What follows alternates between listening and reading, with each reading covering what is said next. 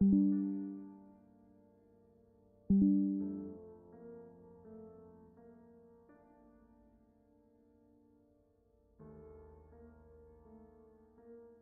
sorry about that.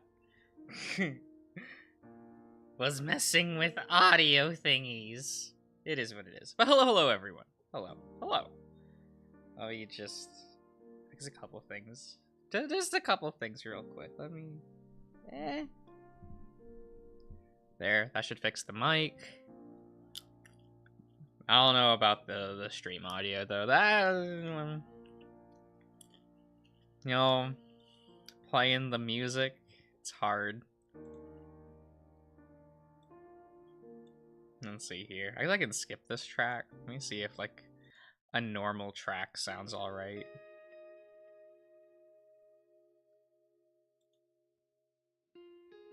Yeah, that's probably fine. That's probably fine. Let me grab that real quick. There we go. Is that correct? Yeah. There we go. Oh, wait. I should probably fix my windows real quick so I can actually see the stream along with what I'm doing. There we go. There we go.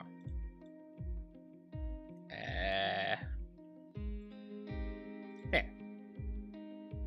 That should probably be fine. That should probably be fine. Okay.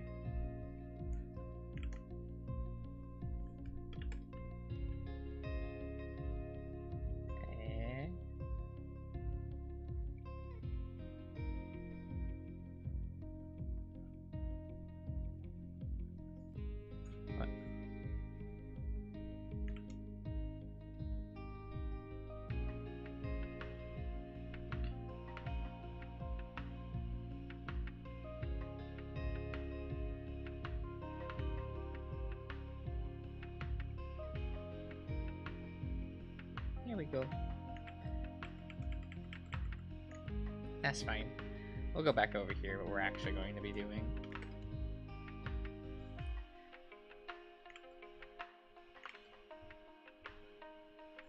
We need to, you know, make a thumbnail for next week, right? We'll do that for real, for real.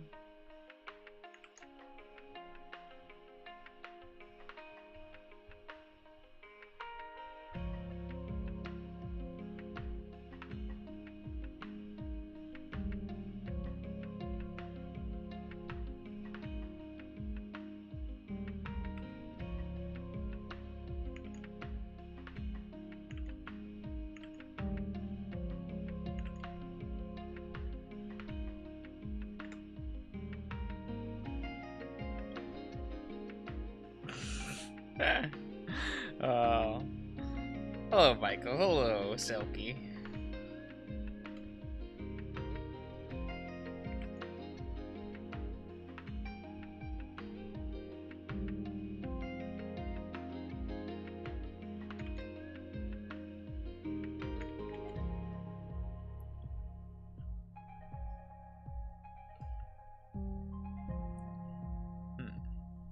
We need to...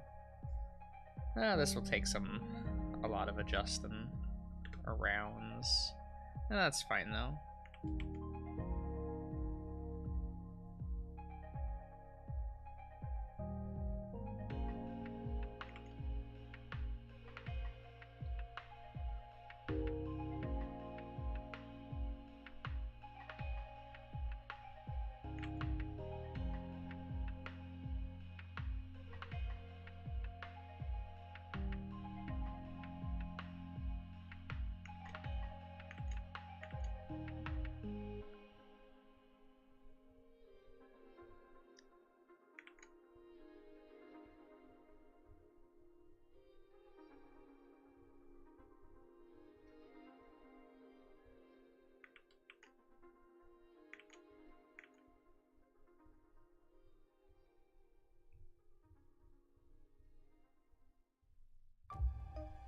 Let's see here.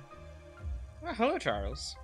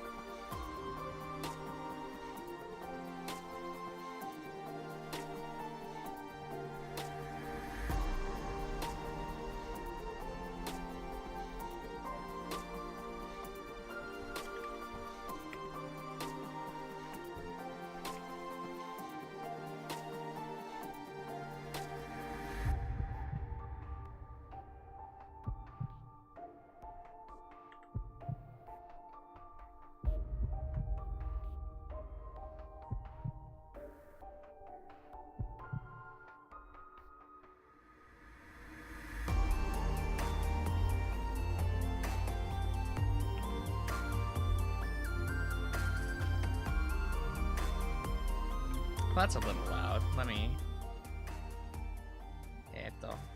Okay.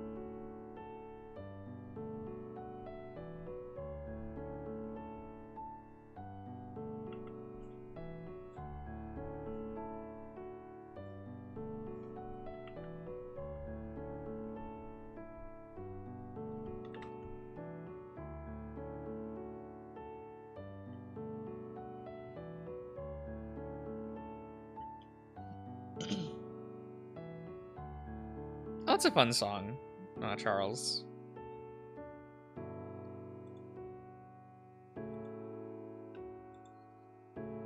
I get it.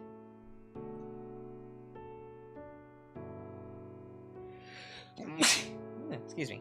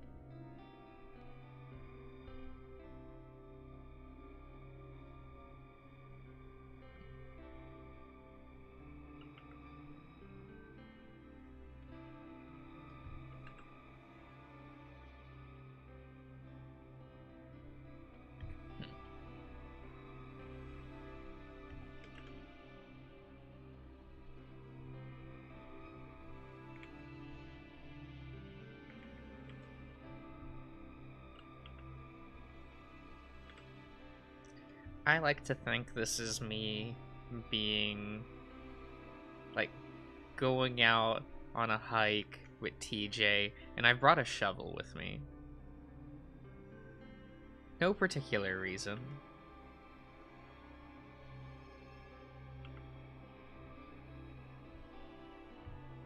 We're just gonna have some fun, you know?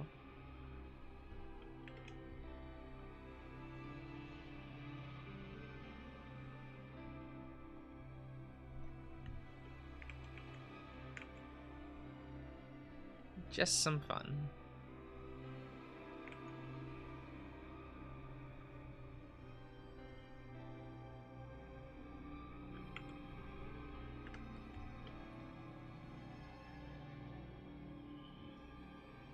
You didn't pick the kissing CG. So the main reason why I didn't choose the kissing CG, Ian, and like, because I did think about it. The main reason is that I couldn't put myself there well. It was a little awkward, and by that I mean like the spacing and such. Like, I guess I could have like completely remade the CG myself, but it would be like I'm drawing, so it wouldn't look like, that wouldn't really look like TJ. That's the main reason. Because I did think about it.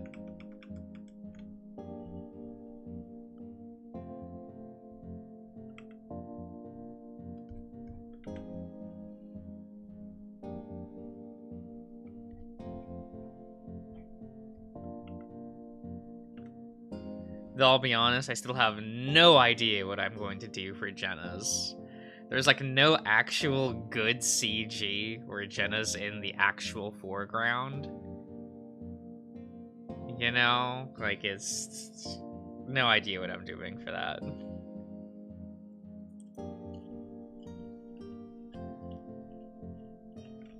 Just become a better artist. Yo, facts.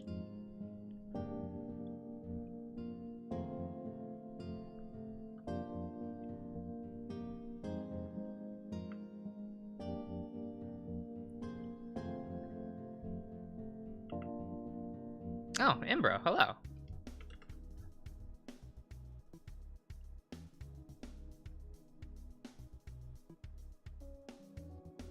Look, the two CGs that show Jenna. The camera is so far pulled out that it just doesn't seem like worth doing. Like, it would be harder to like use it as a thumbnail to be like, Jenna's route, right? Because like the only one where it's just Chase and Jenna is when they're like walking in town. But again, that's like, the camera's so far pulled out.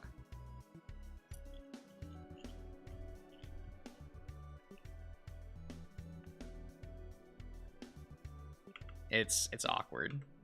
It's awkward.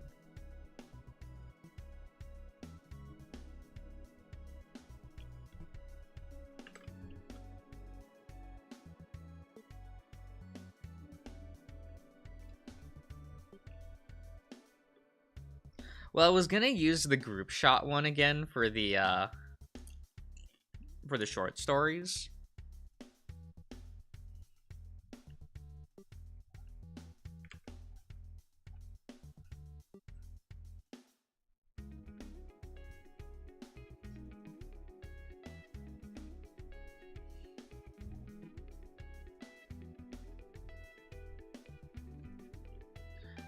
I forgot which CG it is. Oh, the one where they're just walking out in town. I think it's on their Thursday or Wednesday. It's like Jenna and Chase just walking at nighttime under a lamppost, and they have their flashlights out. Do they have flashlights? Or is that my brain going, of course they have flashlights. Why would they be walking around at night without flashlights? I don't know.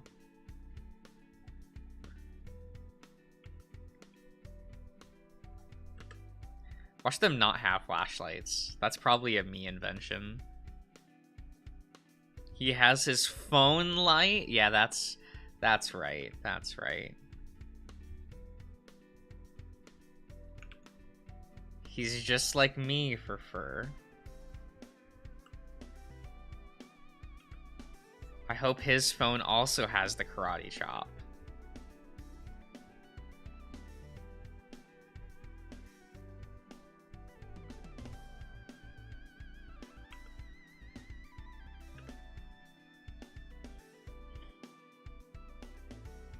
What do you call a flashlight? Oh my god.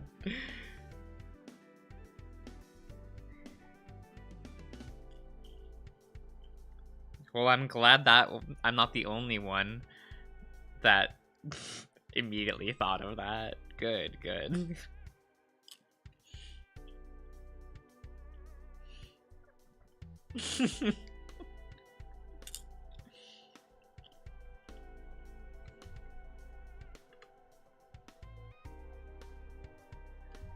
It's fine. Probably. Not really. But it's fine.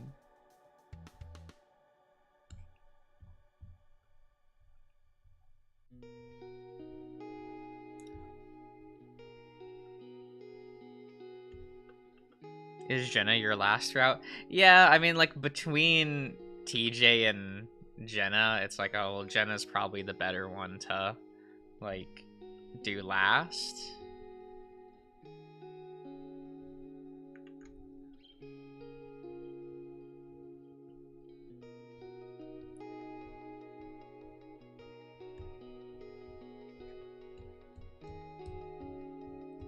And then I can do the, you know, read the short stories, and then do the thing is fun. Do fun thing.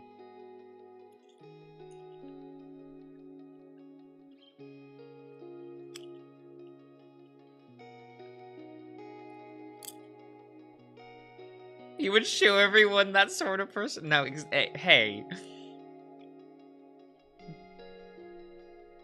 I take that as a personal jab at me as a person, you know? Come on.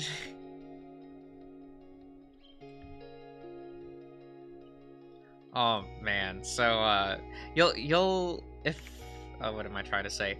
If you're all watching the Smoke Room playthrough, you'll hear about this in like 2 or 3 weeks. I don't know.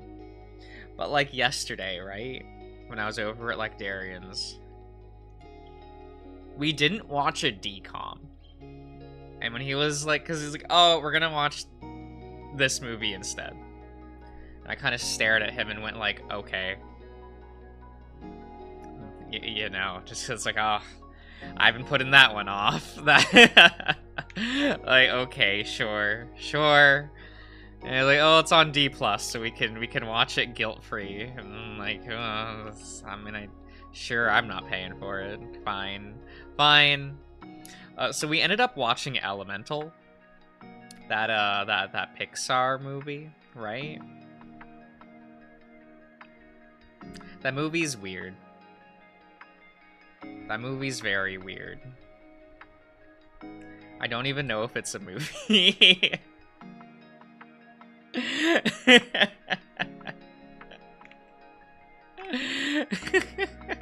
You liked Elemental, Chase? Oh, Gomena, sorry.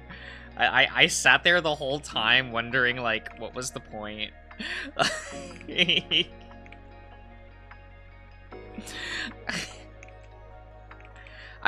think I was more baffled at the lack of structure in the movie, because I'm like, the movie clearly wants to be a rom-com, right?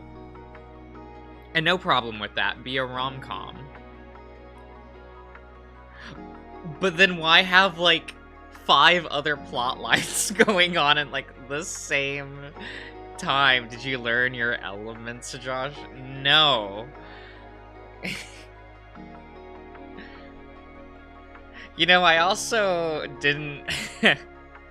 I didn't know this going into the movie. Neither did Darian. We were both very surprised to going into the movie going like, oh. It's for the Gen Zs, sadly. I mean, proper film structure still should be, like, adhered to. But, like, we did not know that, like, the fire elementals are, like, they're just Asians. Like, it is... I did not know that going in. I'm like, oh, okay, sure. It made me assume that, like, the rest of the elements were going to be coded. And they kind of weren't. So it's, it was very weird going like, oh, well, all the fire people are different flavors of Asian, and then everyone else is kind of just coded white. And that was a little weird. It made the movie very weird to watch.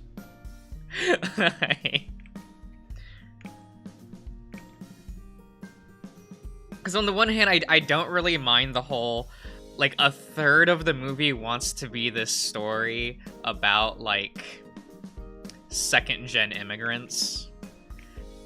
But you know, the A plot is still, hey, rom-com, right? And it's just not balanced that well. It's just not balanced that well. Because you would get scenes that would jump between these plot lines, and it's just not quite getting there.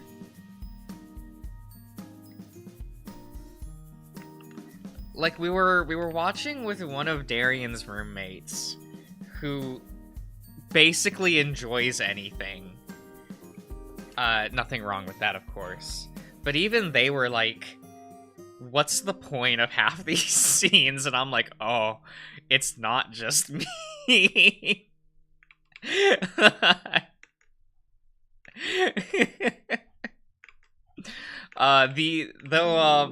I realize this isn't a very good compliment. The closed captioning, definitely the MVP of the movie. It made it worth watching. If you end up watching it on D+, make sure to turn on closed captioning. Like actually. Because the amount of times in which, like, a scene starts, and you'll get bracket, calming new age music, or thrilling new age music, romantic new age music. I just, like... every scene transition, I was waiting to see how the film was going to describe, like, the action fusion music. Like, it's calming new age music continues. Like, the closed captioning is like that the whole movie. Like, it's so good. It's the best part of the movie. Like, actually, I had so much fun waiting to see what new descriptors of new age music they got.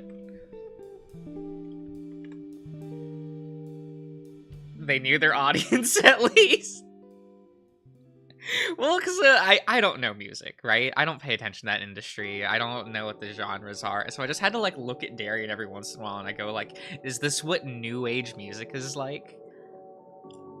Cries an Asian elemental. Oh my god. Closed captioning MVP, right? Right? It's a good review. My favorite part of the movie.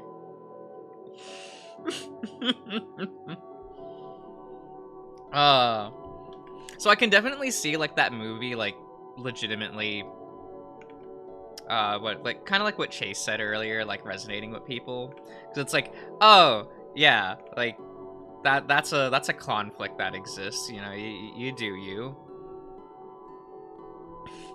That's cool. I wished more of the movie was either dedicated to that, or felt more involved. I really wish the first act of the movie wasn't a condensed version of Zootopia's entire thing.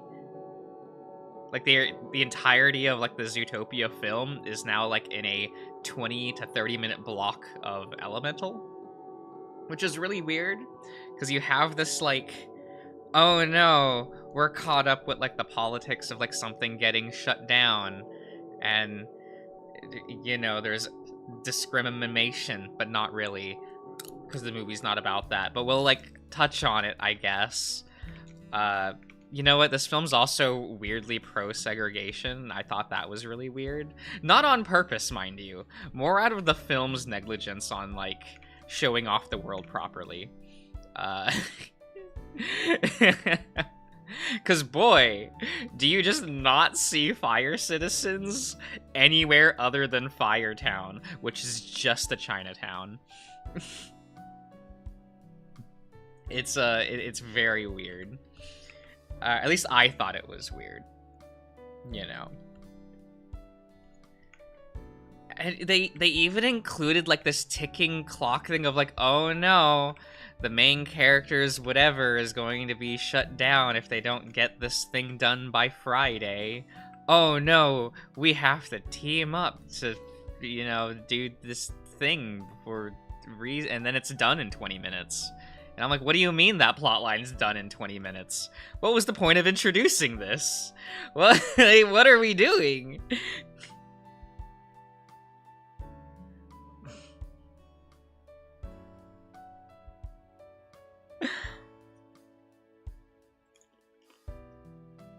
Like, it's explained, but not in a meaningful way, Chase. Because it doesn't matter for what the core plot of the movie wants it to be. But then it's still very awkward, right? Because you have that really weird scene where they go, oh, fire individuals literally aren't allowed in these locations of the city. Cool.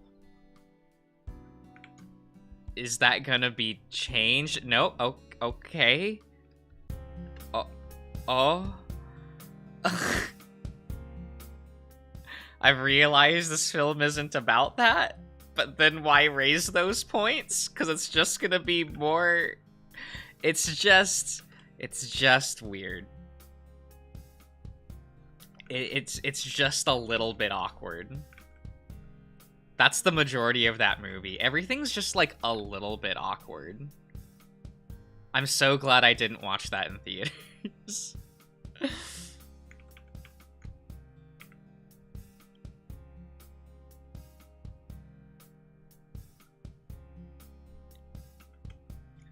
Ah, Scar, hello.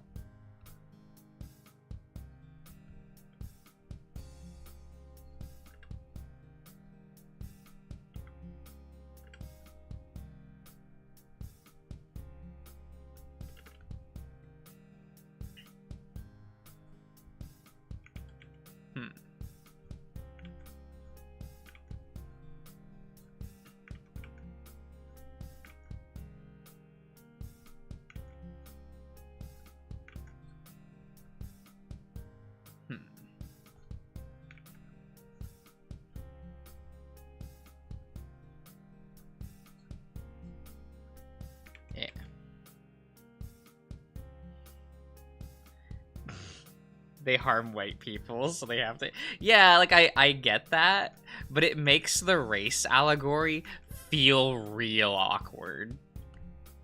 I think that's the issue. You know? Is by trying to say, oh, but like how these elements actually interact matter, but then we gave them a race allegory. Doesn't quite work for me. It now just comes off really awkward.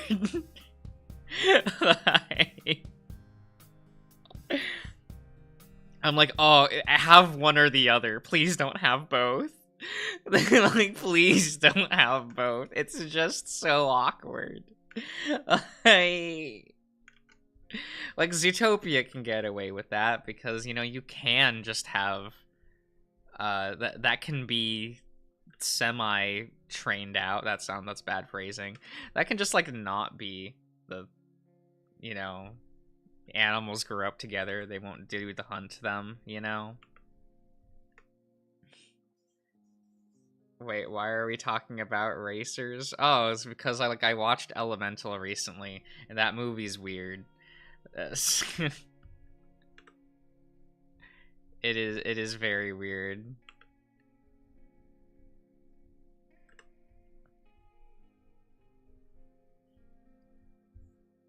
Like, I almost feel like if they wanted that plot line, maybe don't have the race stuff in it. If they just separated those into two separate movies, I think it would be fine.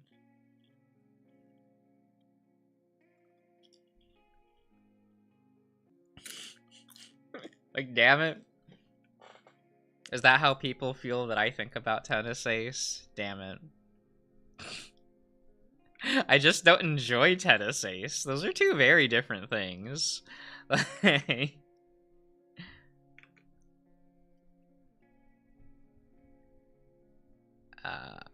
I don't know. I think I would say that a lot more of that movie was just kind of cringe. I feel like it's on the cringe scale. There's a lot of scenes that I'm like, oh, that's kind of cringe.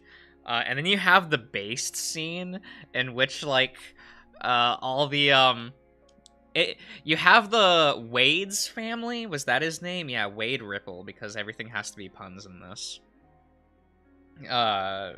Like, his family starts crying, and you have Ember's dad look over and just go... He gives the fucking white people look. Like, you ever just see an older Asian man look over at white people condescendingly? That was that look. I was like, I've seen that look. I know what that look is. They captured that very well.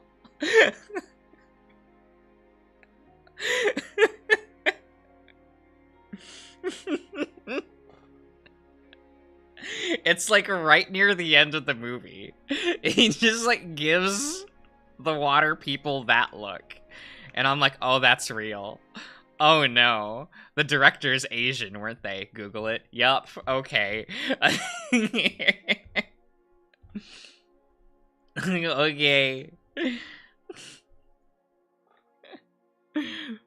The Pixar podcast. Look, we can't have a Pixar podcast. I will get canceled immediately.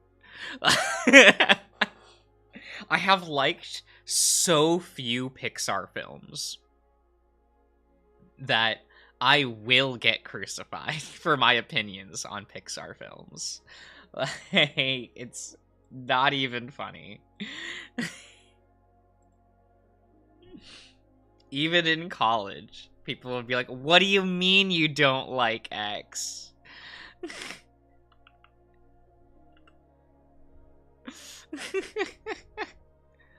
What's the most tolerable Pixar movie to you? Ratatouille. That's a movie that just kind of like shuts the fuck up and like just kind of is like a beautiful movie to watch. I would like tentatively say WALL-E, but I think WALL-E has like a really awful second act that kind of like messes up the movie. Josh, you like Toy Story 2, right?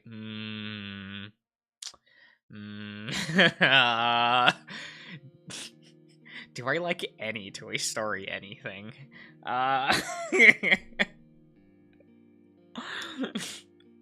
Let's put a pin in that.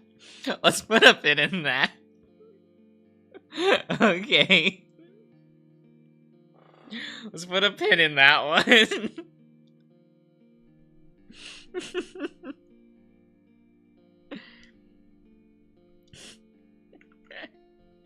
Oh. What is it? I think the one that I get like the most flack about is when I say I don't like Up. That's when that people get really upset when I go like I don't really like Up that much. I won't even say it's bad. I'll just say like I didn't really like it, and people get so upset at me.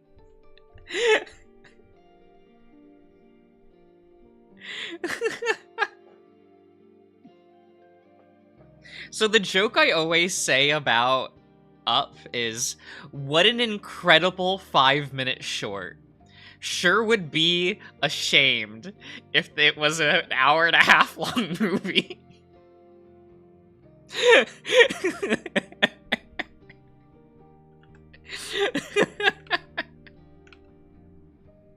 Look, if that movie suddenly didn't have that prologue, no one would care about that movie. Like, I don't think that's that arguable of a statement.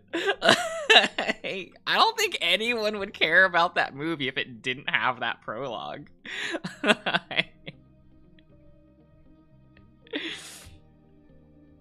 And, like, I think the prologue is good. I think it's well made. I think it's, like, very well done. It's cute. It's beautiful. Why'd it go on past that? Like, I don't know, man. Is it just because of the generation that grew up with this movie? Is that it? Is that what happened?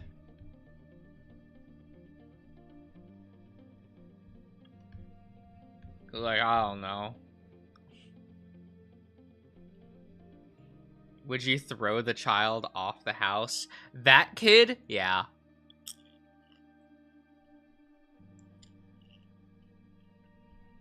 That child be annoying.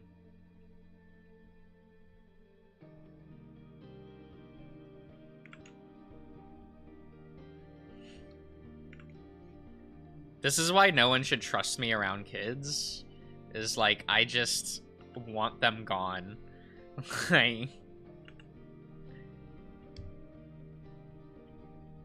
It's like, I want them away. I don't want them around me. I don't want to interact with kids. They suck. All they do is scream and holler and want to be entertained by their Tic Tacs or whatever. Their TikToks. Is that what that app is? They're sitting there Fortnite dancing. No.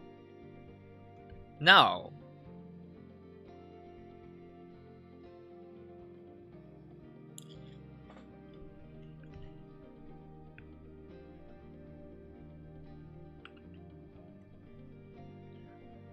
It's like, when my cousin was over, and I had to, like... one of the, what if they dab? Kids don't dab. If they did, I'd respect them more. Instead, they're sitting there flossing or doing things. It's annoying. But yeah, like, I had to, what would I call them? My second cousins? I had to entertain them for a bit. And like, that was annoying, because you know, I'm sitting in my office space. I call this my office space, you know? Makes me feel professional. But it's like, oh, well, now I can't record. Now I can't draw. Not really. I don't want to do that with kids around. No. And they're just like, here, you know what? Here's my box of Pokemon plushies. Play with these for a bit. Have fun. And, like, thank God they were entertained by that. Just going like, oh my god, you know what Pokemon is? I'm like,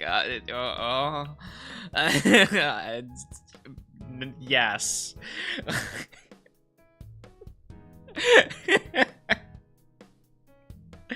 I think being asked by a child that I knew what if I knew what Pokemon was, that was a strange experience. That was a very strange interaction. It's like, yes? Why else would I have just a box of Pokemon plushies if I didn't know what Pokemon was? Link them your playlist? No. No, not at all. Nope. Nope, that's not happening. You're too old for Pokemans, Josh. I see more adults fawning over Pokemon anything than actual children. I was surprised when the kids knew what Pokemon was. When they were like, Pokemon? I'm like, oh, excuse me? Like, what? You kids know what that is? Shouldn't you be playing the Fortnites? Isn't that what all the kids are into?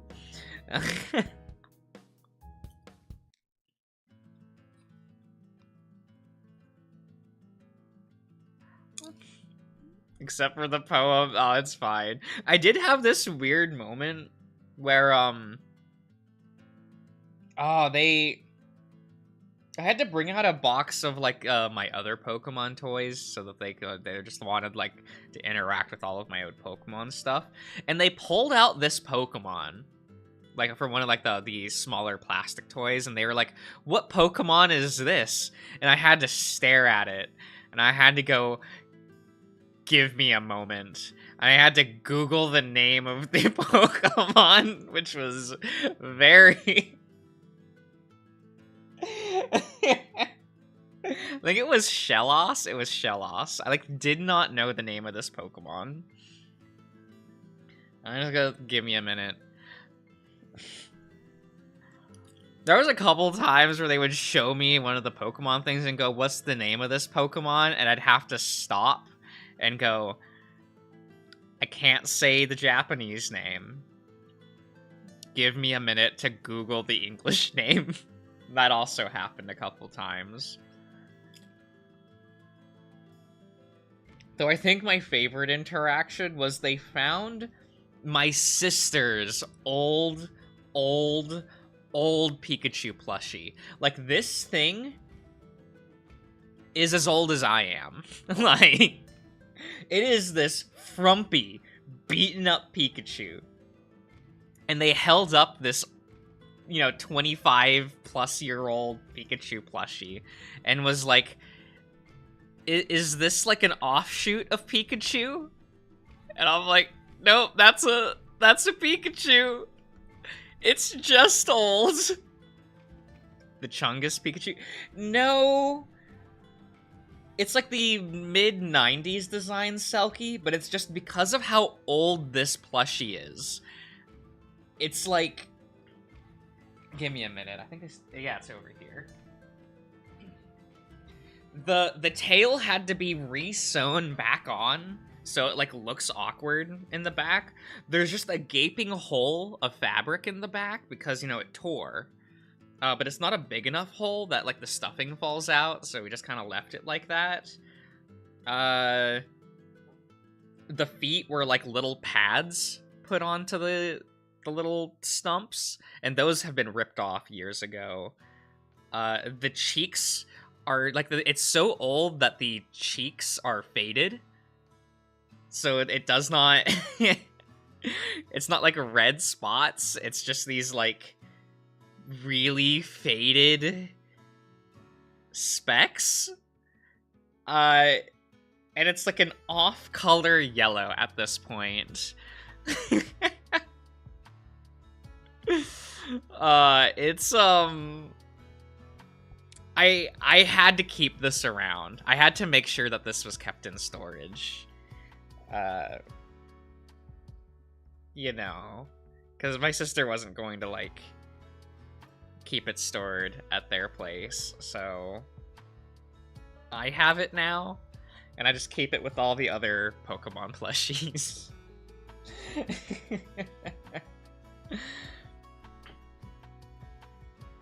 Take a pic for the Discord later? Sure, I can do that for you. No worries. It's, should I spoiler it for, for the trigger warning, I don't want anyone to be like, oh god, this mutilated Pikachu.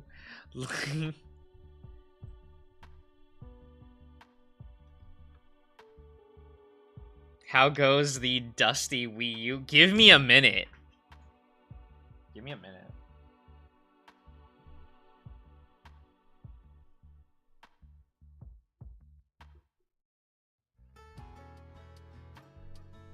Okay. So the smiley face I put into it about 1.5 years ago is gone now. There's now so much dust on it. The original smiley face I drew on it is so covered in dust, it's not there. So I'm gonna go put a new one on it, okay?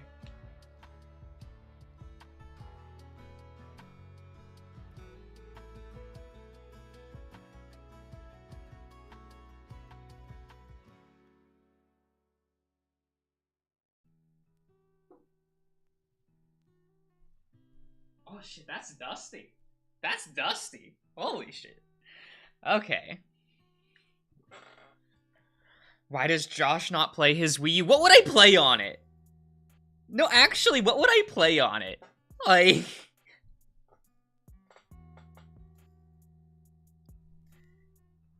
It is what it is.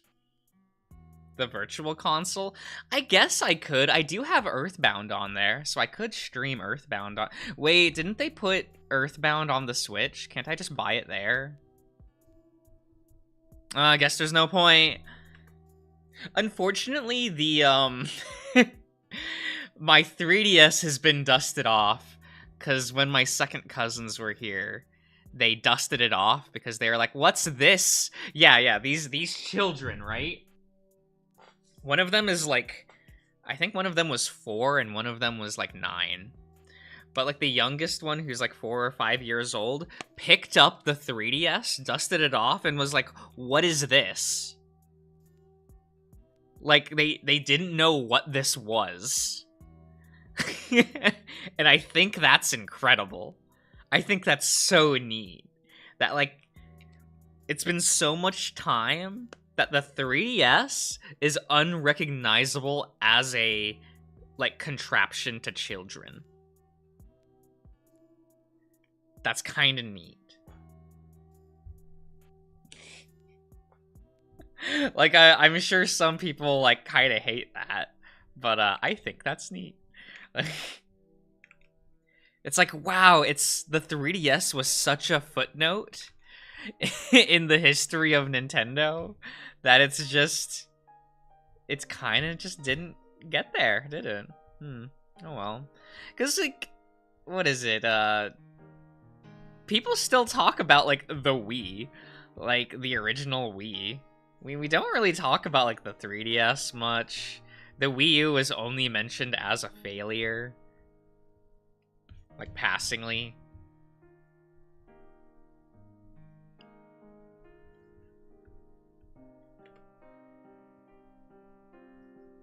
Okay, let's...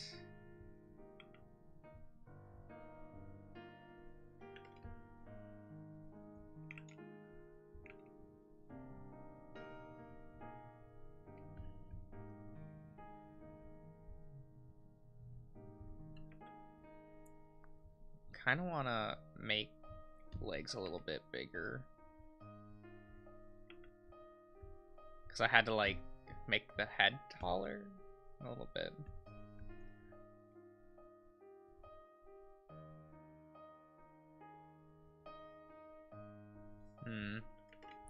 It's a little awkward in proportions, but that's just me trying to get it the same. Because, like, I always draw my head bigger. Oh.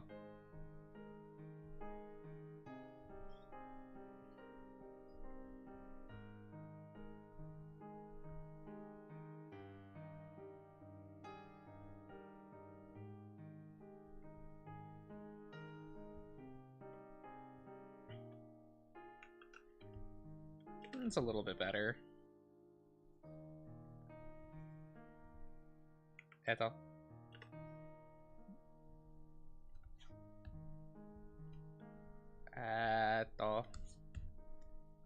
Oh yeah, sometime...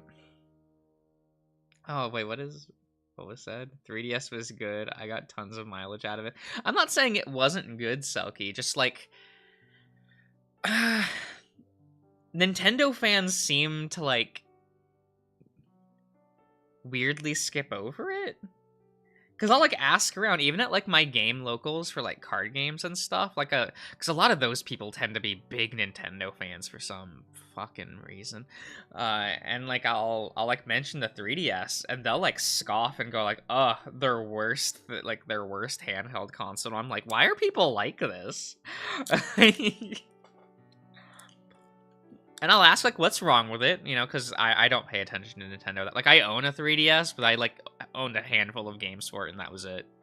You know, I don't pay attention to, like, the culture of Nintendo's, like, consoles. So I just, like, ask, like, oh, what's wrong with it? Like, what was wrong with that era?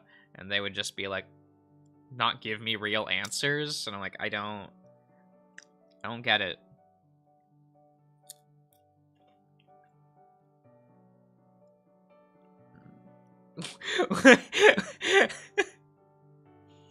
What do you mean? That's how I come across in this pose? Eh? Eh? I mean, I was trying to look like nonplussed, you know, because the idea of hanging out with TJ is like, eh.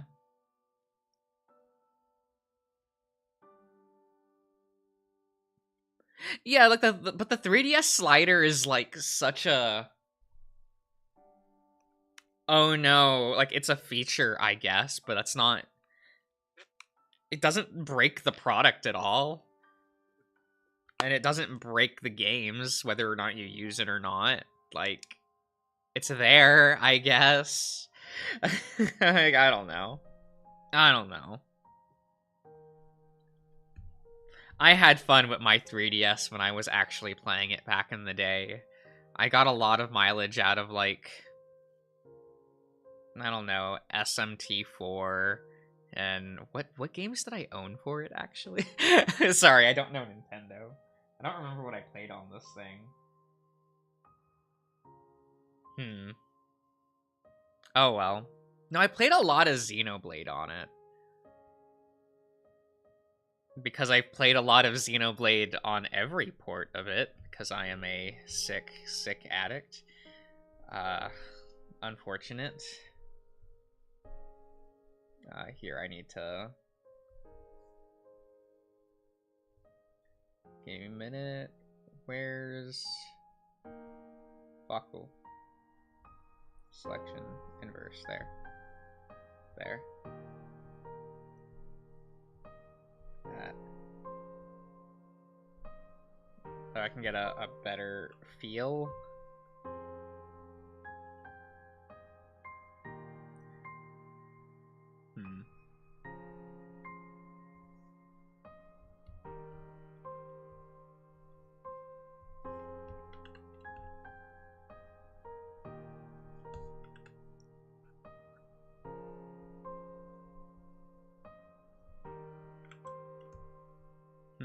How are we gonna...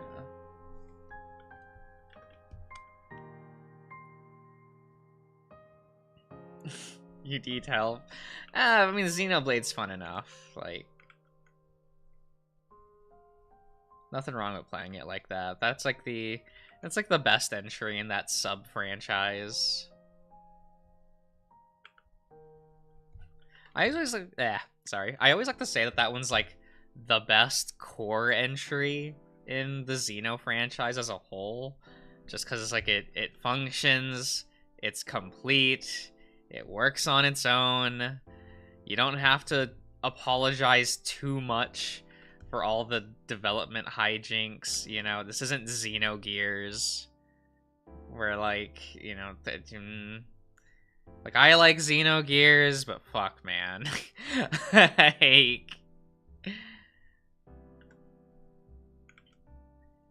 Like, I don't take as much umbrage as other people when that game just goes from a turn-based RPG to a visual novel. But people, like, really hate, like, that section of the game. I thought it was neat. They had a choice to either complete the story or have the game be unfinished, and they made the decision to complete the story. I don't think that's a bad decision. You know, but I understand. So is Xenogears the Nier of the Xeno games? No. Because Nier is a finished, complete, great video game. It just has really bad gameplay. But that just turns it into a Nier installment, right? Because there isn't a single Nier/Drakengard game that that has like actually great gameplay. They're all scuffed to hell and back for different reasons.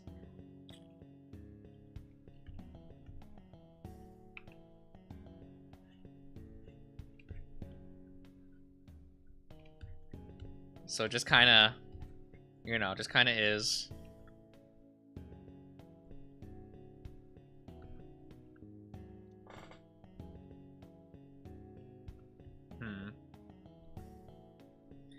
Should I balloon this more? Is that what should happen?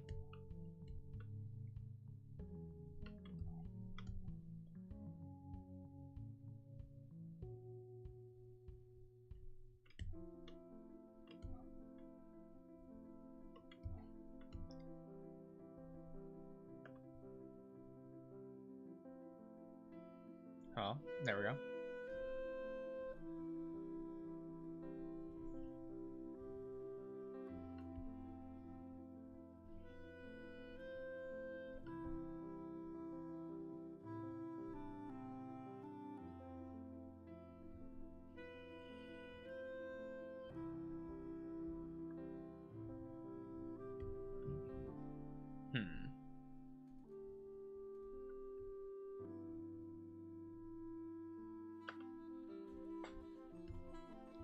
Maybe that works a little bit better.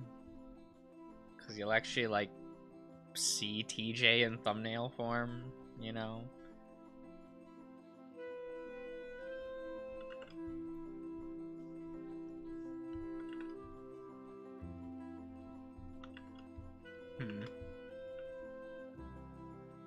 How?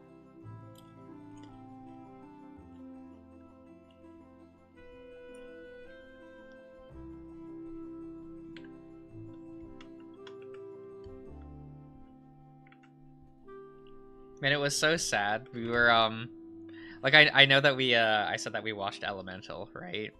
I mean, I was so close, like, a week or two ago, getting, like, Darian to consider watching some of the Scooby-Doo movies from, like, the eras that he missed. Because those movies are they're kind of something, you know?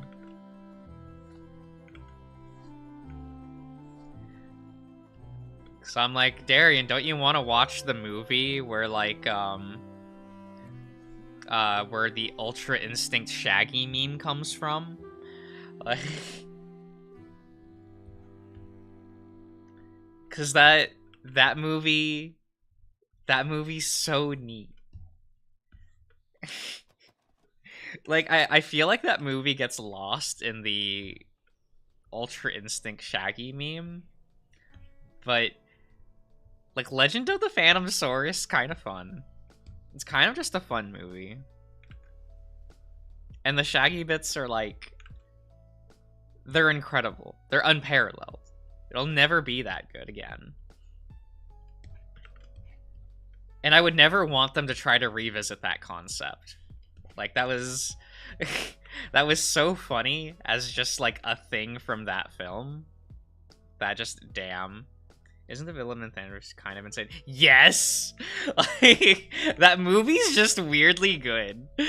Like, there's a lot of Scooby movies from that era specifically that are just pretty neat, right? Because you have, like, Scooby-Doo Camp Scare, which just has some of the most solid art design and, like, oh god, how do I want to word this? How it, like, delivers the tone of that movie visually is stunning. Because, like, the scenes where you have, like, the woodsman, I forget what his name was, like, the villain of the movie, those scenes are, like, really well shot and put together. Like, his introduction is so intense. Like, oh, cool, look, this movie's doing things. It's neat. We'll get it. And you have the film before that was, like, Scooby-Doo. No, it was a Scooby... Yeah, it was Scooby-Doo Abracadabra-Doo, I think is how the title is said. And that movie's funny if you are familiar with the writer. And the jokes write themselves. Because that movie's written by Paul Dini. And as soon as I told Darian that film was written by Paul Dini, he immediately started laughing. And I was like, yeah, that's the reaction one should have. Yeah, because oh, Scoob and the gang go to a like a stage magician school, right? School to learn how to like be a magician thing. So like all the girls are in like magician assistant uniforms and stuff, and it's like, yep,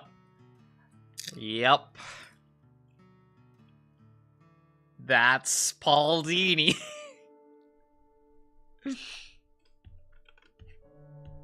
I can't believe that's Simp one. Because that's a man that, like, he loves exactly one aesthetic. And he goes out of his way to put it in whatever product he's currently working on. Right? Not the magician guy. Look, Selkie, he's a good writer. He just has things he likes. Like, unironically, a great writer. But, you know, whenever he shows up in things... Like, I love how much that man loves Zatanna. I kinda love how much that man loves Zatanna.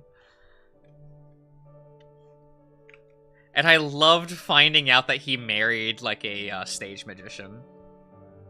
I'm like, that man got there. He did it.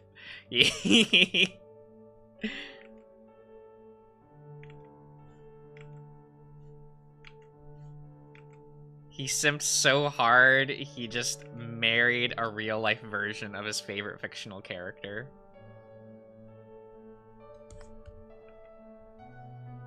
Man, you know that that woman probably, like, cosplays, like, Zatanna for him. Like, you know. You know it.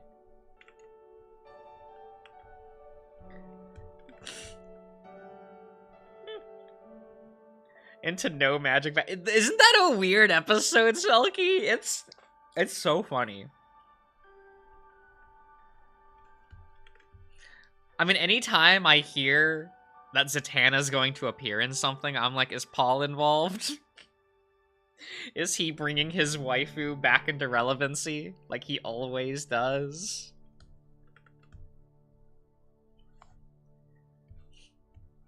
It's real funny.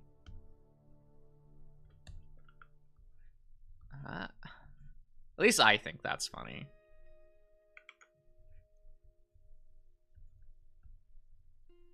I wonder if he, like, grew up with, like, the old Justice League of America comics where she, like, debuted. And he made it happen. It's really funny.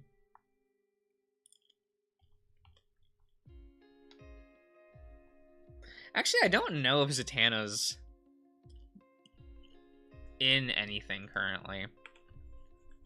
I've not seen her around lately.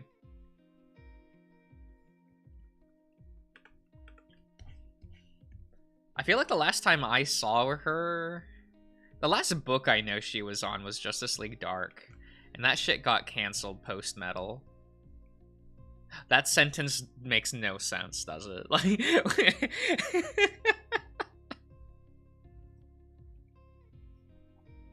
Oh yeah, post-Metal, this character is just gone.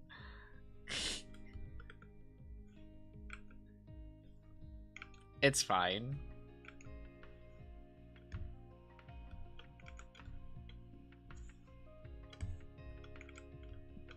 Cause I think I've seen Constantine more than Zatanna. Man, I really hated when they tried to make those two a couple. Like, bruh.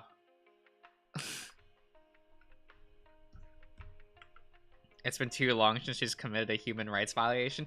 You know, I haven't read post-Rebirth Justice League Dark, so I don't know if she has done anything there. Oh, actually, she was in the Night Terrors event. She had a side book. I just didn't read it. Maybe I should do that. Because I remember thinking it was really weird that her side book... Give me a minute. Let me double check, because I think it... Where did I put those?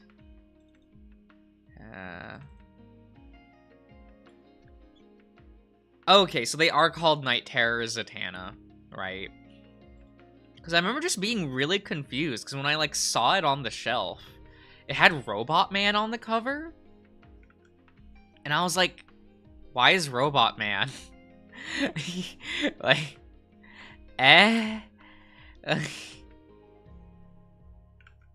Right, I read the first issue of Zatanna Night Terrors. I didn't read issue 2.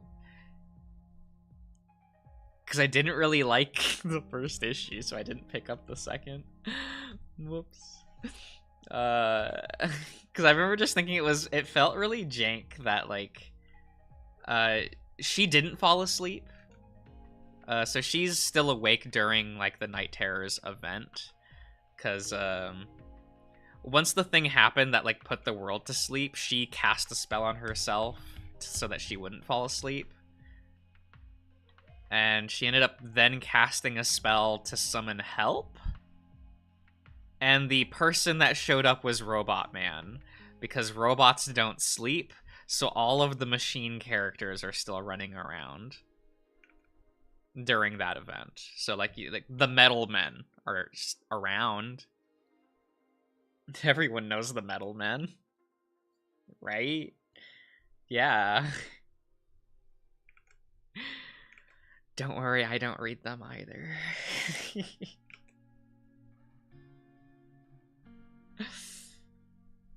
It's not that I think they're lame. I just don't care.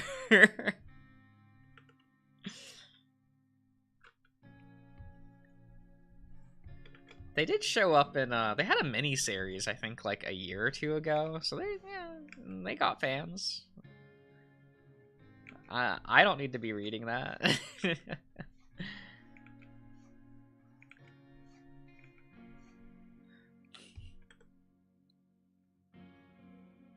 Oh, well, the Metal Men were a Silver Age thing, Charles, and, you know,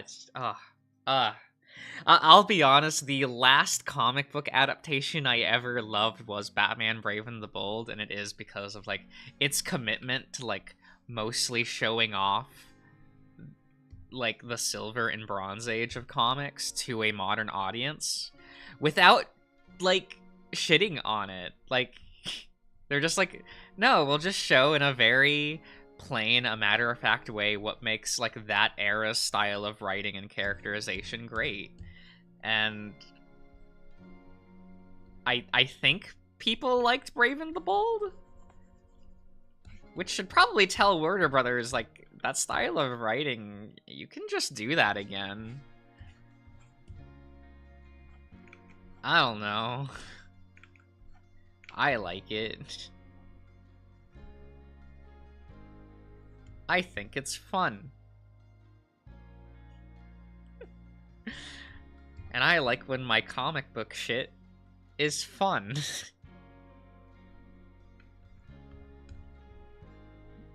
I mean, it's the reason why for years I read DC over Marvel, is like, Marvel comics aren't fun. They're edgy and a little too, like, hey, look, we've broken... We're mind-breaking our characters for fun. Like, which, like, there's an appeal to that, but then I want my low-stakes fun thing, you know? Red Tornado learned the meaning of Chris. That's a fun episode. That's a really fun episode. One episode I really like is... Oh, God, I forget what the name of the episode is.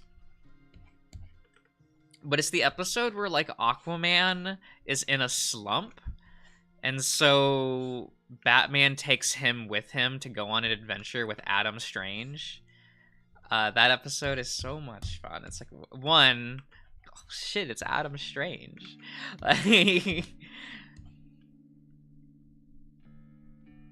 He's, like, almost never in adaptations, because that character is a bit too old and campy, usually. So they don't like putting him in modern things without edging him up for reasons. So it's like, oh, but it's like, oh, look, he's fun. He's doing his thing. That episode's so much fun. Who's Adam Strange? That's about right. He's a guy with a jetpack and laser pistol. It usually has like red and white in his color scheme.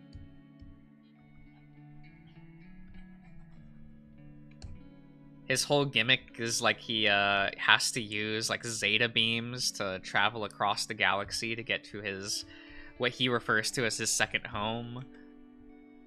Like he has a whole life on this other planet. It's a whole thing. Fun sci-fi adventures Adam Strange typically was back in the day. Sadly, his like only modern comic book is a mini-series that was a deconstruction of the character, so it's like edgy and sad. I didn't read that. I was just like, no. I don't want to read that. Sorry, Tom King.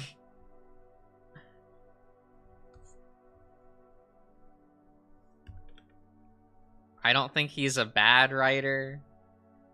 I just think sometimes he goes a little far. Because that writer really likes to quote-unquote deconstruct characters.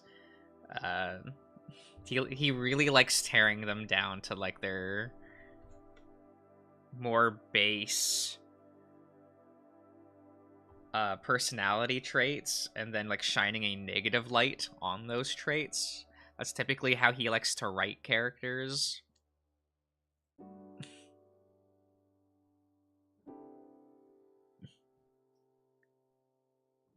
I actually don't think like the way that Tom King deconstructs characters is like wrong, because I actually like the majority of his books.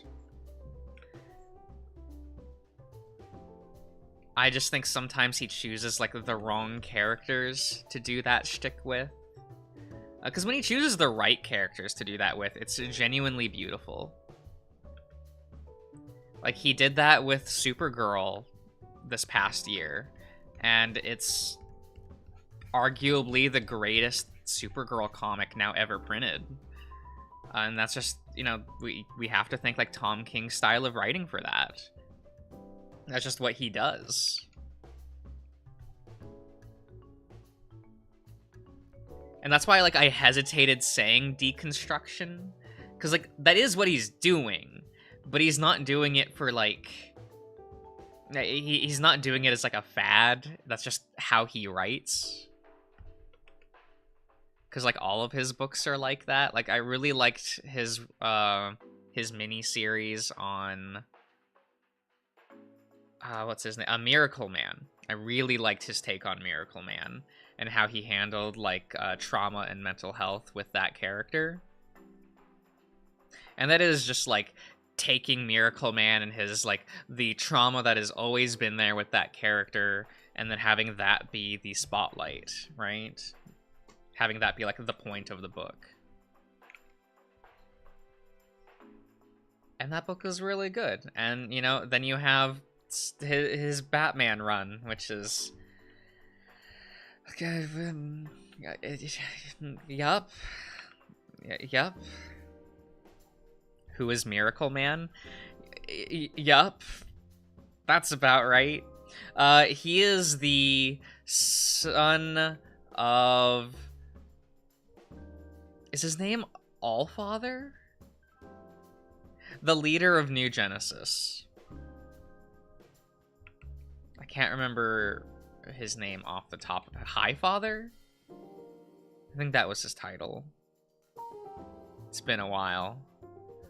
But he was, he's the son of the leader of New Genesis, but was raised on Apokolips by Darkseid. That's kind of like the gimmick of that character.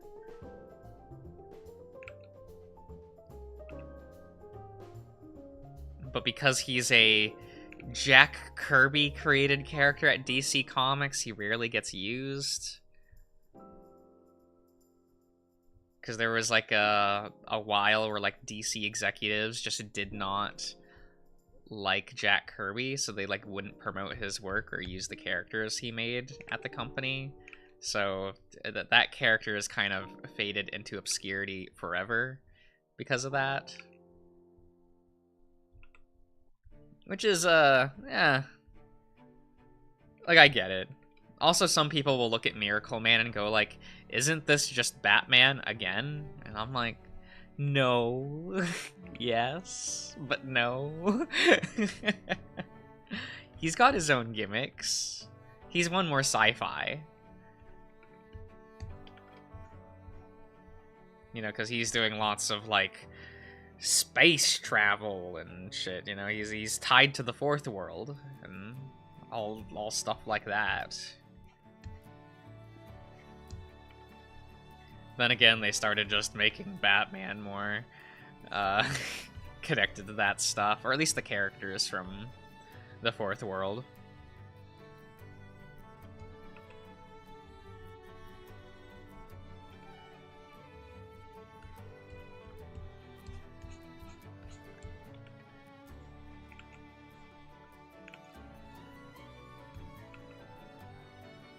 Let's see here.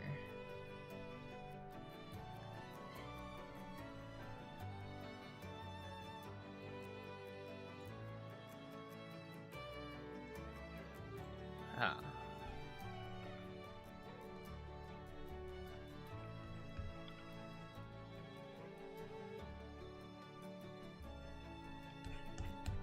Hmm.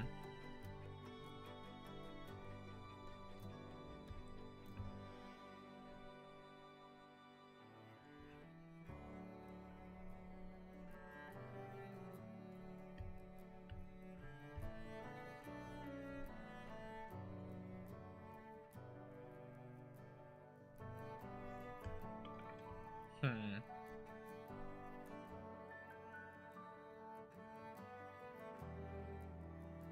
Thinking for a moment.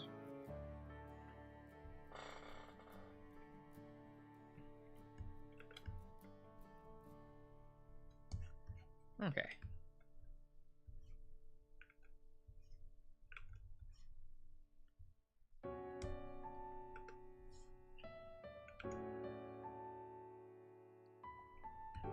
Alright, see ya, Charles.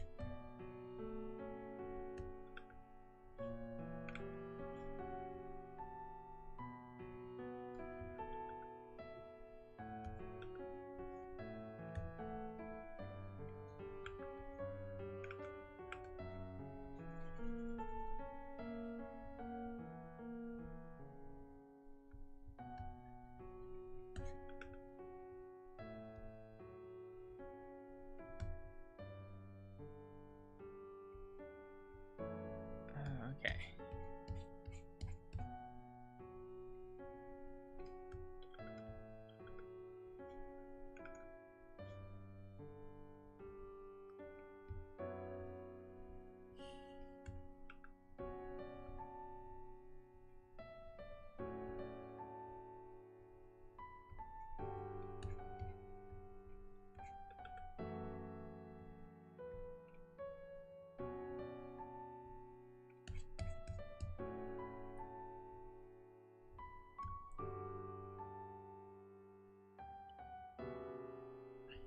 Hmm.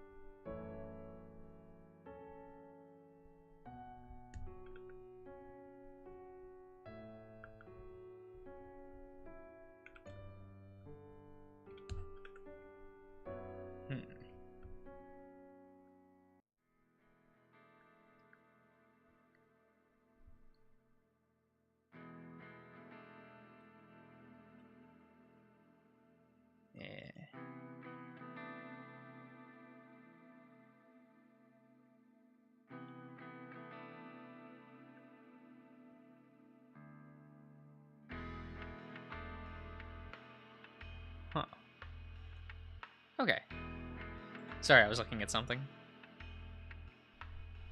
Ito.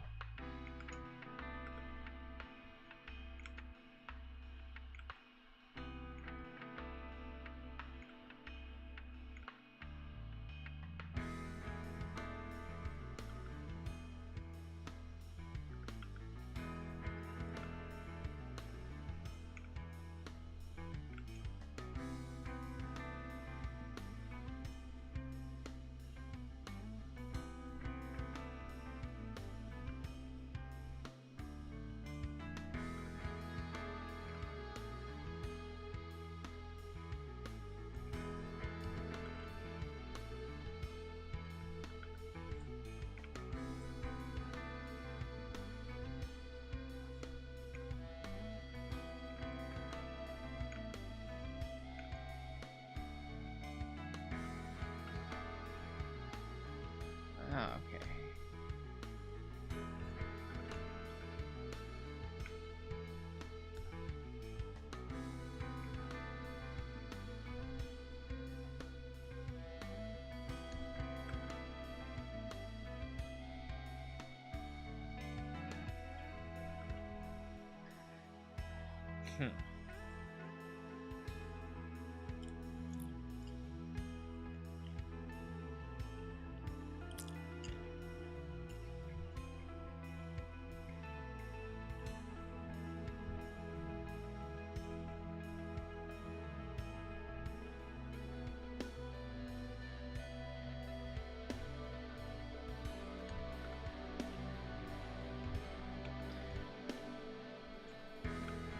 I don't know if I could have like a civil conversation with TJ. I feel like I would just tackle him to the ground. –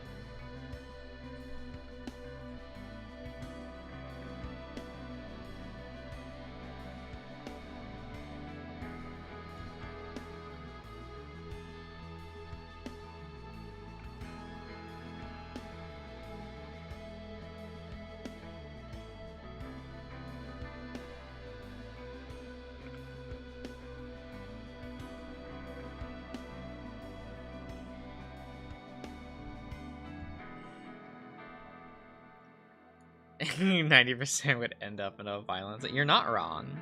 You're not wrong. That's why I have the shovel in the back of the car, you know?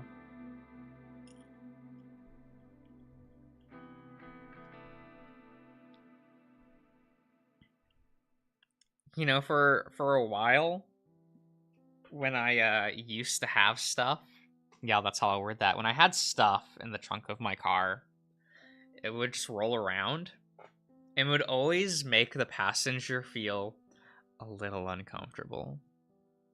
They would always just say it would, whenever they would hear the junk rattle in the back of my car or roll, because it was a rolling sound. They just said they didn't like it.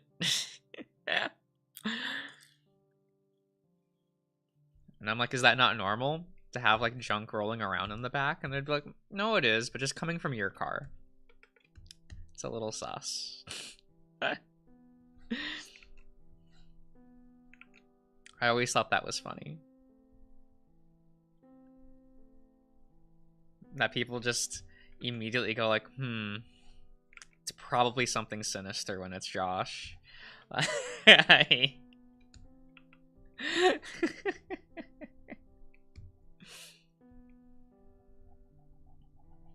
like, I don't... What gives people that impression? I don't know. I just don't know. I just don't know. If you all heard, like, rattling in the back of my car, like... or rolling, like, just a couple objects rolling in the back of the car, would you think that's weird?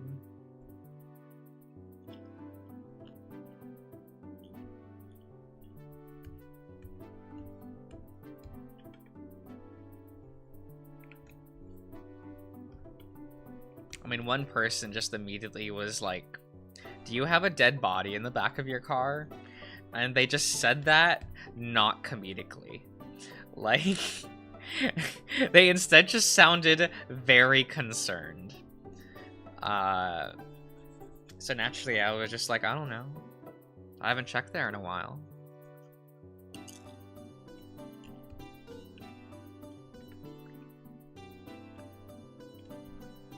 I mean, last time I checked, they were alive, so...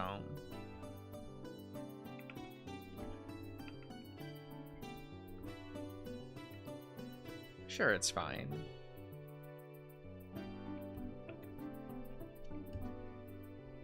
I'm sure it's fine.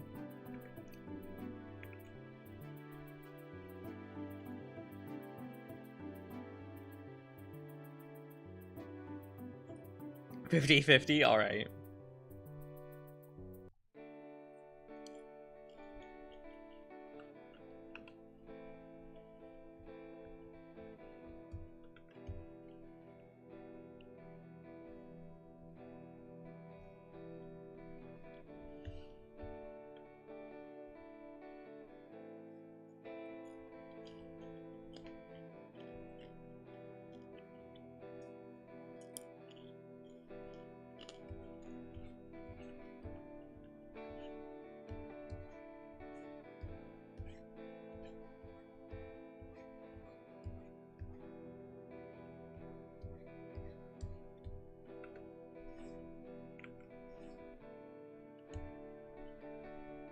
Okay.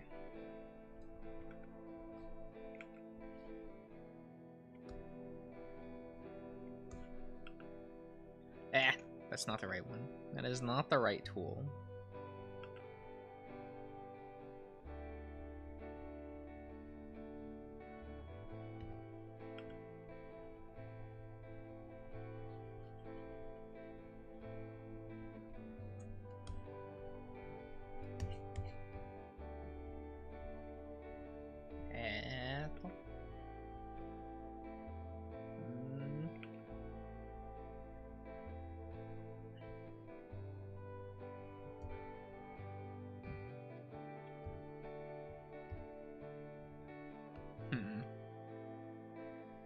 Yeah, I mean, it's probably fine.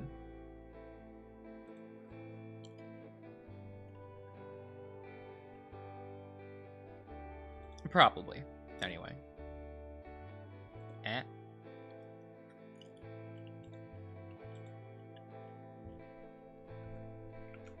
Sorry, I'm trying not to choke on the popcorn, right?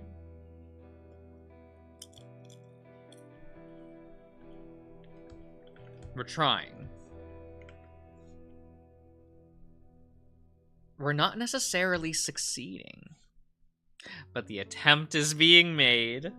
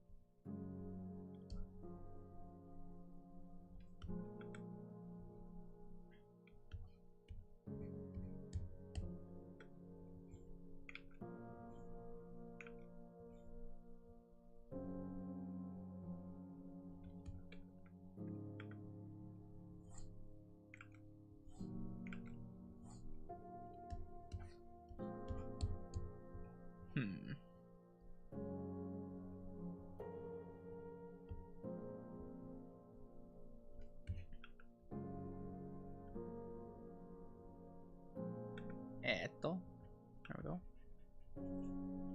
There we go.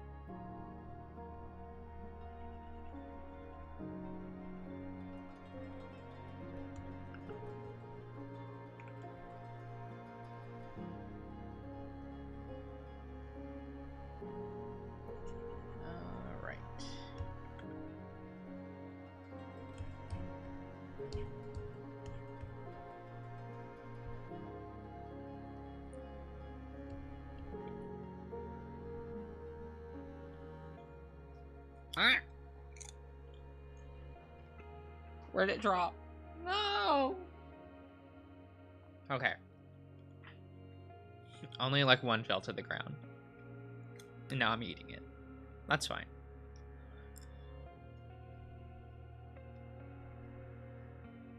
It's fine. Oh.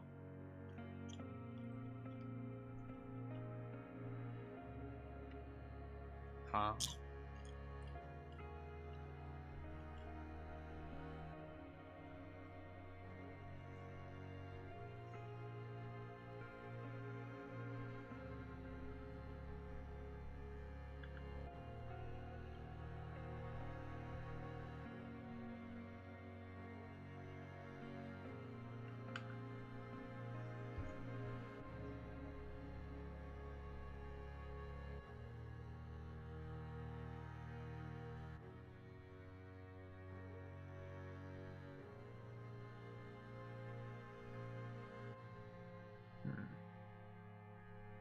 I mean, I'll have to take it into Photoshop and erase the rest of Chase, but one thing I want to try doing.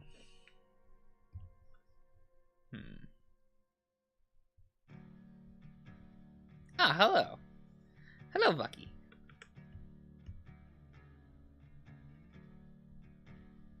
I know I usually have the border in like the same color as the ink. I want to try and have it in white, see if that gets it to pop a bit more.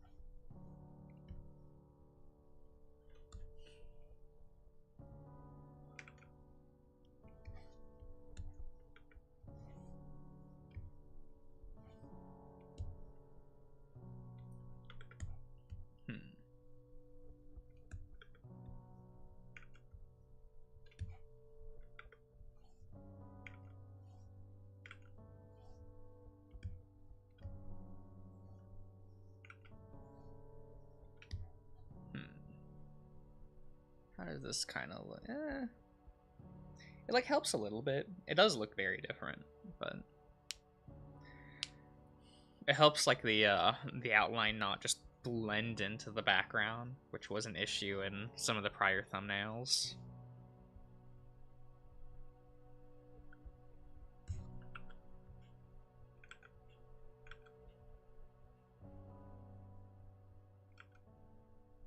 Okay.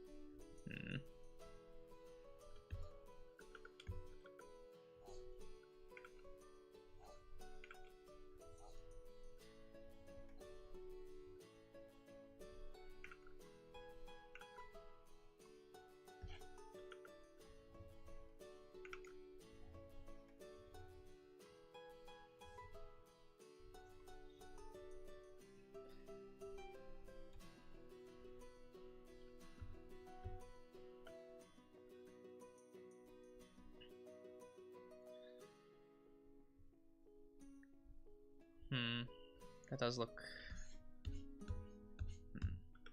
around the areas where it's a little too thick. Now looks awkward. Okay, lesson learned.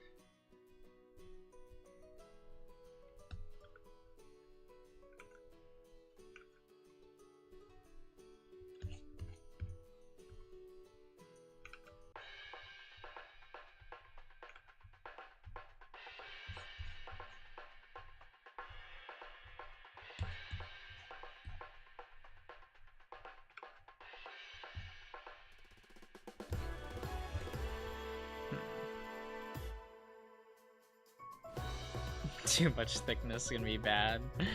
I mean, I guess to get around that in a way, I could have then thickened up literally everything else, and so that wouldn't have been an issue, but hey.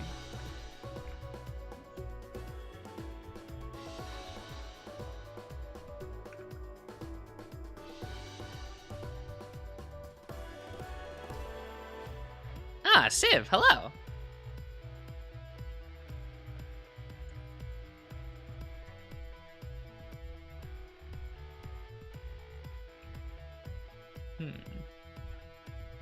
I hope you are having a good day.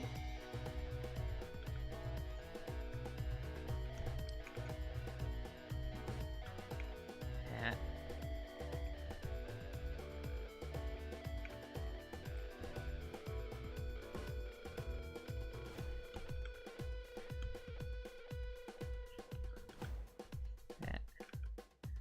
Good enough? Good.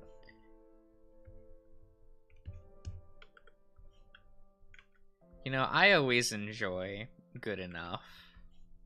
Maybe it's because I'm lazy. It's definitely because I'm lazy. But good enough sounds good to me. What?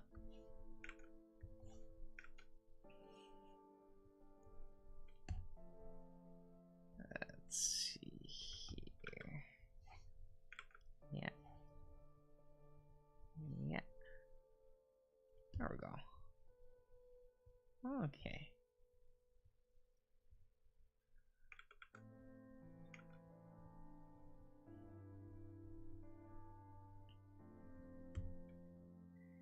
Well, that looks a little better.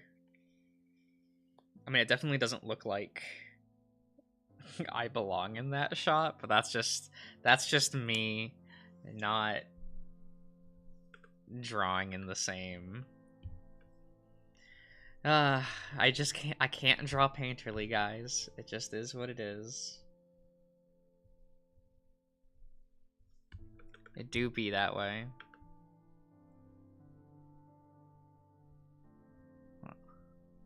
I never liked blending colors, like, for painting and such. I always much prefer just working with just lines.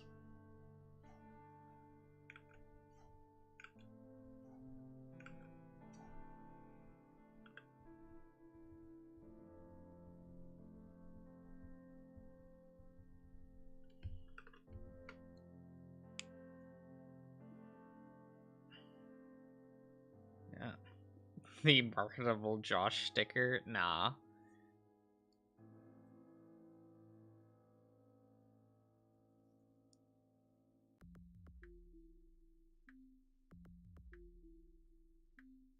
How do you paint something with no color variation with solid shapes? Actually, if you want a good example of that, so that you can like just look at Netflix really easily for, is actually the animated series Hilda? I think the name was Hilda. Because there are no gradients in that show. Everything is solid colors. And they do a lot of really cute tricks to have implied gradients without actually having them. So, like, you'll read something as having gradients because of how it's illustrated, but there isn't actually one there. Like, I love looking at, like, the skylines in that show, because it's usually just 3 solid color bars in the sky. But because of the color choices that they use, it reads like a gradient at first glance.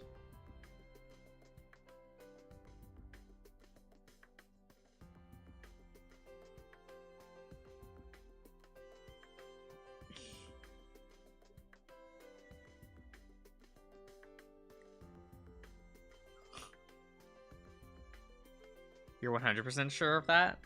As far as I remember seeing. Granted, I really only watched season 1, and that's the way it was there. Don't know how it is in the comic, though. Give me a second.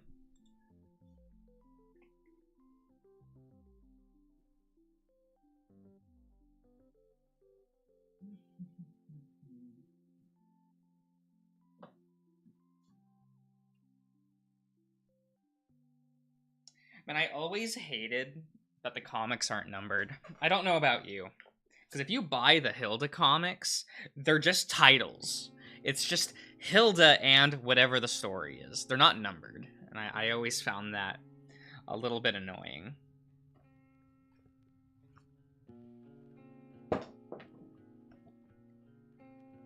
Oh, look at that. No gradients.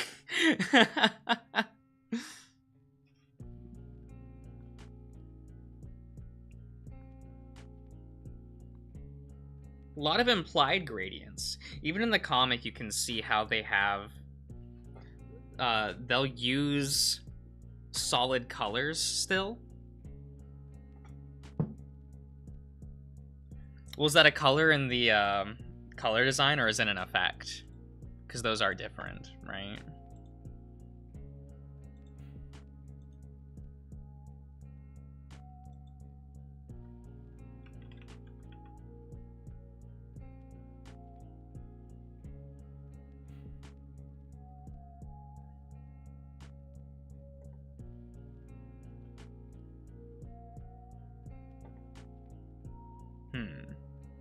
Yeah, that looks like just a solid color there.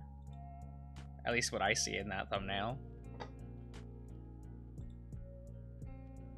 But it is what it is.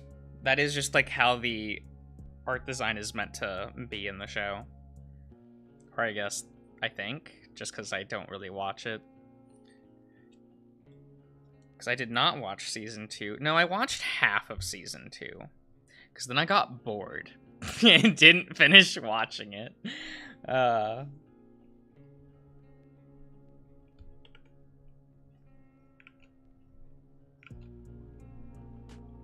Because episodes go on for too long. I'll be honest.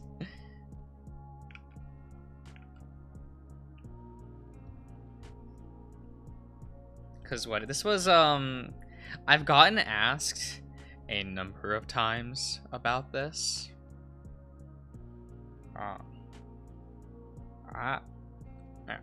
we go. Sorry. Where people are asking me if I'll watch the live-action One Piece series, and like the answer, the short answer is no, because I don't want to waste my time. And the reason why I think it's like, I looked at the episode lengths and said no. I don't care how good the show is. I'm not sitting down and watching hour-long episodes. That's not going to happen. Because I know that half that runtime is filler, meant to just get the episode to that length. I'm not gonna sit there and watch fucking nothing for that entire span of time. This is not happening. I'm not doing that. Like, if the episodes were... I had joked about this with Darian a day or two ago, and that's like, everyone constantly complains that One Piece is too long. So why does every adaptation make it longer?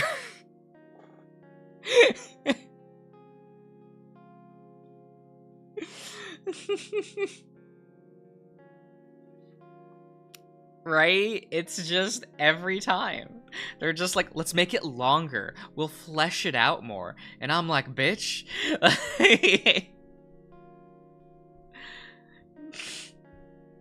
Stop. No. Don't make this longer.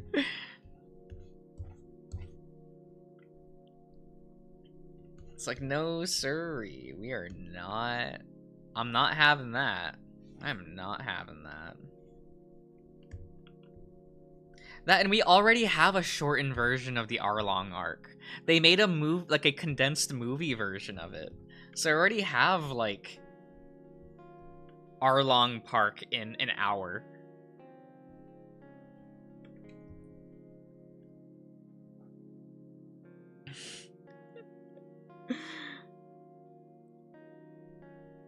Not even counting the yeah, because I had heard that they took what was 6 cover pages in the manga and they turned it into an ongoing subplot in this TV series, and I'm like, nope. Nope. You're making it longer for no reason. No. It was 6 panels in the manga for a reason. It's not important. It's just there to remind you that those characters exist and what they're doing. I don't need like the anime or the Netflix series. Cause the manga and so you know how in comics / manga, right? You have what is called a cover page of a single issue. So it's usually where you'll have like the credits. You'll usually have like a splash page, usually the chapter name, and then maybe some credits on it. So Oda uses that page to have a splash page depicting something happening within the world of One Piece somewhere. And so 6 of those cover pages were showing you what Koby was doing with Garp. Like training with the Marines and such. That was a cover page storyline. And they usually don't have dialogue, so it's just like, here, it's just showing you what's happening. And they turn that into like dozens of minutes of scenes. And I'm like, no, I'm not gonna sit there and do that. I'm just not. That's wasting my time. Because it's just showing you the thing like once or twice, just like, hey, this is happening somewhere else in the world. It doesn't matter, but just so you know.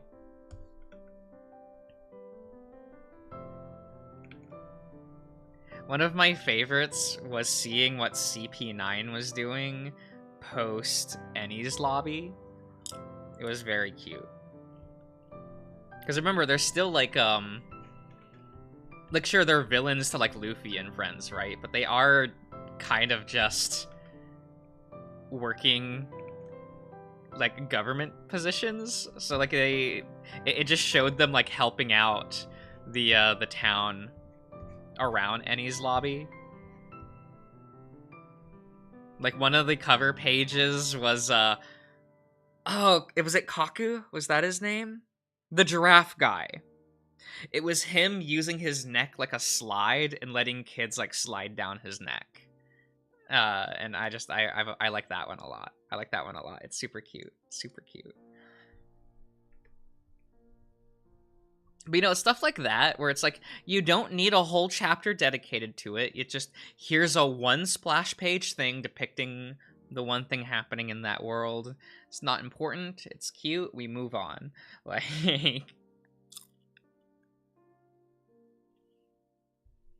pasta machine guy. Oh my god. Right. Right.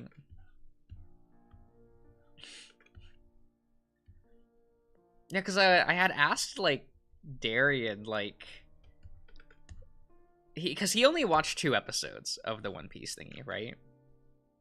And I had asked him, like, if they kept going, would you watch more? And he just kind of shrugged and went, like, I don't know.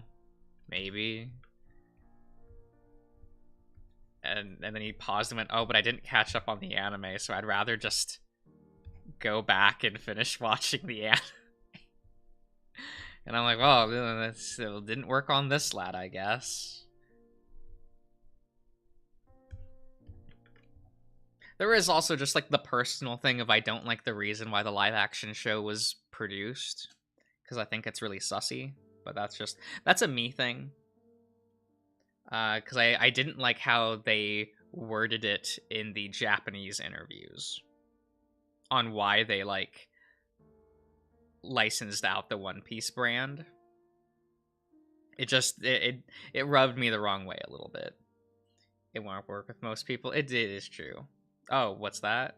Oh, it's Oda had said that this live action adaptation will be the quote last opportunity for One Piece to become a global brand, because they feel that like One Piece has failed to meet global audiences, so they made this to be the global version of One Piece.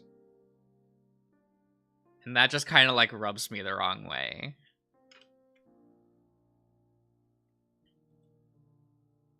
I know it won't for others, like I get it.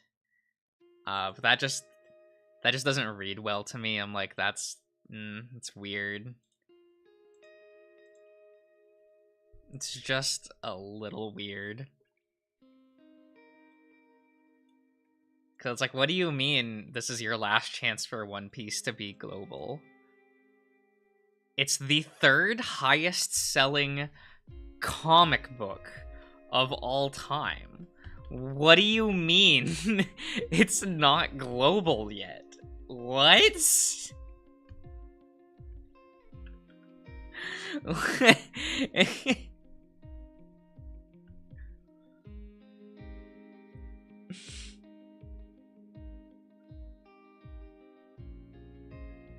It's so odd.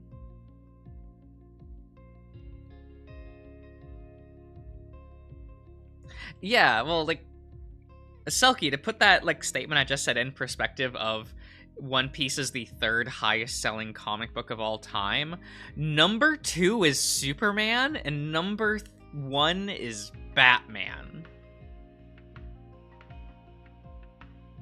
Like, what do you mean One Piece isn't global?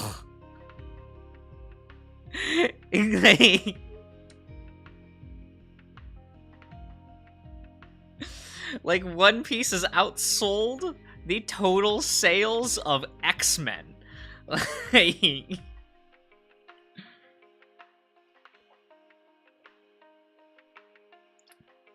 it just feels weird to me.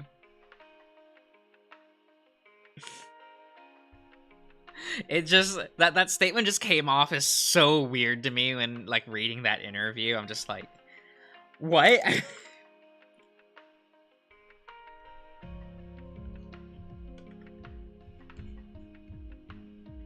There's also the thing of, like, they had talked about how, like, how it's written and how they want it to be written. Bitch, what the fuck? Right? It's so weird. But because, like, they want this to be, like, they had mentioned how there'll be changes made specifically for the global audience in mind, and I'm just like, I always hate that. I always hate that it's just like, this foreign product, it has to get changed for English audiences because, you know, English audiences are too stupid to consume anything that isn't from their culture. Like, we're certainly not helping that with constantly, like, bending things over like this. Jelly-filled donuts. Oh my god, Civ, that drove me up a wall. Like, like, Civ, I was still living in Japan when I watched that episode English dubbed of Pokemon. And I just had to look to my parents and go, like, those are rice balls, right? Like, I was confused. I was so confused why they were calling these jelly donuts. 'Cause, like, I was like baffled. I'm like, wait, but we can go to the store like 5 minutes away and get those. Those aren't jelly donuts. Like, I was so confused. But yeah, I guess long story short, like I'm not watching that show. I'm not wasting my time with that.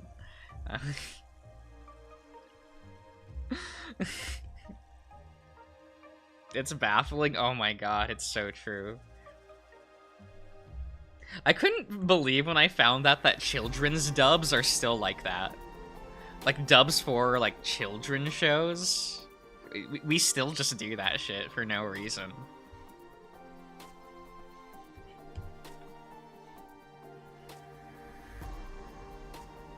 Cause what it might still be on Netflix, but if you look up like Glitter Force, which is the English dub of Smile Precure, it is that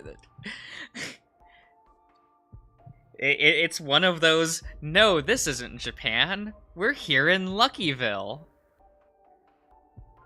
Good old America. Luckyville. I'm like, stop. Let's not talk about Glitter Force. Oh, it is... Because that dub is still so recent. That came out in like 2016, 2017. And it's still dubbed that way. Yu-Gi-Oh! Still gets dubbed that way. It's insane. That sounds so much like Ace Attorney. Oh god, yeah, it does.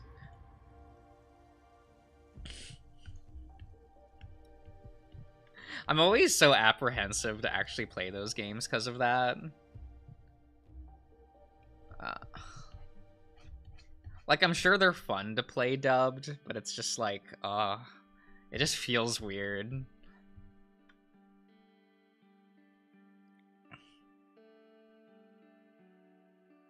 He is no longer Can't hurt us if we ignore it. I mean, you're not wrong. I mean, I know very few people who touched Vrains dubbed.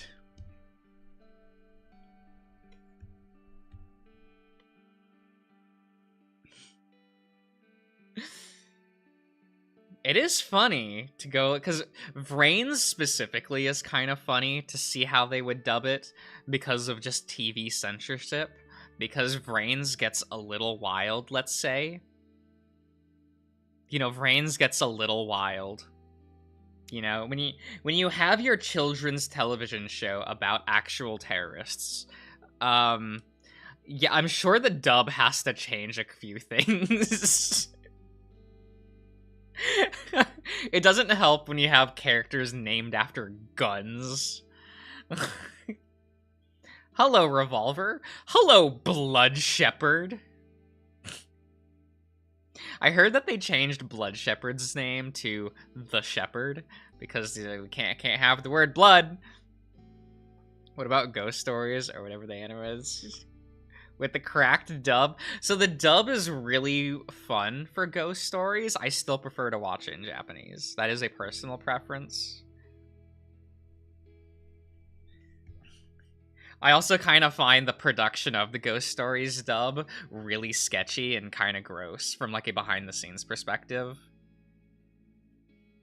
Because that director like just lied and cheated to get it to be a joke dub when he was contractually obligated to make like a normal dub, using like language barriers and like miscommunication to make the joke dub.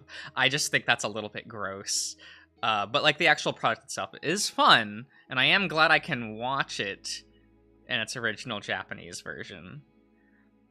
But it's a, you know, it's a whole thing. It's a whole thing. 'Cause I guess I feel like the dubbing is really weird because I just feel like you're working with somebody else's like product, and like I feel like a lot of care and respect needs to be like put into that, because it's like that's not your work.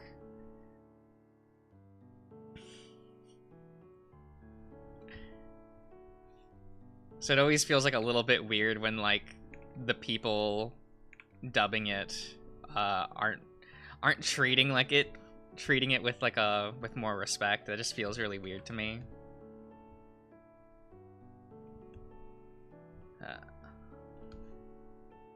But I will admit that is just like a personal thing for me, where I'm just like, oh, that just feels weird if you're going to like treat it that way.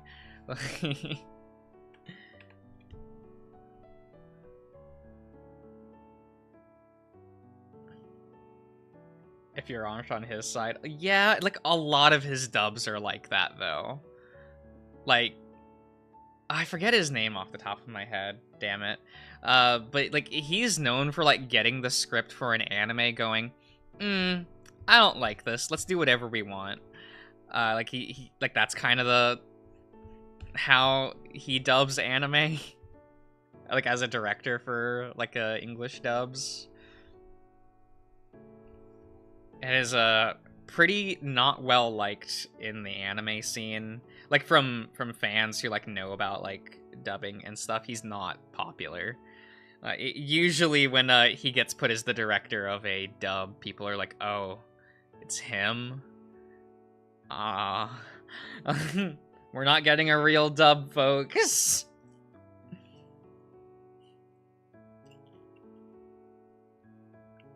That's awful and disrespectful. It is, and the reason why he still gets work is because of Ghost Stories. Because people, like in the industry, he'll put, I was the director of the Ghost Stories dub, and people go, I've heard of that, and I hear that like did really well, and so he's able to like ride that for the rest of his career. He wrote a book about it.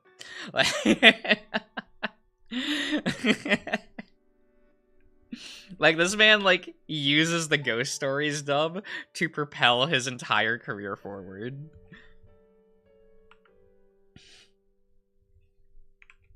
It is what it is.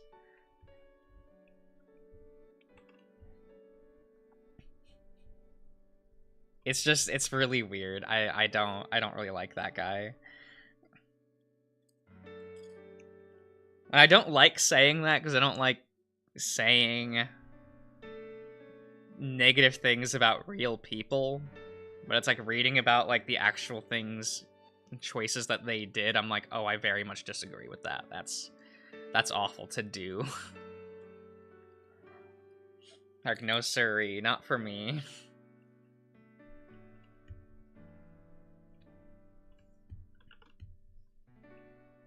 I will not endorse that.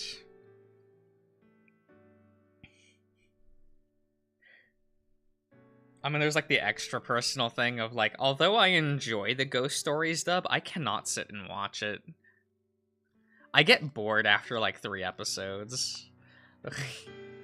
I'll watch like 1 episode of the Ghost Stories dub, like laugh, have a good time, and then after like 2 episodes, I'm like, right, half of this is just like, when you take out the YouTube highlight reel, right? Like that content, it is just the Japanese script, voice acted very poorly with curse words thrown in. So it's a little, it gets boring. Like the actual like good jokes are good, but they are very few and far between across 20 episodes of television.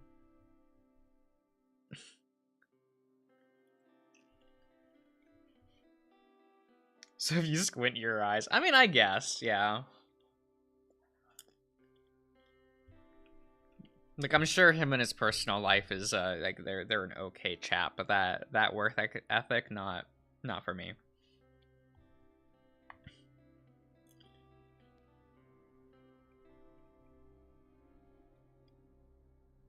And maybe it's because like, sure, I wasn't like, I don't know Japanese, so translation is hard. But when I was like working with a subtitle group, whenever like it came up with, oh, this line doesn't actually translate well because it's a whatever, like we would have a discussion a little bit based on like do we make like just an original joke similar to whatever? And it's just they having those types of conversations to try to get across what is clearly like what the Japanese script is doing, and how there like is no right answer, right? Because like one of the options is just to directly translate the thing and then just not directly translate it and just hope that the audience knows what the joke is, or put an author's note, which that's awkward in and of itself, and like it's a hard position to be in.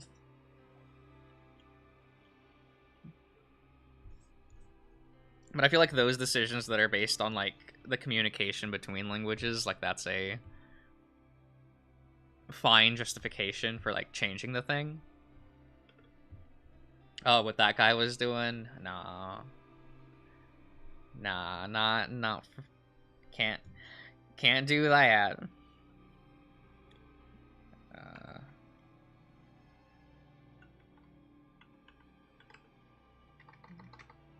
I can't type to save my life.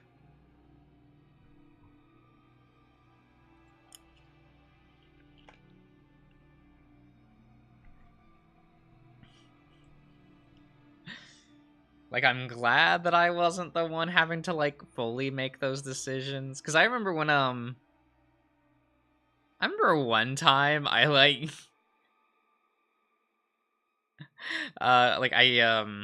I went to 4chan, of all places, and was like, hey, how should this get translated? I just asked. And I just got, like, a whole bunch of, like, pretty varied, real responses. That's just like, oh, well, you could do this, or the joke is based on, it was a type of fish, right? It was like a fisherman made a joke and a pun based on the type of fish she was carrying. It was one of those. Right? And, just... I know that that's not where most people would go to ask a question, but, like, fuck it. Like...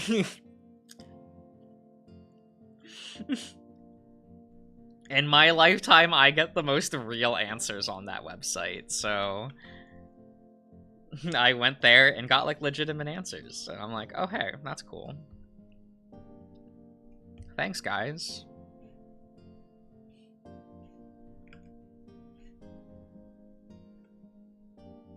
Very, very neat.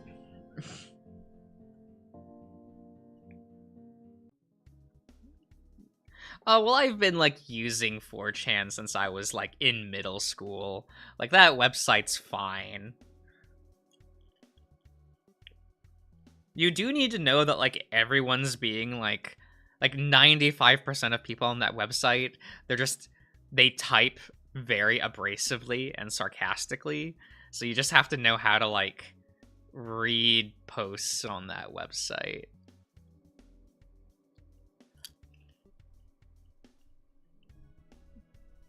Like, you can't read them like you would a tweet. I'm sorry, an X? How are we saying this? I hate calling them X's. That just sounds bad. Calling, like, your post an X? I'm not about it.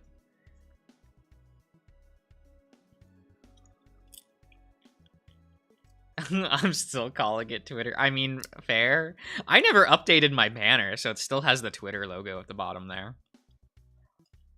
I thought about changing it to the X logo, and then I'm like, people are gonna look at the X logo and go, what website is that? So, no, we're not doing it. Like, I'm gonna keep it the fucking bird, and people will know what website I'm talking about. When you still type in Twitter into the header,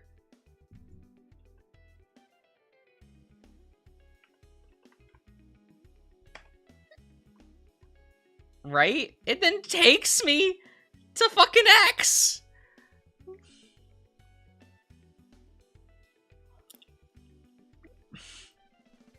Josh has an only birds? I mean, a little bit.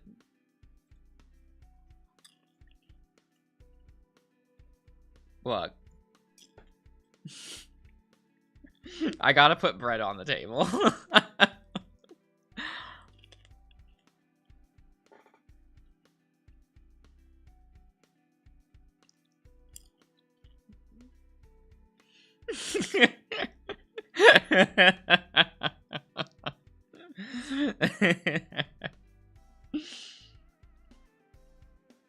Won't judge much. I see how this is. I see how this is. Okay. Okay. I see.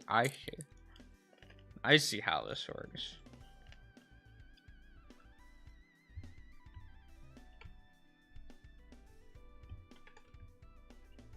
Let me change this canvas slightly.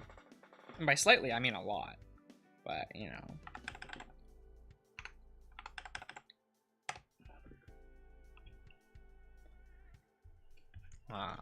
Who we drawn? There, I got, like, work done. I'll, like, put that into... I'll do the Photoshop things later. I don't like doing that on stream. One, having to like flip OBS between like 3 different art programs, because you know that you know, I use that like to make like thumbnails and stuff. It's like, man, I have to use multiple programs. That's fine. That's fine. Or I can just be really lazy and use just Photoshop. And you know, sometimes it be that way. Sometimes it do be that way.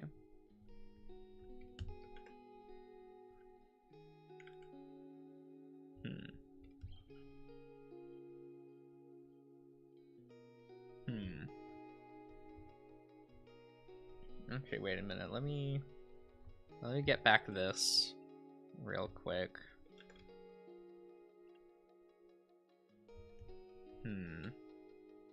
What do I want to do? This is what happens when I have 0 things prepared on stream.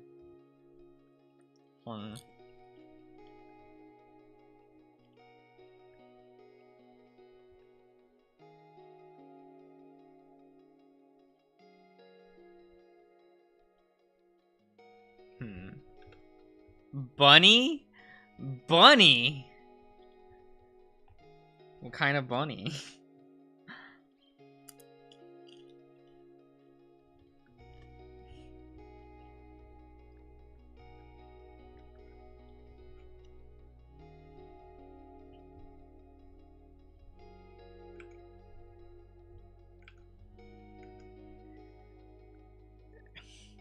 The one with floppy ears. Floppy-eared Bun Bun. Floppy ear Bun Bun?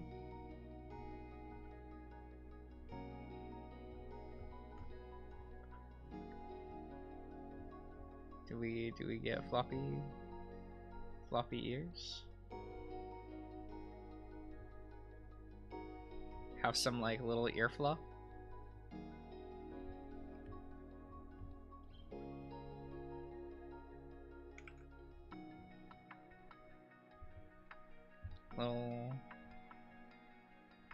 Little Bun Bun?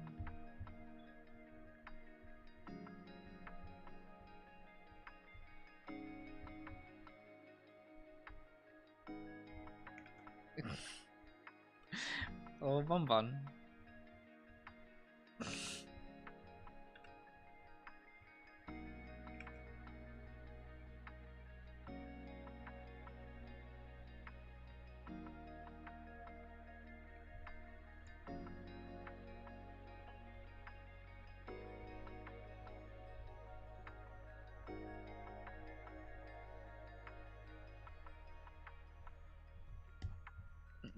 Just a generic Bun Bun.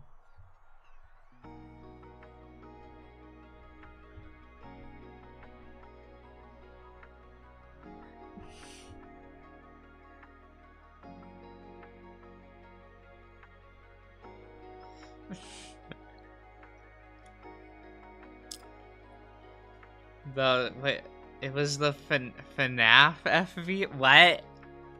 What?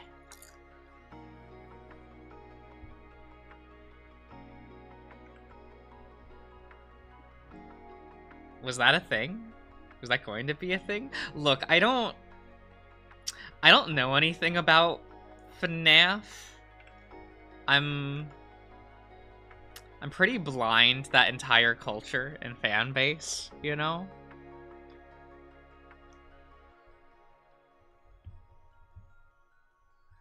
I don't know.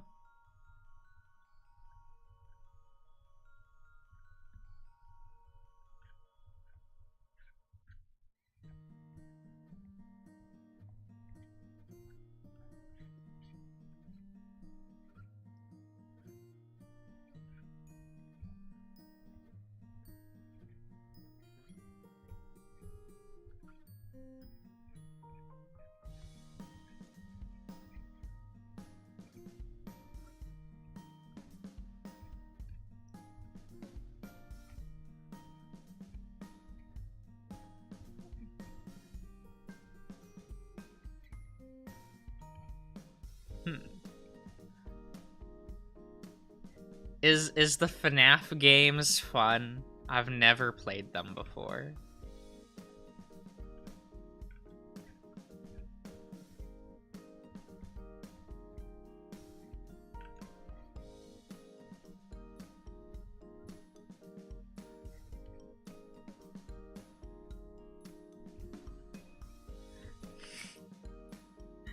I think it's just lore and has nothing. Oh, okay.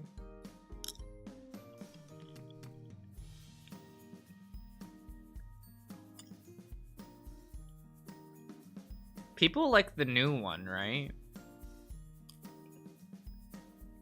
Or do they not? I can never tell if people like FNAF or not.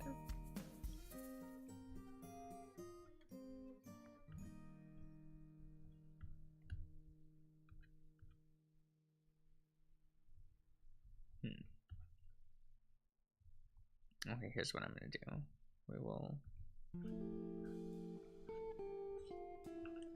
We'll actually...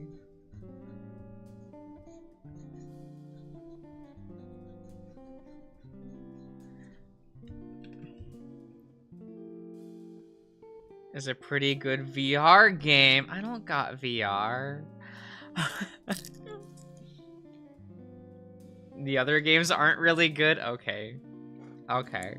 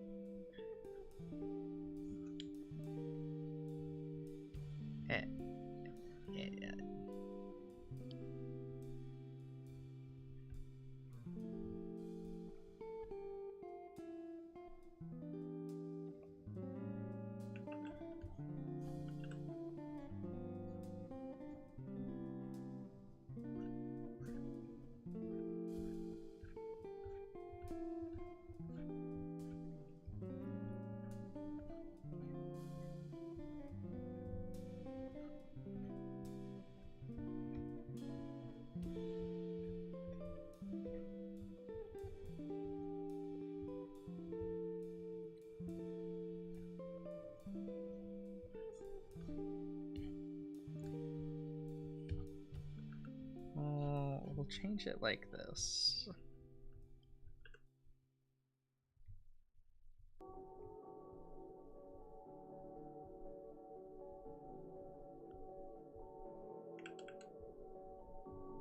We'll have him stretching, right? You aren't missing out much with FNAF. Oh, okay. With its convoluted lore and people shipping the characters to get... Okay. Wait. Is it just Undertale? Like...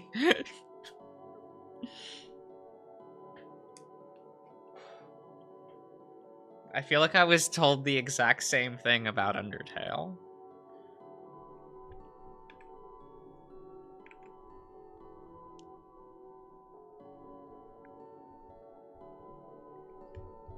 Except with a lot less women telling me how sexually attracted they are to some skeletons. It's always the girls. I don't... Oh, Undertale's... Okay, okay. Yeah, I was more talking about the fan bases, not the games themselves. Yeah, sorry.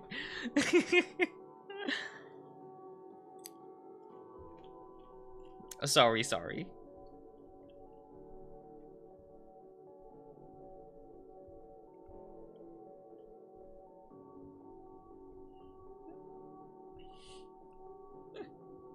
The fan bases are similar. Ah. Good though.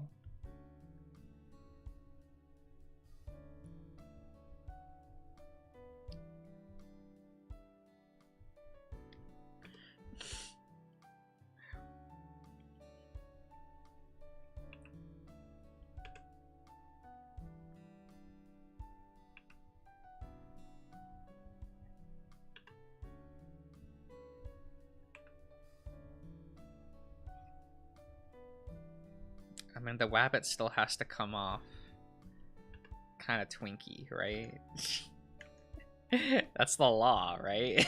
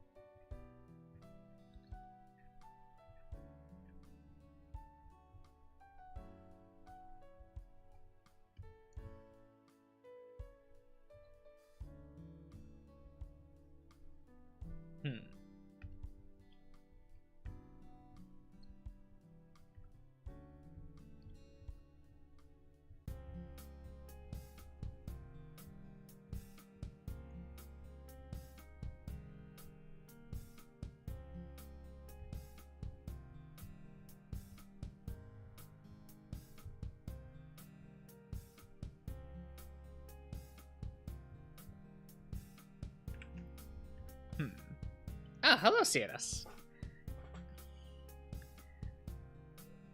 You don't think you've seen me draw original things on stream? Yeah, usually not.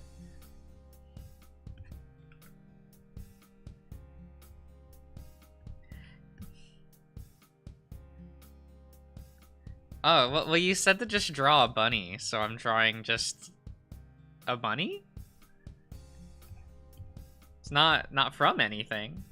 Just, oh, bunny doesn't... We can just draw a generic bunny. That's kind of... kind of what would happen here, you know?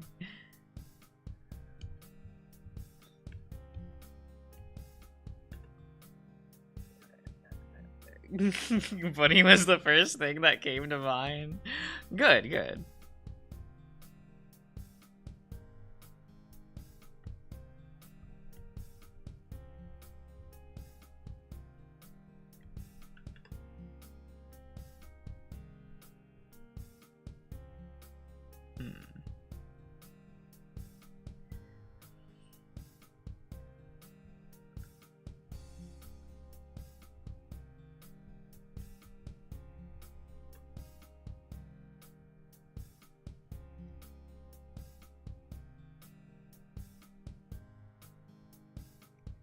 Let's see here.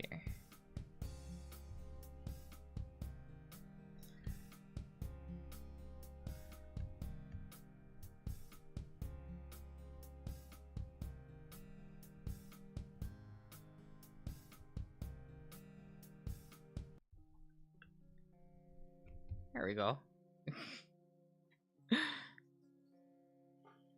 Taku.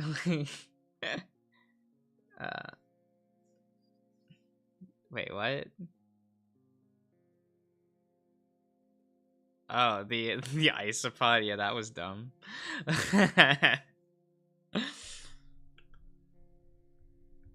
Yeah, I had no ideas for that. I was just, I don't know what I'm doing.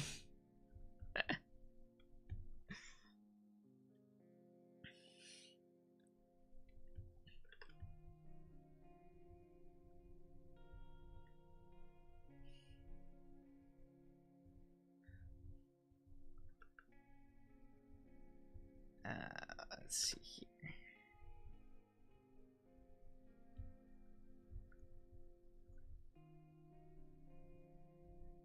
We'll just... Eh.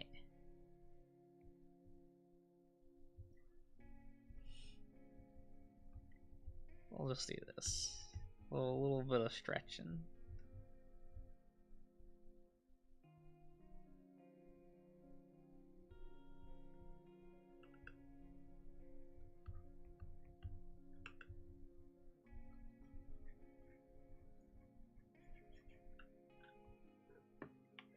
Heh.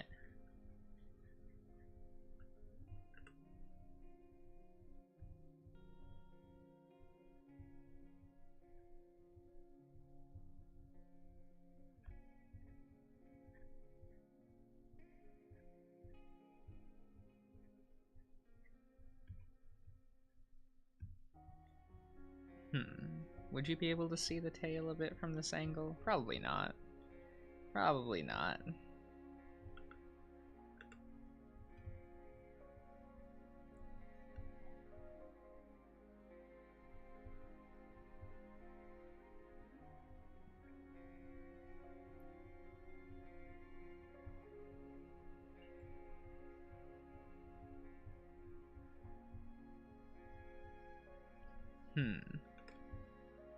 But rabbit tails aren't big, right? Right? I guess I don't know. I don't know. I've never hung out with rabbit.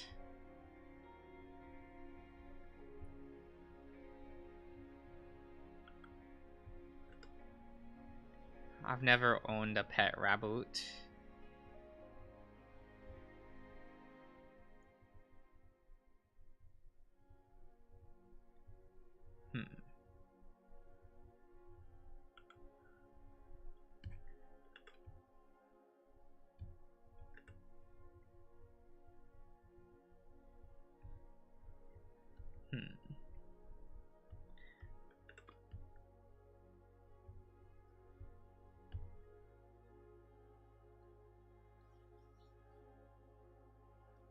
It didn't last a month. Oh.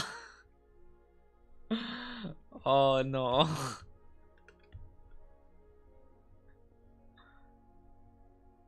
Oh, so sorry.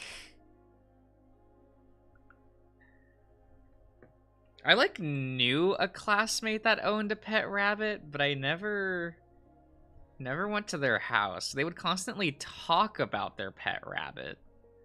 Never saw it. And even then, like, she never said nice things about her pet rabbit. it made me go, not, it would always make me think, like, does she even like this rabbit? Like, she would always complain about taking care of it.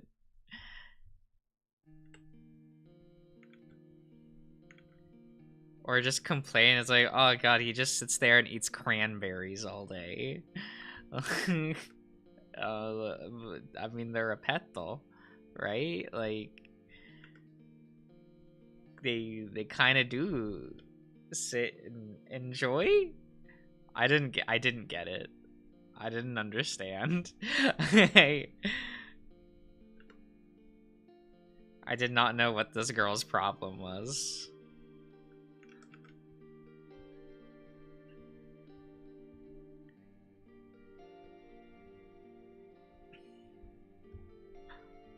Oh well.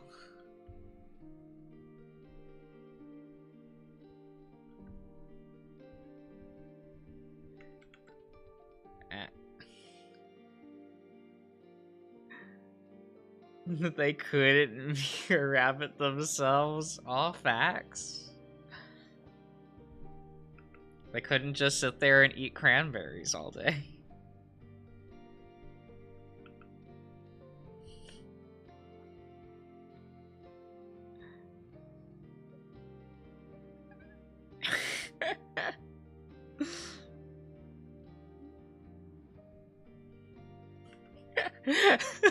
You're just using me for survival? Oh no. Oh no.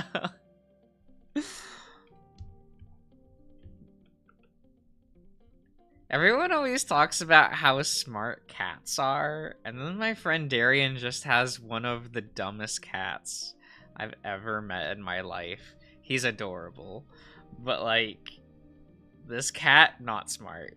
This cat doesn't know what he's doing. This cat has trouble eating. This cat has trouble going to the restroom. Like...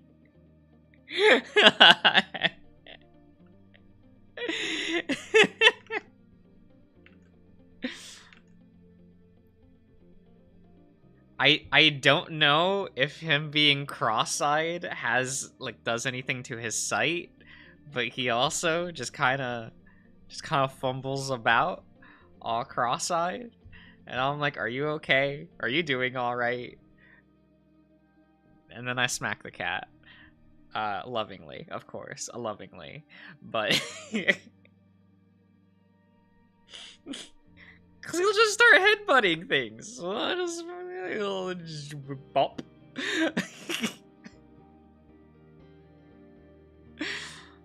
And no one tells me to stop, or, well, they'll say like you probably shouldn't do that, but no one stops me. But then he'll come sit in my lap as well. Like, I don't get it. Oh. Is it an orange cat? No. He's like... Would we call Ash tricolor? I don't know what kind of cat Ash is. I don't know cat breeds. I don't know dog breeds for the most part. I don't... I'm just like, that's a... I just look at animal and go like, that animal. That's as far as I go.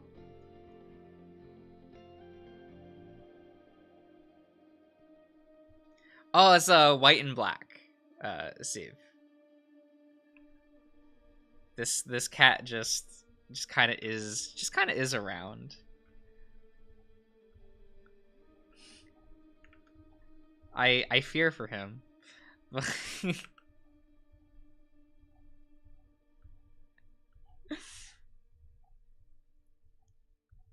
I'm just like, can you survive on your own? Can you do anything on your own? Are you okay? Like,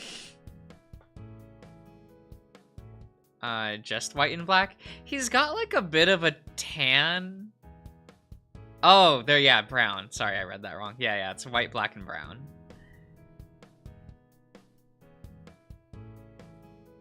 He doesn't need, he has... Like, anytime it's, like, almost feeding time, Ash just goes over to his bowl and just starts licking it. And it's like, Ash, there's no food in there. Ash, please. Ash, no. There's no food in there. Come on.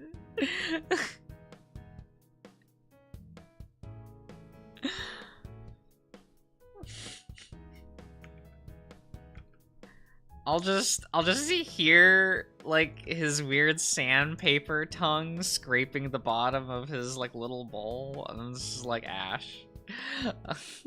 Darian will just be like, it's almost feeding time. He's just anticipating. It's like, come on. Come on, lad. Come on.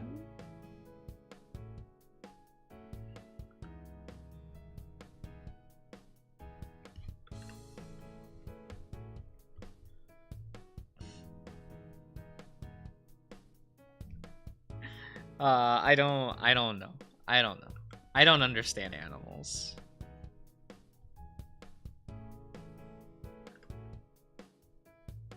Though I'll admit I'm much better with dogs than cats. Because dogs, you just sit there and you pet them and they smile and they headbutt you. And then they go on their merry way. And then they'll come back and be like, okay, but pet? Cats. Cats, I don't know.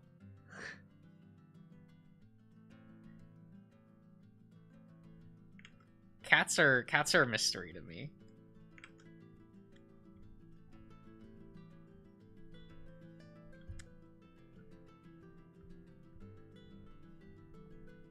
They sit there, they do their thing, they stare at you, they wander away, like...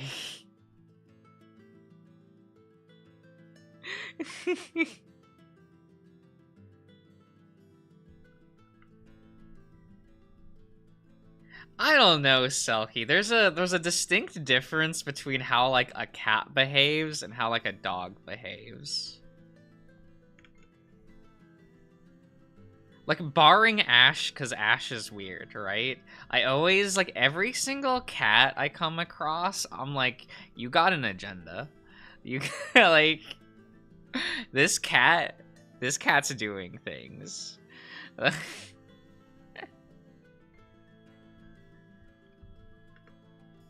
Dog just happy. Dog just go.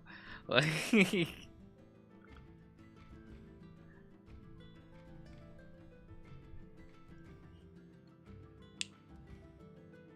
They're running businesses. I mean, you're not wrong.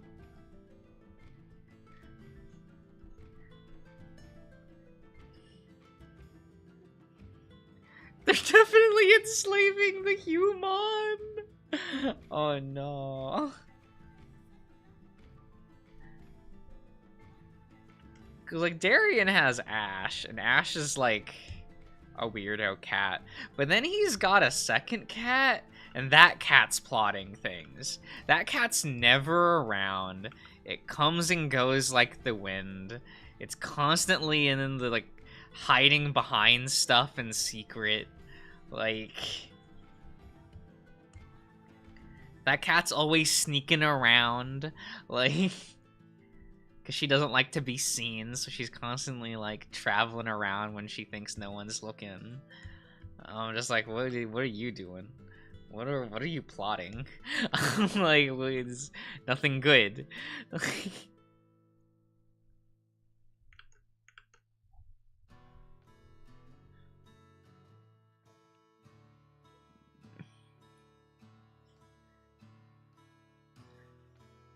Artemis is just sad, is just shy. I don't know. That cat's plotting things. Because as soon as it hits nighttime, she, like, feels like she owns the place. And I'm like, no, you don't. Go back to your hidey spots.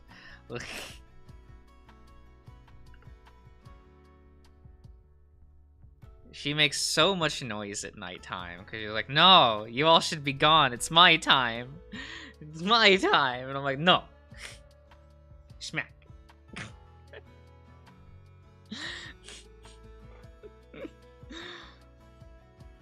Because he's a birds and birds are afraid of cats. Now look here. It's only somewhat true.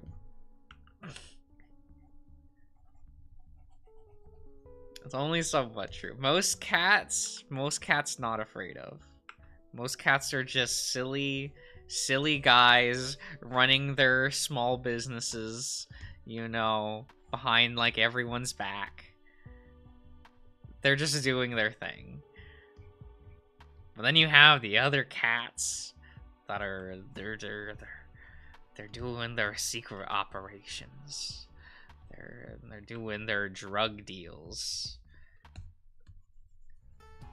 That cat's making meth. Doing the things. They cooking. I don't know. I don't know things. It do be things, though. Black market catnip? A little bit.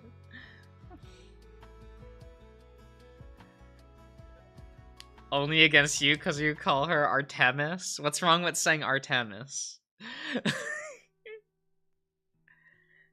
I mean, I don't call her that in person. I call her Arty Farty.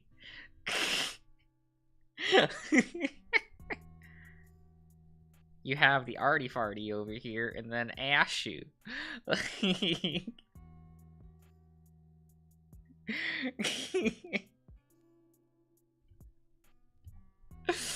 What?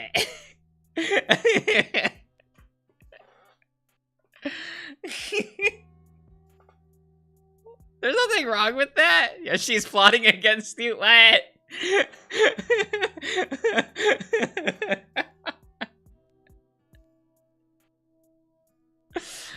What? There's nothing wrong with.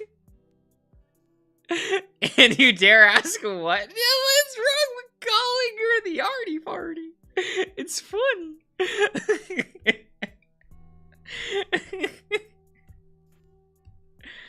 Darian calls her Fartimus. Like.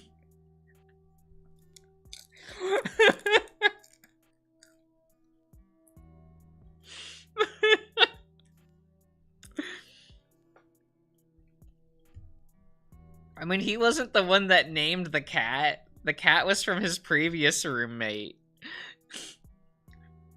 You know? Like... And then he got saddled with the cat after, like, that roommate moved out.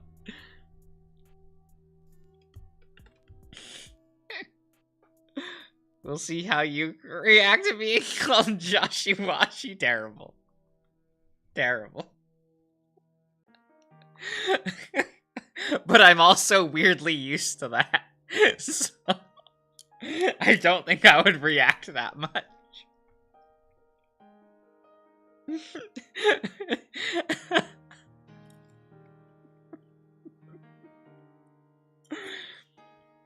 She'll destroy humanity. I want to see her try.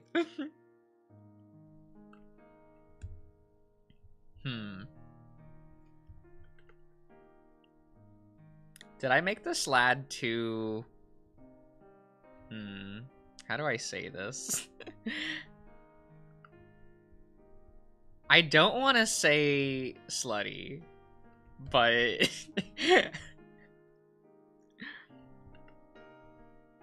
I mean, it's definitely the way that I had the cut of this.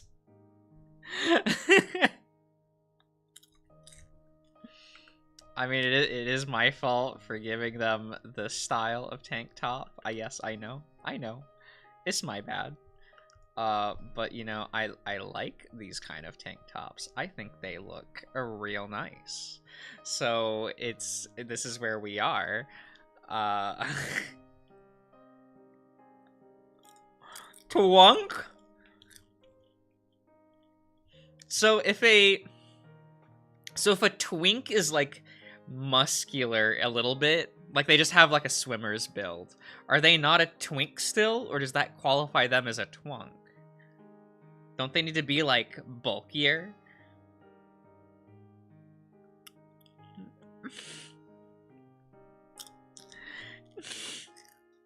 Guess which one is the slutty one? Oh my god. Look. It's a good tank top.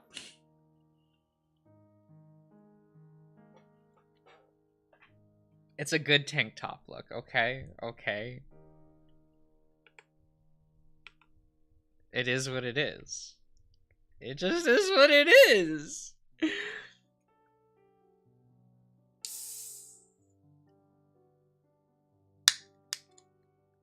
It depends on the ratio of muscle and mass. Okay.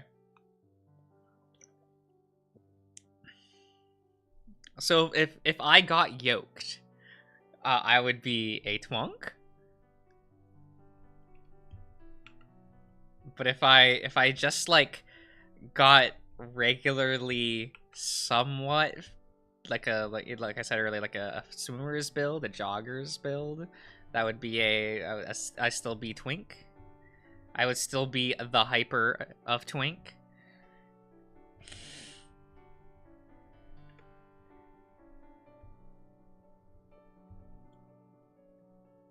Probably. You're forever a Twink. I don't like this.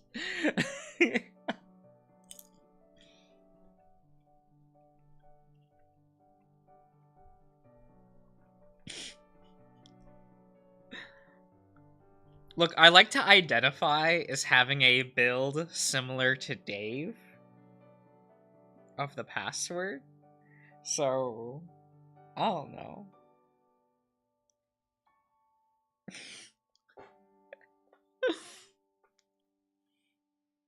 Though you're trying to get Twunk, let's go.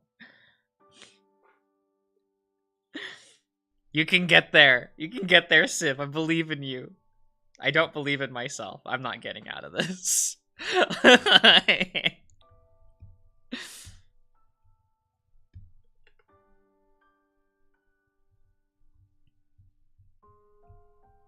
It do just be this way.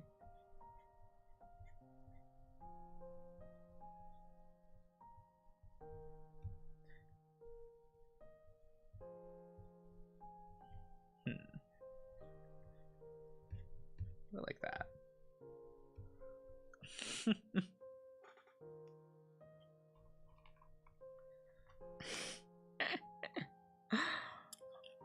Twinken Spirit, terrible. I don't think I'll ever get over the absolute psychic damage of being called a hyper twink. When someone sent me that Discord post, I kind of died a little bit. What does that mean? I don't know, Sim.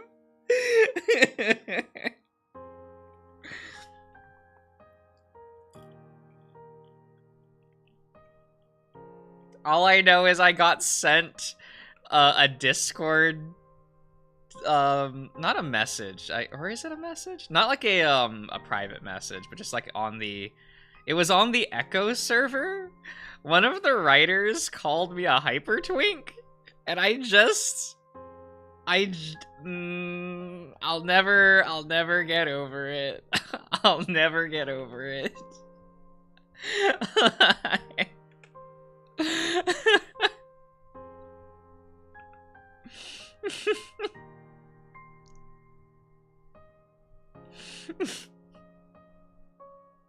From that moment forth, I've had the moniker of Hypertwink because of that one post on the Echo server. I'll never be able to live it down.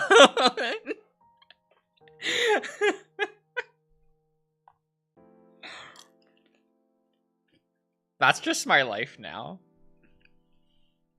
Things were never the same. You're not wrong. You're not wrong. You know, it's moments like these that I'm so glad I don't have, like, a VTuber rig.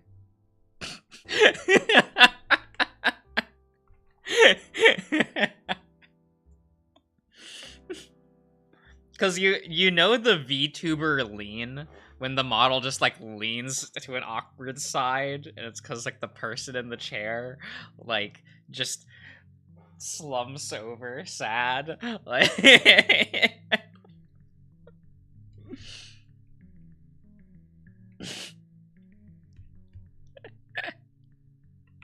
Oh. Am I making these legs too? I've always been awful at drawing legs, I'll be honest. That's why I typically just don't draw them, but you know, I'm kind of fucked over myself here with how I position this.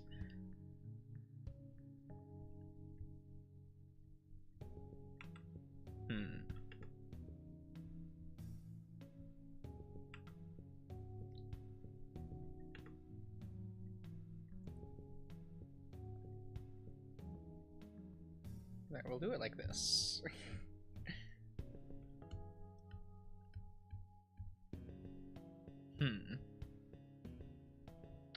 Actually, should I have the ear going like that? Like both going in one direction? I don't know. We'll put a pin in that for now. I want to get these legs under control first.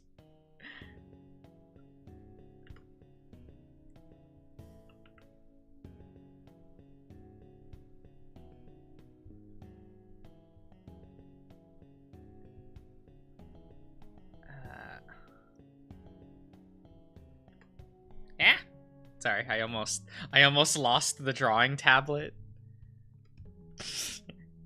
Don't ask how that works. Just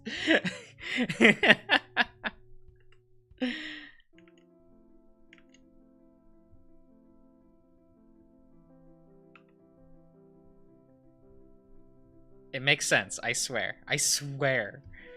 It totally makes sense. Throw it in, just throws it into the ether.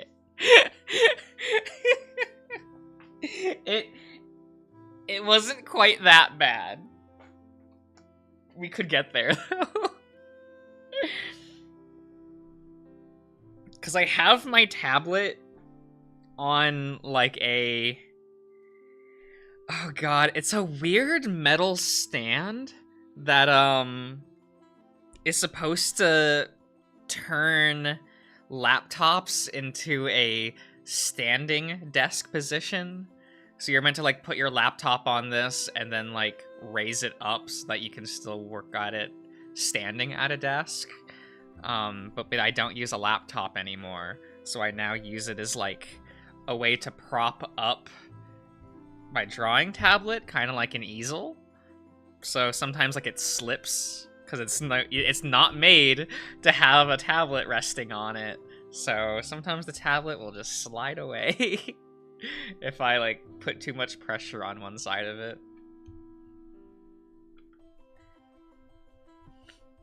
Nope, I do not have a professional setup. We do not do that here. Why have a professional setup when we can have a jank one, you know? Like...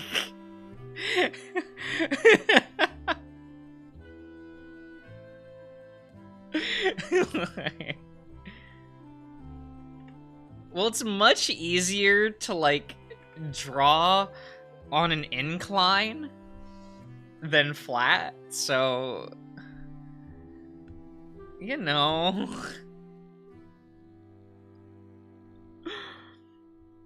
Look, I already use a picnic table, not actually a picnic, like one of those plastic foldable tables. I like use one of those as my desk. So like, and I have the computer sitting on a nightstand. This is a jank setup.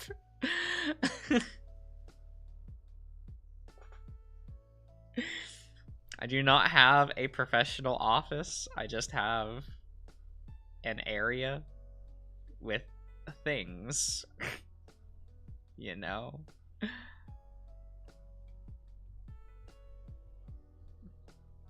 It's fine. Yeah, I can have the tail be kind of like floofed out back there. This guy's a little sporty. I don't know why I did that.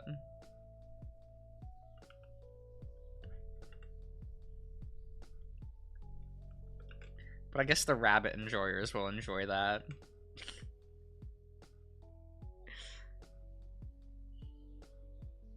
He looks like a drummer to you? Oh, let's go.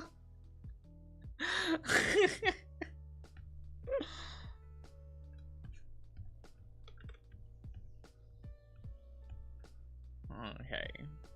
Let me try to get one of the ears under control. We'll figure out how this one will go.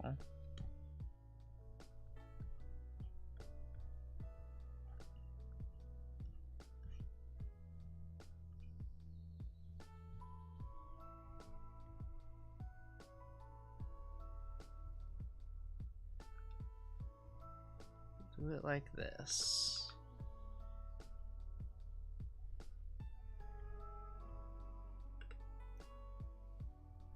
There we go. That's a really cute face. I mean, I kind of just defaulted to the Jack face, but because that's like the only rabbit I've drawn.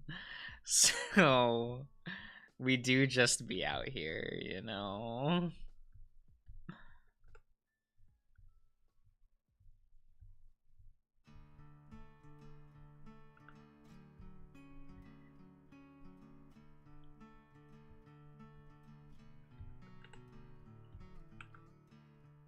There we go.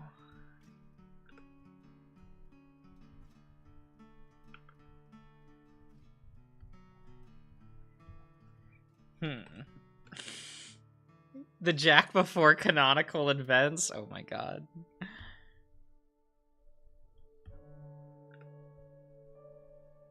I don't know about that one.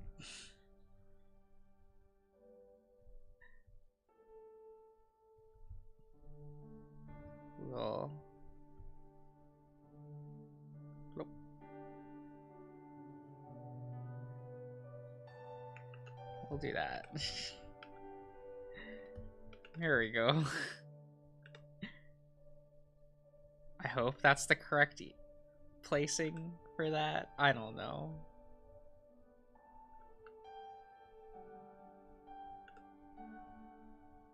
I guess I could have looked up a rabbit for this, but like, isn't it more fun when I don't use reference for anything?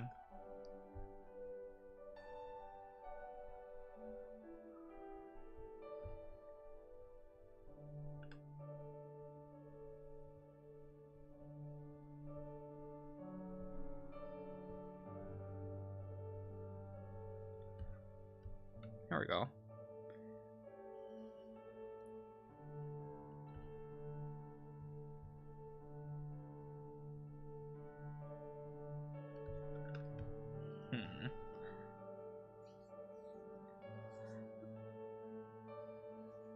Is how we got Leo on a horse.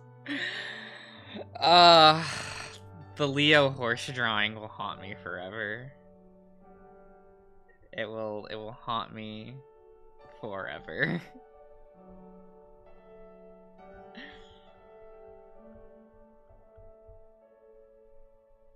But that's fine.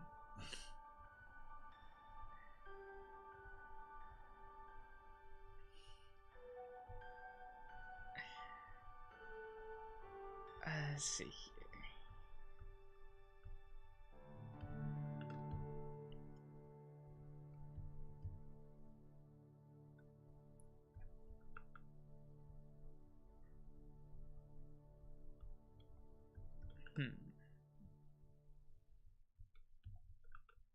We'll do that.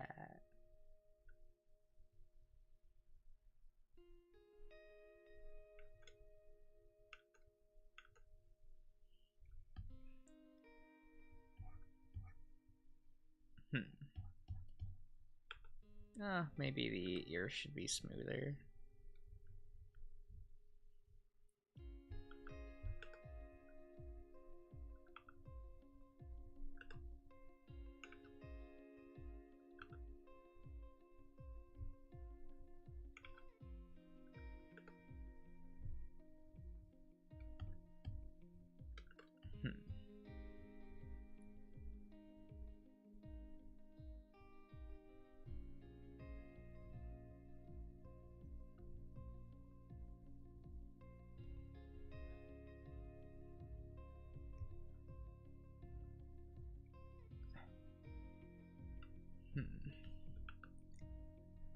I mean, this hand's going to be fucked, but that's okay.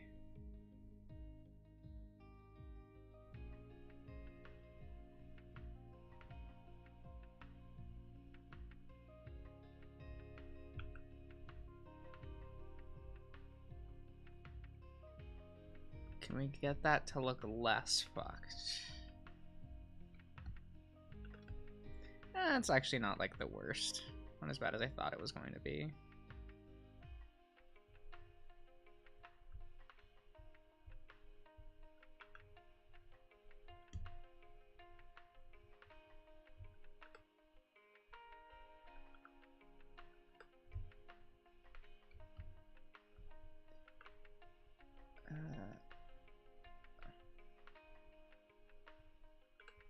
Yeah, not the worst, not the best.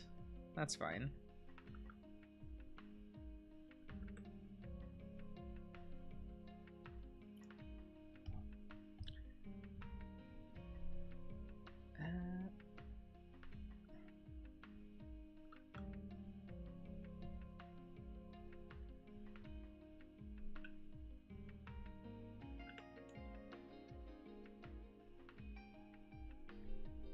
We'll...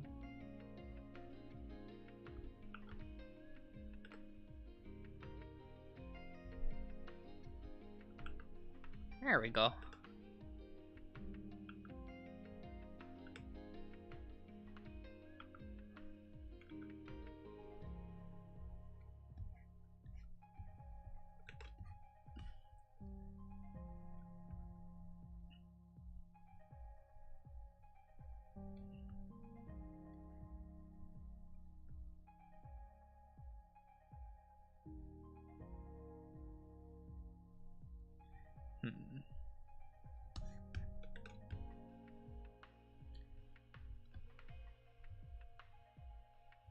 We will...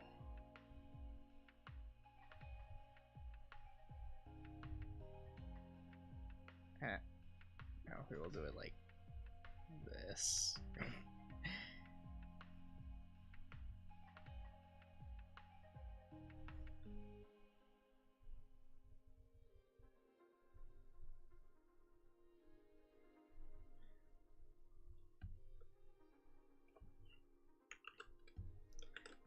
I feel like the face was a tad too big, so...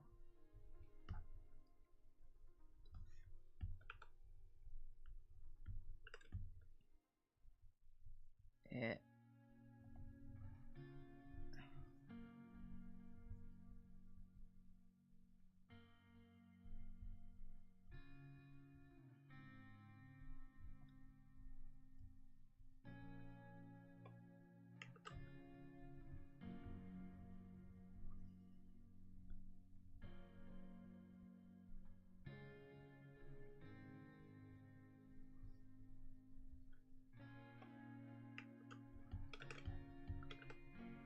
Yeah, that looks a little better. Just a little bit.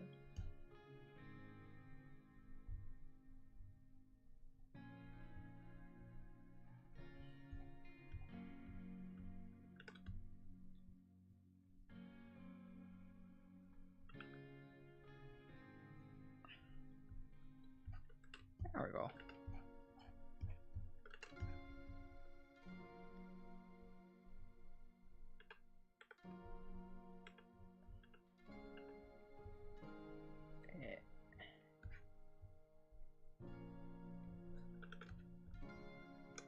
Esto.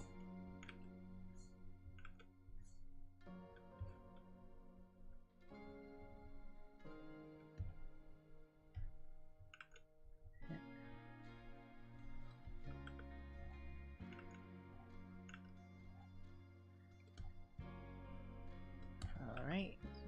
Nope, that's too big of an eraser.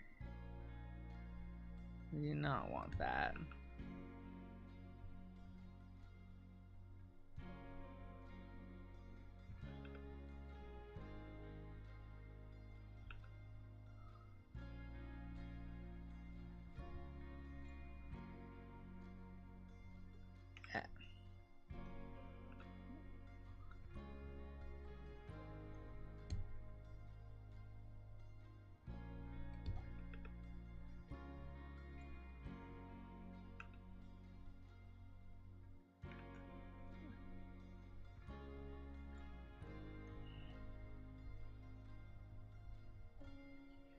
There we go.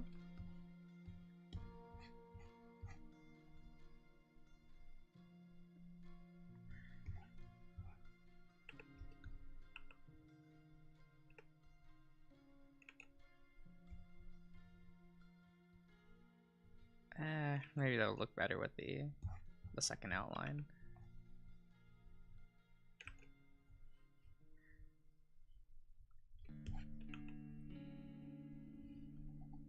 You know, having multiple ink passes is...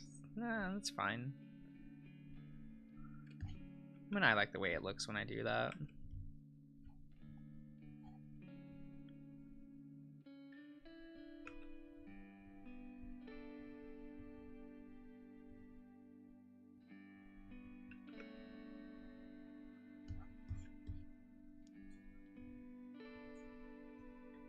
There we go.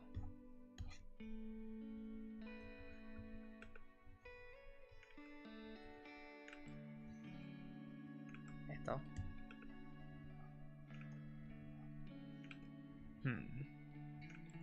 Did I make this jawline too? Let's have it be rounded. I feel like in the sketch I made it too squared.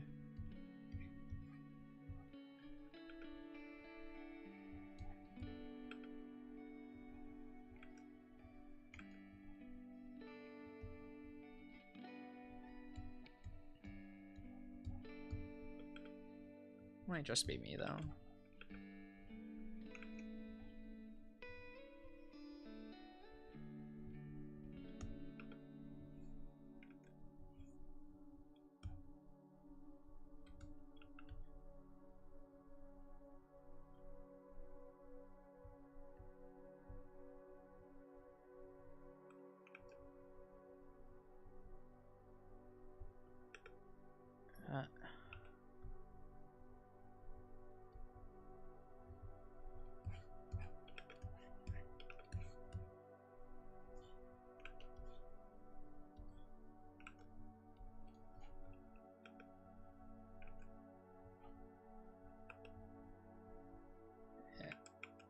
Esto.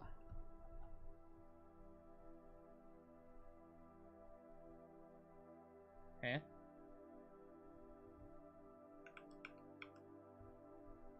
Okay. I always forget. I don't know what shortcut I'm hitting that messes with the layers. I don't know. It's fine.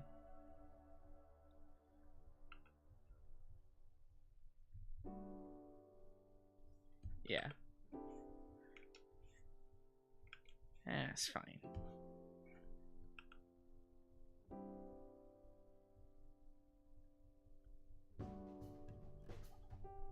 It's all good.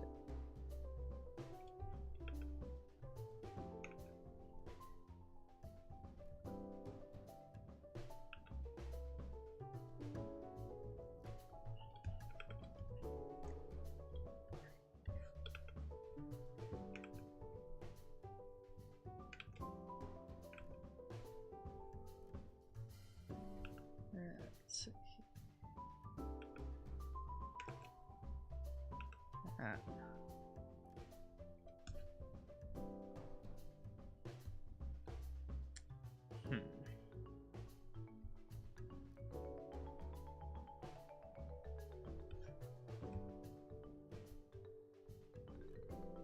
I don't think I want that line connected.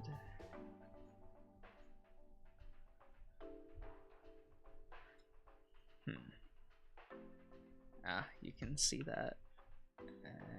There we go.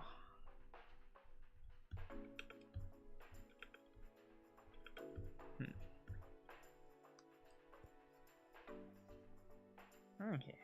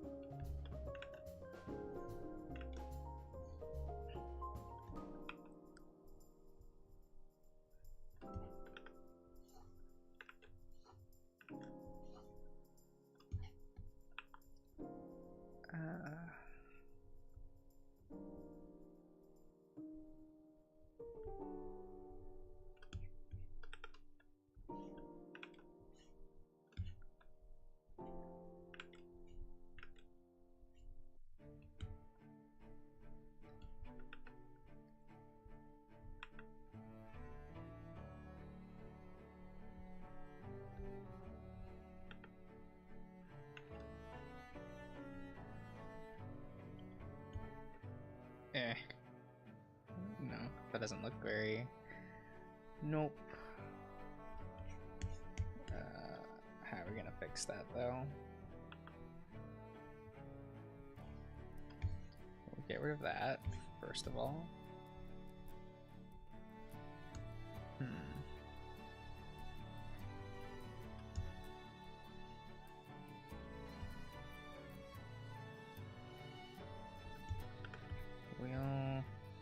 We'll put a pin in that for now. We'll put a pin in that.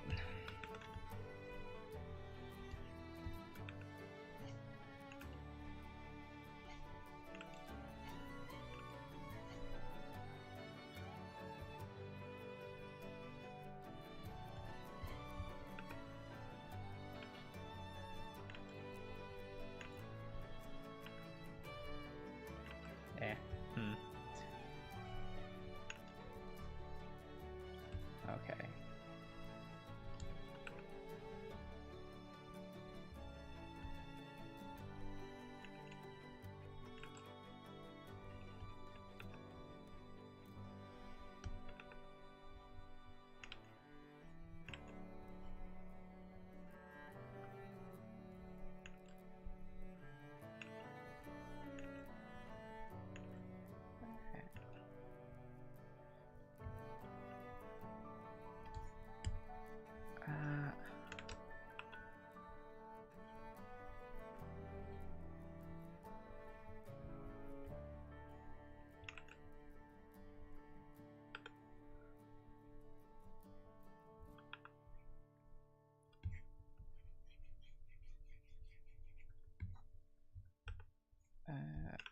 Yeah.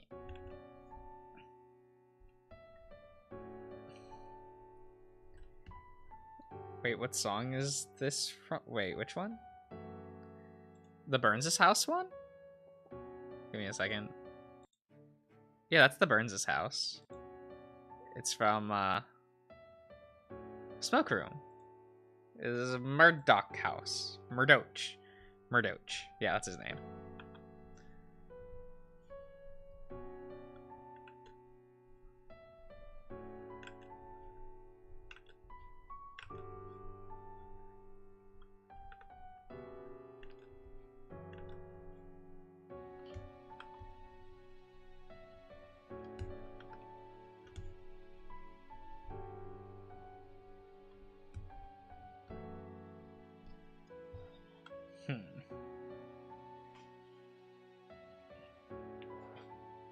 Man, I don't think I'll ever get to the point where I like Murdoch in Smoke Room. I just think that's never happening.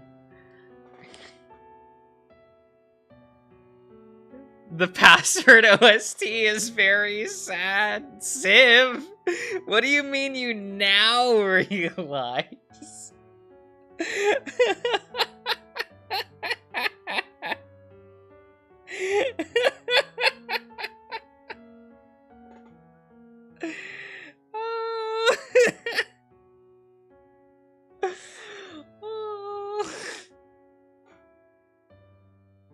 But is DreamWorks smile? No.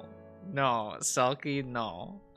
No. If you think Murdoch smile is anywhere on the level of Boss Baby, you then you're just wrong. There's just a lot more sad songs than I thought. Oh, I guess that's true. There's a lot more of just like more somber, melancholic tunes. But I don't know, like when I think the Password soundtrack, Civ, the one that immediately comes to mind is like, oh, what was it? We're Not Dead Yet? Or something? I think that's the name of the track. That's the one I think of. And that one's not sad, I think? If it's the one I'm thinking of. It's like that and Purposeful Stroll. Those are like the first two I think of when I think of the Password soundtrack.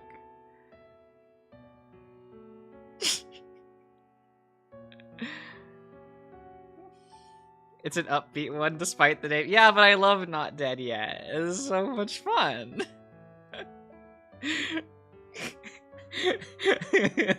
Those words, that whole sentence is cursed. What do you mean? The Boss Baby sentence? I think that was pretty good. Oh, I'm sorry. You mean the Oscar-nominated Boss Baby sentence? There we go. Is Boss Baby good? No. I wouldn't say Boss Baby is bad, but I wouldn't say that it's good either. I would say that is a serviceable kids movie for children. We're grading on that level.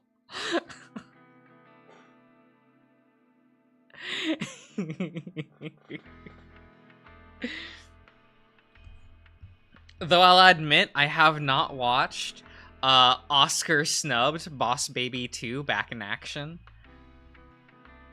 I've not watched that yet. Maybe one day. Maybe one day we will. Maybe one day I'll rope Darian into watching them with me. We'll make a podcast out of it.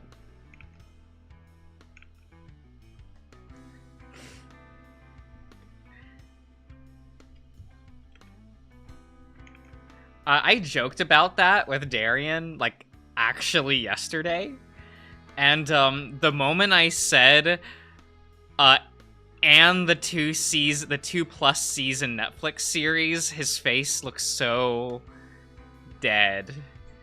As he's just like, no, we're not doing that.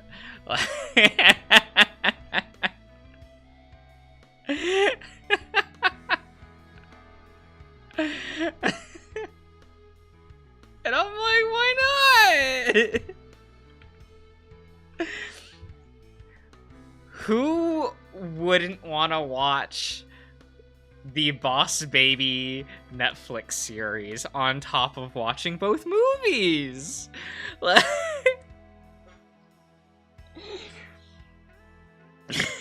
So unsurprisingly, I did watch the first, like, 6 episodes of the Boss Baby TV series when it came out.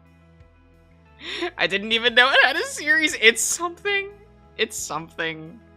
I don't know why the Boss Baby cartoon is written the way that it is, but God, it should not be written the way that it is. The dialogue is so weird. It's so weird. It's so hard to describe. I think I knew I was in trouble when I got to a scene and, like, what is it? Your pro tag kid, right? So not Boss Baby, but like the other kid. He says something, and one of the other babies turns to Boss Baby and just goes, "Boss, I didn't realize your brother was a liberal." And then they just, like, proceed with the rest of the conversation as if that was not said. And I'm just, why is that here? Why is it like this?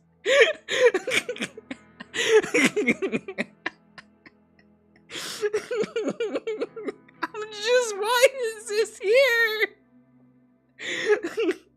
No child is gonna laugh at that.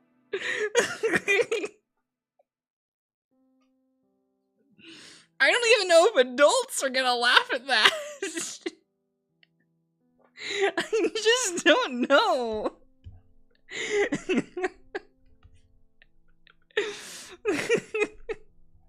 Like, I can't tell you a single plot line from the episodes of the show I watched, but, like, I'll always remember that line forever. Because it's burned into my brain forever. Because that scene just felt so... What are we doing? Who is this for? Is this even a joke? Shock factor / value, I guess? But are we really looking for that in the Oscar-nominated Boss Baby franchise? Like, is that what we're looking for? I don't know, man. I don't know. I don't know if we can find remnants of this, so if anybody knows who Natzilla is, I don't remember their full name. They go by Nat online. But they're the creator of Bee and Puppycat, if you're familiar with that shows. They also worked on Adventure Time a lot. But there was for some reason, during the advertising campaign for an Oscar-nominated Boss Baby, whenever they found a billboard of Oscar-nominated Boss Baby, they would take a selfie with it and just post it to Twitter. I don't know. I don't know why. But it was constantly on my feed when that was coming out. I would open up Twitter and I would see Nat posing with a Boss Baby poster behind them. I don't know. I don't know the reason. I don't know if this is an in-joke of some sort. Natasha Allegri. That sounds about right. I always see Nat. So, you know, it is what it is.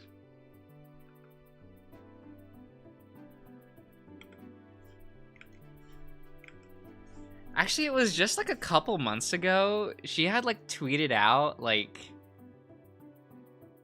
It was in a reply. She was just like... She had mentioned how much she missed the 4chan days.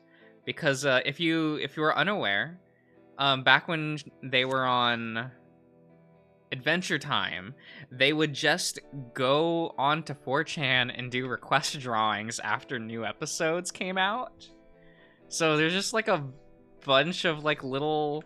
And then like things that they would discuss would make it into episodes sometimes. Like people would be like, oh, hey, Nat, put this in an episode.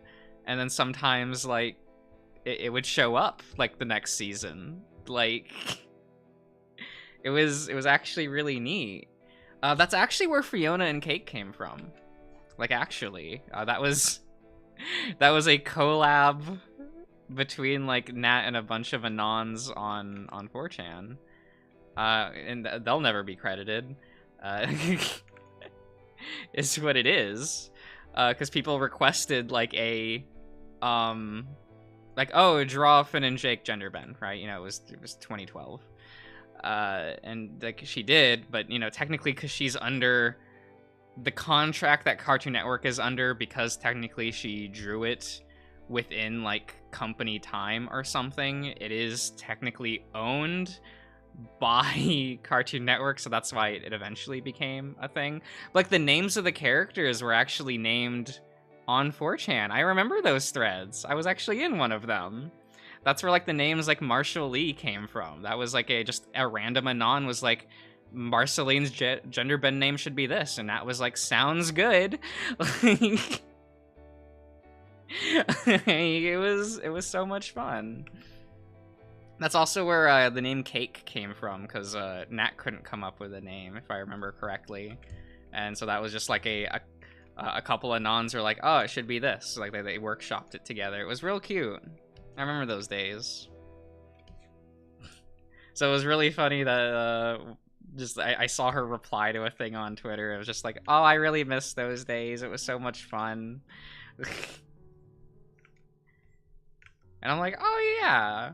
Yeah, they're probably... I've never rewatched Adventure Time. Like, I only had watched up to, like, Season 4 while it was airing and stopped watching. I almost wonder if I go back and rewatch it, will I, like, remember a bunch of, like, the in-jokes from those threads? Like, I remember the Catterday joke. There was just, like... There's just an episode where they mention, like, they say the phrase Catterday, and that's, like, You know, that was a thing on Co back in the day. You know, we would have Catter Day. Not on Co, on B. We would have Catter Days. Like, we would just post cats. And there was like an episode where they're just throwing bottles, and Jake picks up one and is like, "Oh, it's called Catter Day Surprise," and he throws it, and a bunch of cats come out.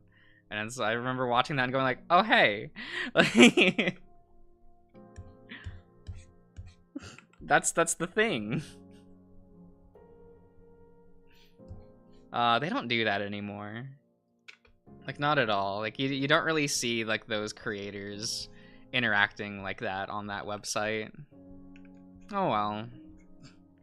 It was definitely a cute moment leading up to like the Fiona and Cake episode of like, oh, like this wouldn't happen if like those threads didn't exist and like Nat didn't like just show up to them on occasion. Good while it lasted, it really was. One that like kind of it's not as happy. But when Gravity Falls was airing, the girlfriend of Alex Hirsch at the time would actually go to the Gravity Falls threads on 4chan and hang out. Hirsch wouldn't, because Hirsch didn't, from what I understand, doesn't like that website. But his girlfriend would go to them. And she would chat with fans there. It was a lot of fun, actually. She's... Oh, that just looks bad. Here, let me try to re-sketch that out. Very different era of, like, children's cartoons where people were more okay with just going online and just saying kind of whatever and interacting with the community. You do not get that anymore. Very different era. So if I did...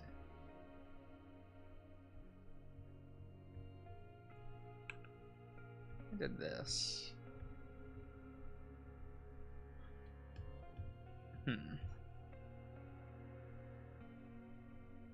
Huh. Different times, you know. I remember, like, the sad moment was, like, when Hirsch broke up with her. She, like, in her last, like, I think it was, like, that weekend, she, like, was in one of the threads and was like, yeah, I'll never come back to these threads. It'll remind me too much of him. And I was like, oh, no. That's so sad. She'll never come back.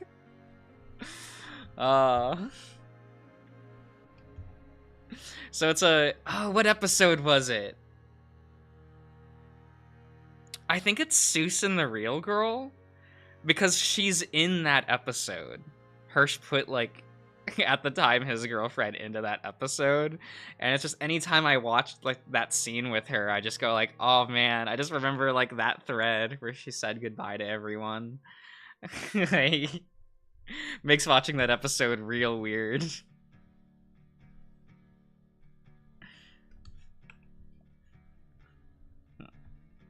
It's like things like that I always kind of... I'm always confused at the reputation to that. Oh, is Seuss's romantic interest in that episode? No, it's the game shop. The store attendant, the blonde-haired girl with glasses that was the cashier at the game store. That's who... That was Alex Hirsch's girlfriend at the time. Like, it was just like a cameo thing. So it was nothing like big.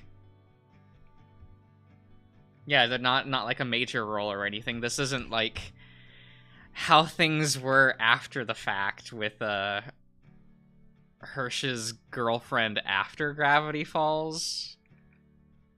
Or partner. Partner's the better word, I think. Let's say partner. Who is Dana, if I remember right. I think their name was Dana. The not Gravity. Whoops. The what is it? The Owl House creator, where they just made Alex Hirsch voice half the incidental cast and King, and I'm like, well, this is distracting. Yeah, that's a little better. Yeah, that's better. Because it's like, man, I know how like Alex Hirsch voice acts. It's always distracting when like King is talking, because I'm just like, that's just Hirsch. Like, because Hirsch played like a whole bunch of incidental characters in Gravity Falls, so it's really easy to recognize like all his little voices. Oh, he does well as a voice actor. I'm not saying like he isn't. Just very recognizable. What? There we go.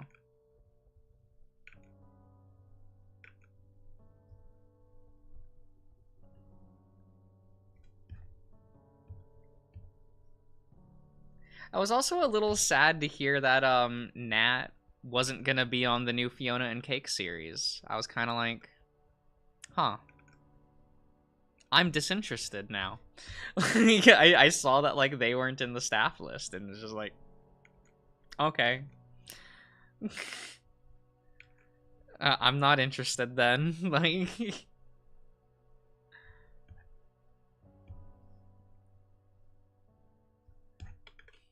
which might be a bit like not great of me to think, but it's kind of hard.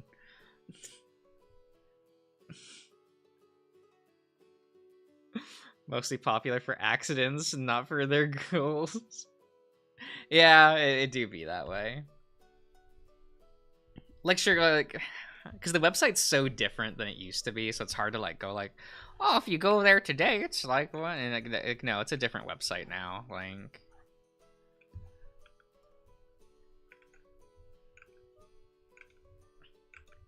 Like I find it difficult to really engage with people there anymore.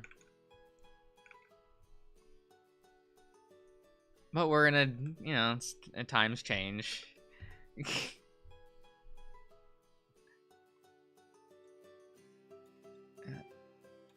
You know, it's now the people that like probably were on Tumblr as teenagers are now there as adults, and it's like, oh, this is just a different demographic entirely.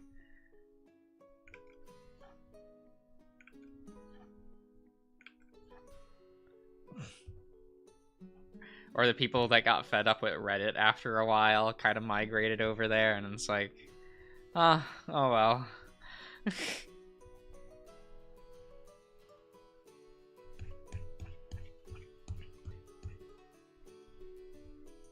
I mean, there's still some choice memes that I remember not going to like V specifically for like 8 years. And then I went back there, and suddenly everyone's Shazam posting, and I'm like, what?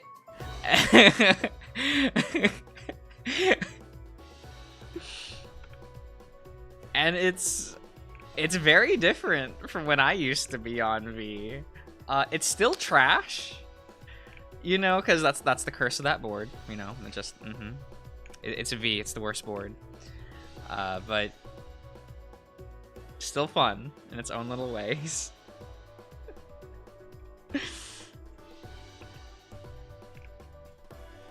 Like, I don't know what got them started posting with like the image of the DC animated Shazam posting. Oh, it's what I mean by that is they'll post like their post will have the picture of like Shazam from like the DC films, like drinking from like a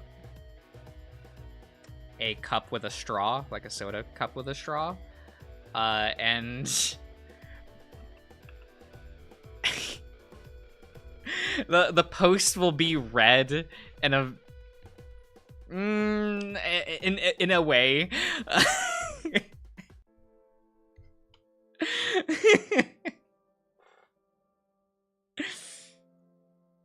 And that just became like like you would put the Shazam picture there to make sure people knew the tone of the posts.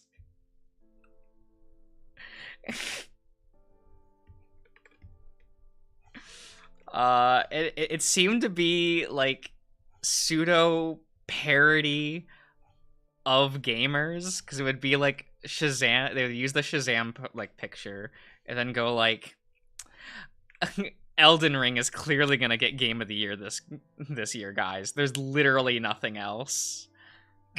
Yeah, no, shit like that. Oh wait, no, it wasn't Elden Ring. It was with Breath of the Wild, whatever the new one was called. I think. But Stray, a little bit. You know, I've never played Stray Civ, I'll be honest. Then again, the only video game I've played recently is Final Fantasy 16, so I feel like we can only go up from there, right? Like, cat game? Is Stray that cat game that people were posting a while back? I've never played it. Maybe I should pick it up. I'm trying to get enough funds this week to comfortably buy a game. Mostly out of, like,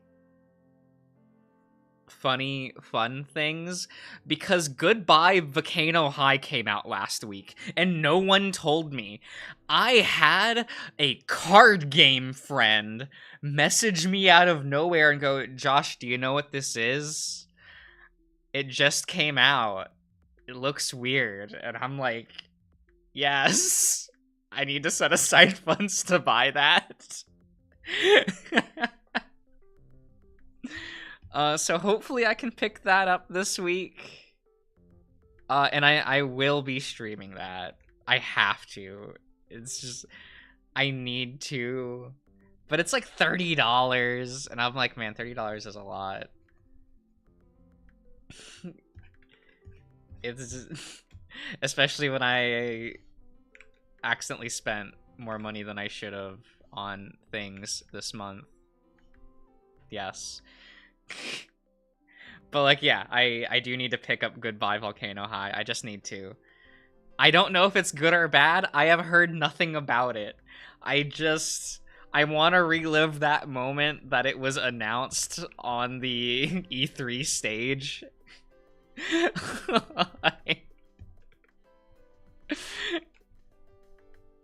I need that. So someday. I'm hoping next week. I'm hoping. See, either I'll buy Goodbye Volcano High, or I will impulse buy cards for Lorcana. We'll see which one happens. We'll see. Or I could impulse buy the rest of the cards I need for Alt Mile. For Vanguard. Do I have my Alt Mile deck on my desk? Yes, I do. My unfinished Alt Mile deck. I even bought the alt arts for Alt Mile. Because he's one of my favorite units. But not for the reason one would think. When people found out I liked Alt Mile, they were like, is it because his abs are showing? And I'm like, no. Actually, I like Alt Mile for the lore of the character. And like what he like thematically represents within the card game. But no one's gonna believe me. Oh well. It's like the same thing with Fenrir. Where someone saw that I, like, when I mentioned, like, oh yeah, I love playing Fenrir in Vanguard, and they're like, yeah, of course you fucking do. And I'm like, no, it's not like that, I swear. It's actually a lot worse than what people think.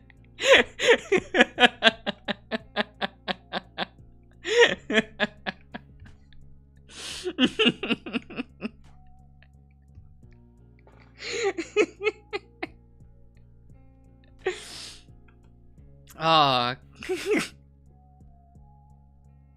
the first is well, like there was one guy knows about my online life, so when he saw that like I was playing Friendmere, he was like, "Of course you would." And then the girl across the table from me, who has watched the Vanguard anime, so she was a real one, right? Saw that I flipped Fenrir, and she just said, "Of course you would play that deck." And I'm like, she knows why I'm playing this deck. My friend who's like, oh, he's just playing this deck because of the furry. No, you're wrong. I'm playing it because of the anime character.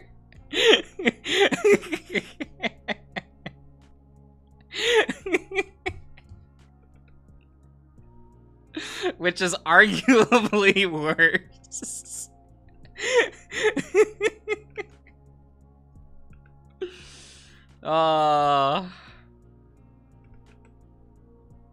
He did nothing wrong. Oh, what was his name? Shoma. I think his name was Shoma. Shoma actually did nothing wrong. That man... I'll never get over the fact that in this children's card game anime, you have a character that literally gets away with murder, bankrupting several companies for fun, like stealing, terrorism, like all of these, like he gets away with so much for no reason.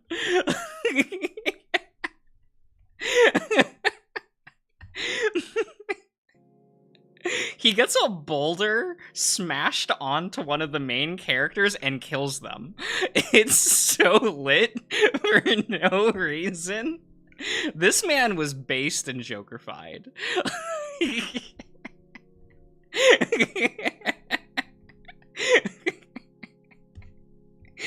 The entertainment value was so high for this character. Oh, Civ, I'm so sorry. It's really hard to like Civ, card game anime, they're just different. They actually just are different. There's no rules when making a card game anime for any age group, so they can get away with literally everything. I just fell asleep with a cup of food in the bed. Oh, Q. Oh, Q. I'm sorry. Did it spill? Or is it fine? Because I've definitely gone to sleep with a bowl of bread. And I woke up and just continued eating the bread. Is what it is.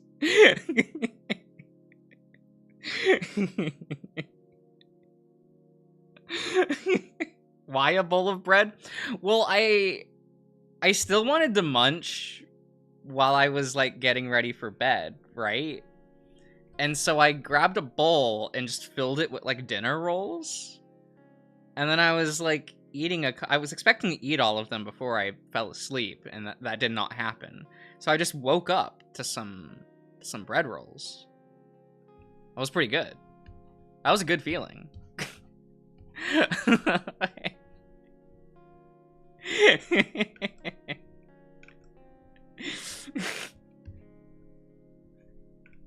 Like waking up to food like that, it's a good feeling.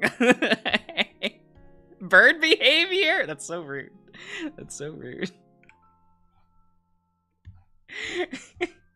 I'm sure other people have fallen asleep with a bowl of bread next to them. I'm sure that's somewhat normal.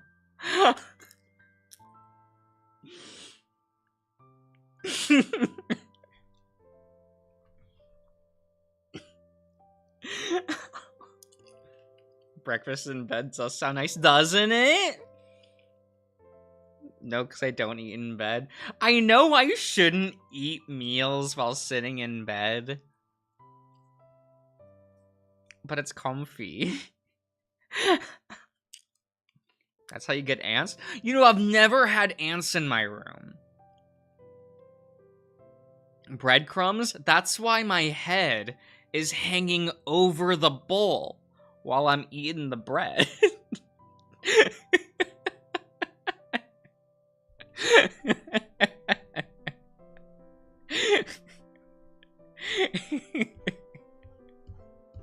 It doesn't look silly. Okay. I swear.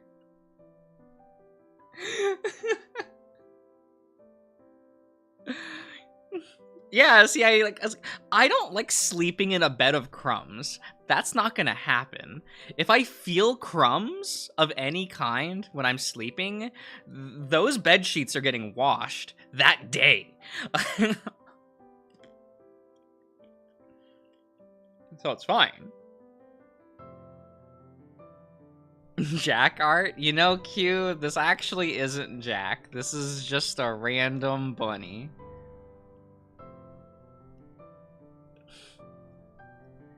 This is just a lad. He's just a little sporty lad. What? Yeah, it is the bum bun. But also, that's totally bird behavior. You're kind of right. It's fine. It's fine. I think the craziest I've ever went is like... This was a long time ago, so like a few years back, right? And there was just a week that I just, for some reason, I would cook dinner right before I went to bed. And I would just... There was a few nights that week where I made ramen. So I just, like, was eating ramen in bed. I think that's the worst thing I've ever eaten in bed. I think that's the worst one. Because I'm like, man... I could easily spill this while all just sitting here. It never happened. It's just, I never spilled the ramen in bed.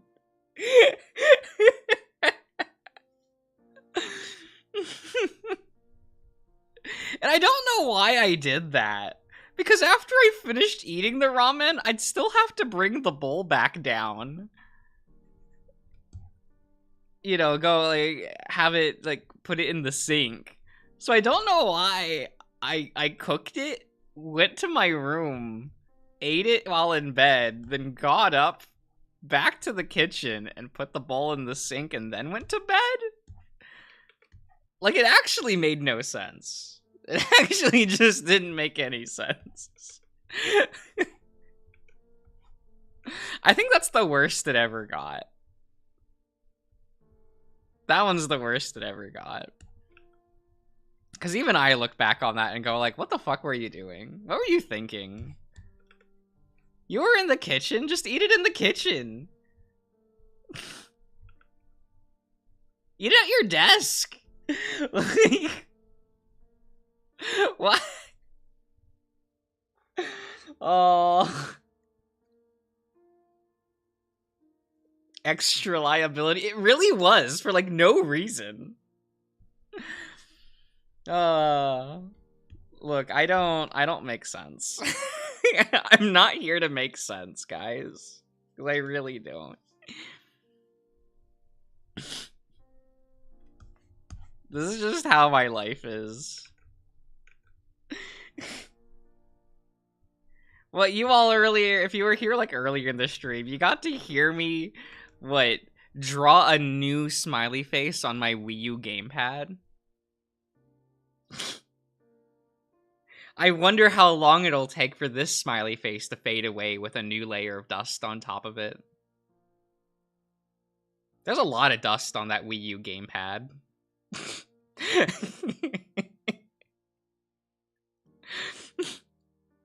I mean, at this point, I legitimately can't turn on my Wii U because I just want to see how much dust accumulates on this thing. I just wanna see.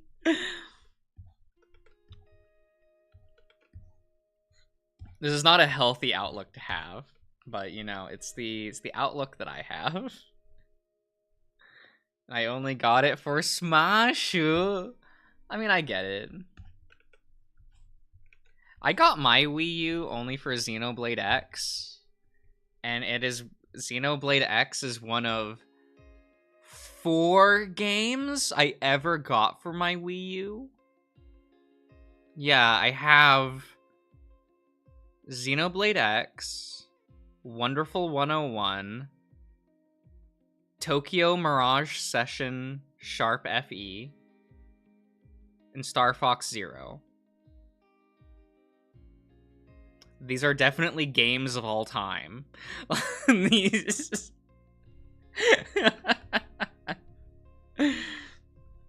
Now, I will admit, I found the copy of Star Fox Zero I got was a $5... It was in a $5 or less bin. And it came with the double edition with, like, the weird Star Fox command thingy with, like, Slippy. That weird, like, extra game. And I was just like, because I saw that whole bundle just, like, in this clearance bin. And I was just like, oh, that's $5 worth. And so I bought it. And I couldn't play that. It's hard.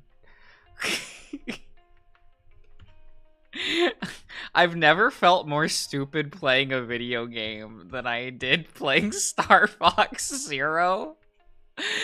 I'm just like, I can't move the thing. I can't play the game. Why is it so hard?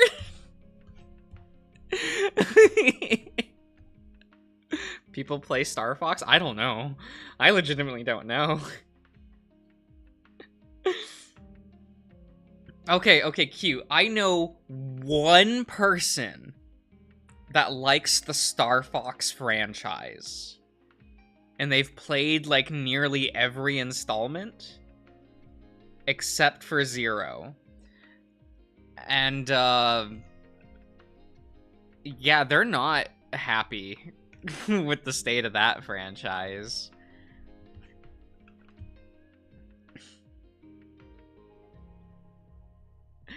Because they're like, their 2 favorite franchises are Star Fox and The Legend of Zelda. I should add that they don't like either Breath of the Wild game, so they're just not doing well with their franchises, you know?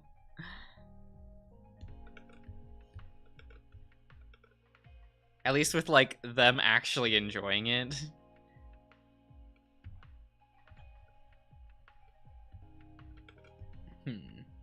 How do I wanna...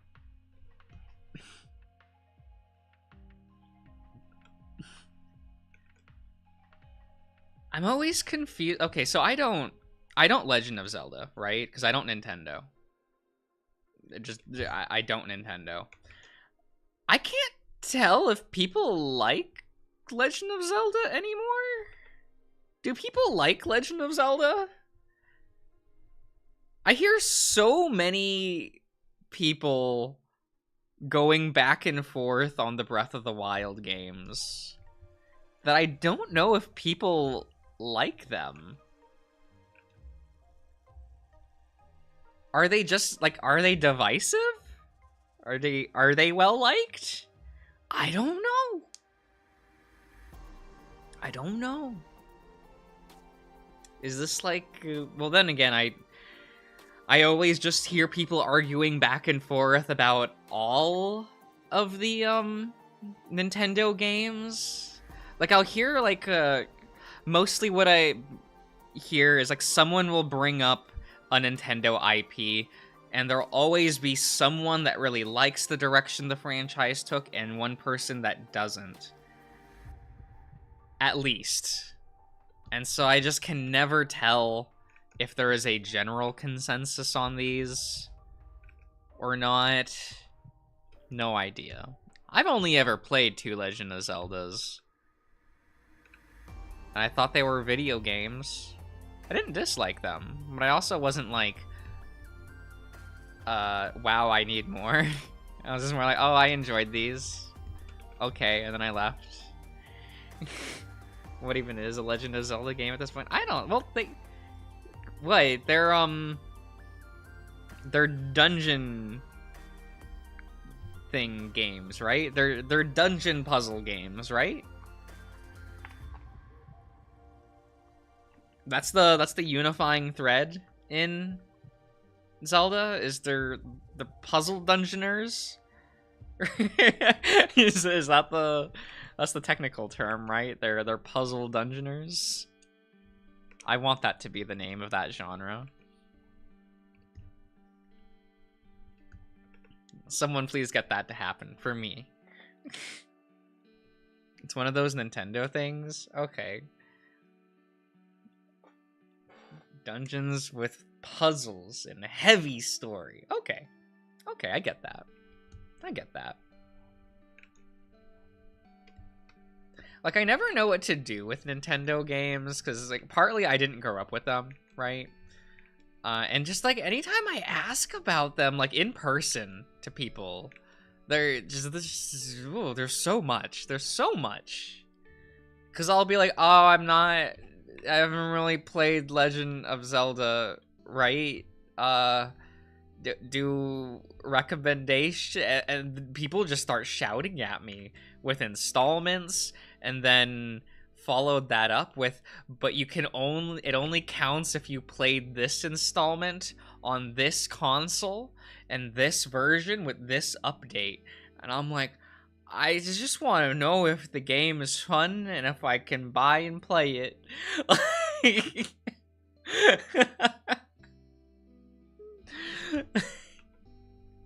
Because I remember someone, like, recommended Majora's Mask to me, and then, like, that just led to this gigantic debate on what version to play, whether or not it counts if you play a certain console version, and I'm gone. Nope. Not for me. If this is gonna be the debate, I'm not here for this. I'm just over here being a Pikmin fan. Are all the Pikmin games good? You know, everyone that I know that likes Pikmin are always like, franchise good. It's fun.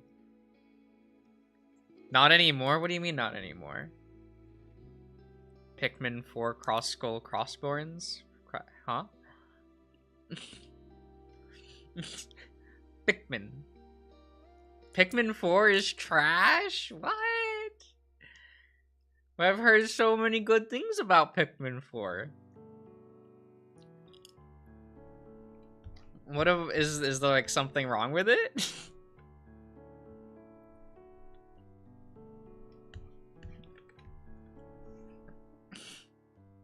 Pikmin 4 did.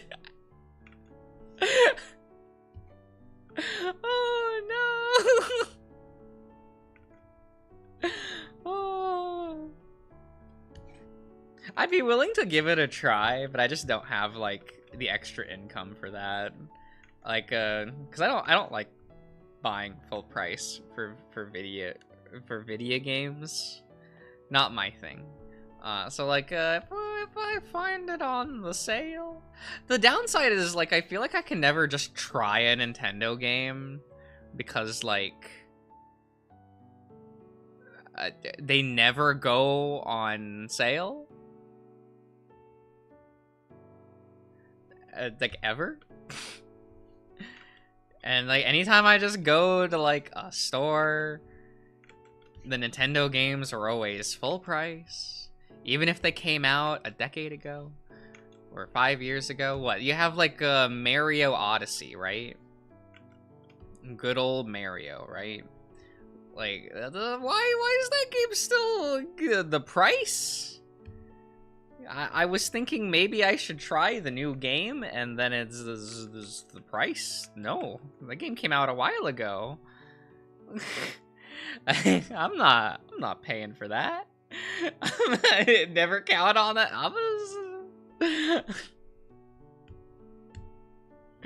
I guess I'm never getting into Nintendo.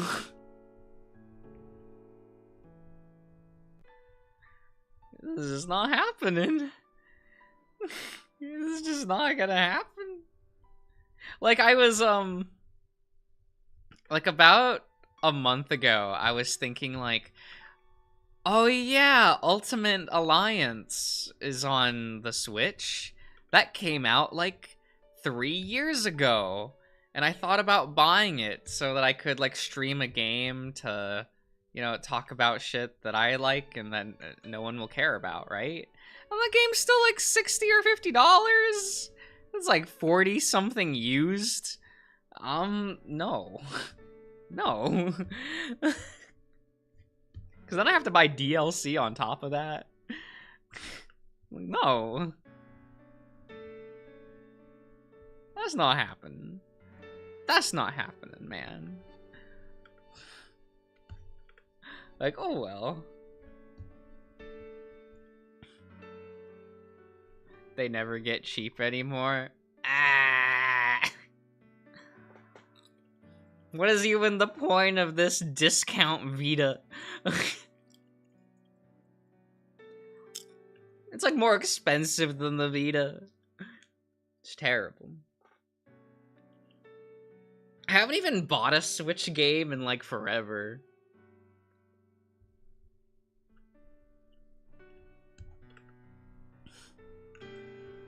And I only bought a Switch because of like Xenoblade 2. Because,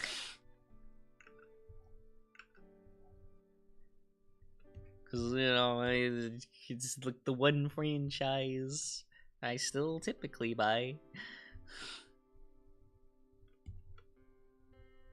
Even though every single cutscene, I'm like, should I just skip this? Yeah, I'm just here for gameplay at this point.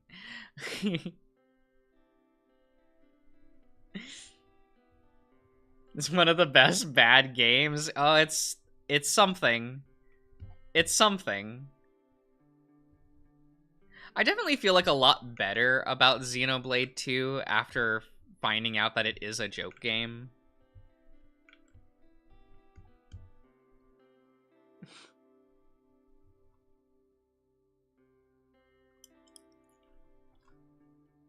Being more efficiency and task-based. Oh, story being rebooted of the series. Well, okay.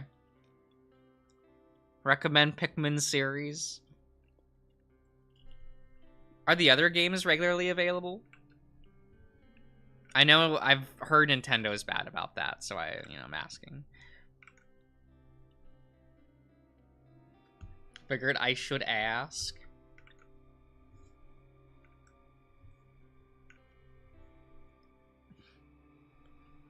You can get all the games on Switch? Okay. Okay. That makes that easy. I like hearing that everything's available on, like, the one system. They did that when Pikmin 4 released. Ah, convenient. Convenient. I wish they would do that with other franchises. I hate looking up a franchise and then going like, oh, can I play the other installments? And they're like, they were made 20 years ago and they never got ported anywhere. I'm just like, excuse me? Eh.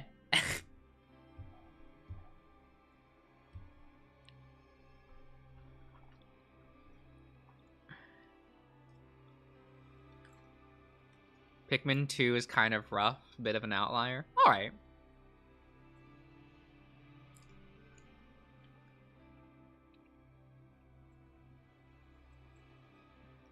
Xenoblade 2 is a weird experience. It's, I feel like the only thing that's weird about it is that it's the only straight-up comedy in the entire franchise. And so it is a huge outlier in the Xeno franchise. Like, it is meant to be, like, one big... Like, it's a comedy joke game. The weird thing is then when people treat it seriously, and it's like, no, it's like that to be jokey. It's funny. Like, it's... well, I mean, like, I don't find the jokes funny in Xenoblade 2, but, like, I understand it's supposed to be comedics, and I have, like, the most non-sense of humor, so I just kind of have to be okay with the fact that I'm just smiling and nodding, going like, oh, these sure are jokes. Like, they sure are saying words over there.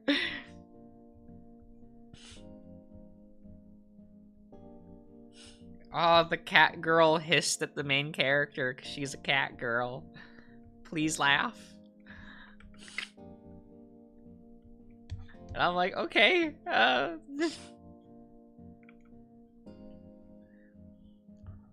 no, don't fall. Okay. Tablet almost fell.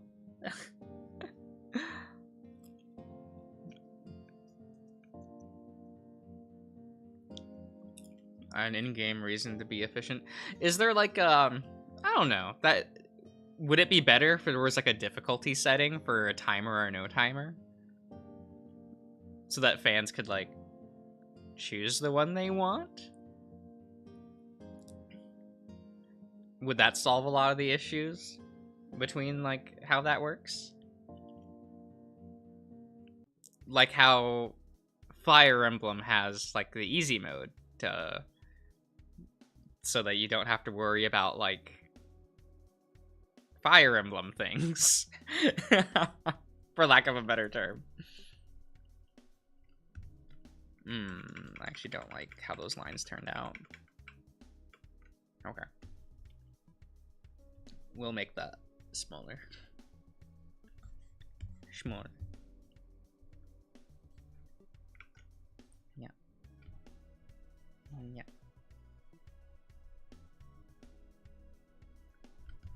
Well, see how this...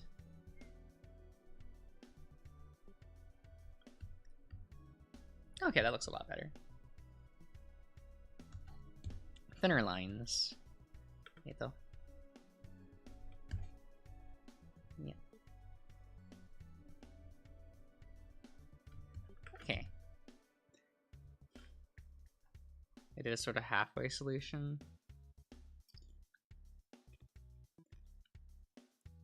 Okay.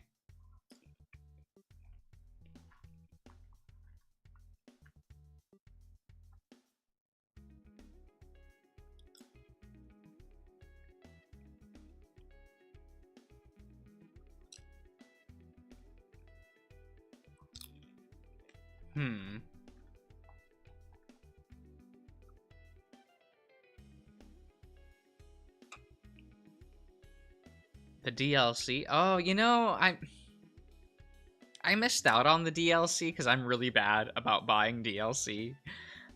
So typically I just don't. And I'll just play an incomplete game.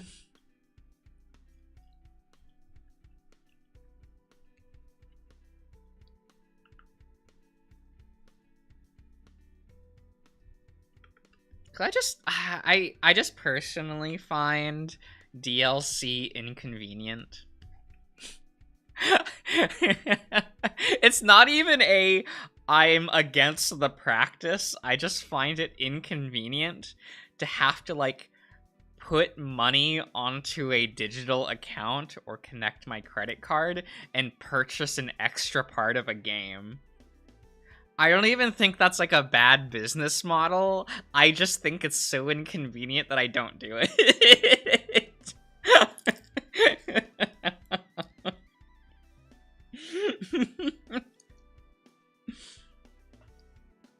I realize it's like a weird way to think about that. I understand. I just don't like doing that. It's like, oh, I have to put an extra part of the game in the cart? That's so inconvenient.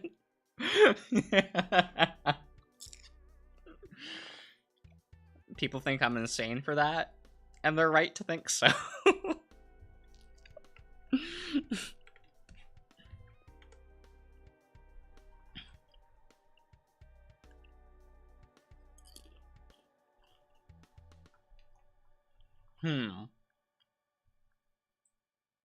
Oh, so are they gonna do a thing with Pikmin where, like, the odd-numbered games are the more, like, time-based ones, and that the even-numbered ones are gonna be more exploration?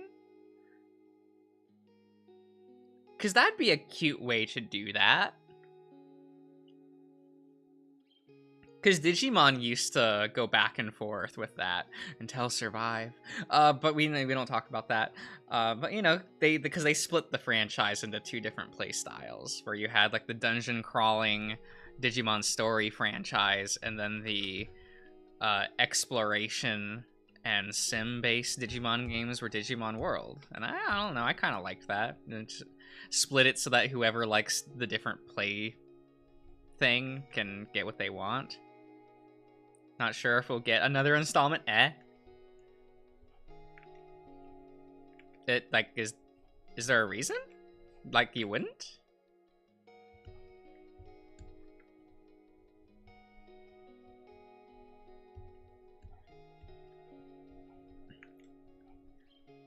Like, the games do alright, right?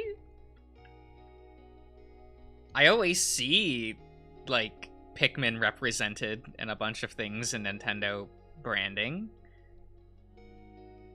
I always assumed that the franchise does well.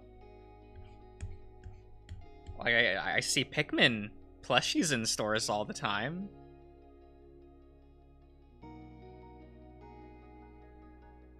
They take ages to come out? I mean... like, more than normal? There was, like, 6 or more years? Oh, okay.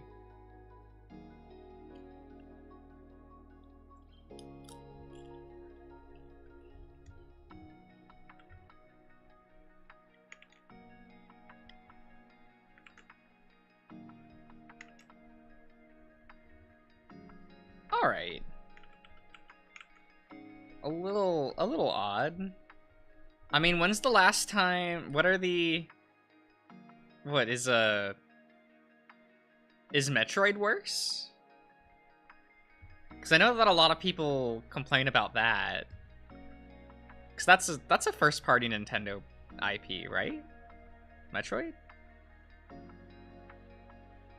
I lose track a lot. Because I don't know these games. Metroid is probably worse. Okay. It's so weird to me that these franchises feel so in my face. Like with merchandising and stuff, and like they don't get regular games? Odd?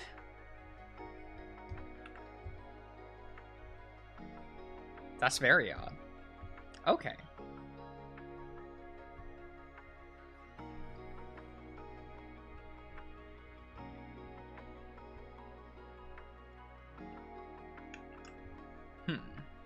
Especially with all of them being, like, in Smash Brothers and stuff, I would just expect to see them.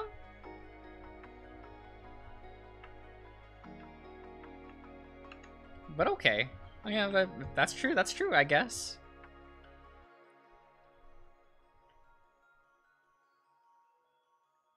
Huh.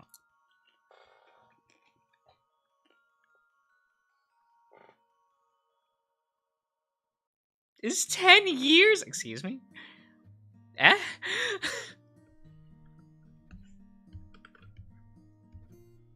Okay. Is this normal for Nintendo games? Is my perception just wrong?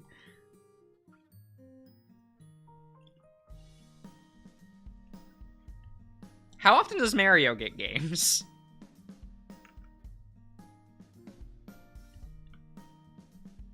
Is it often?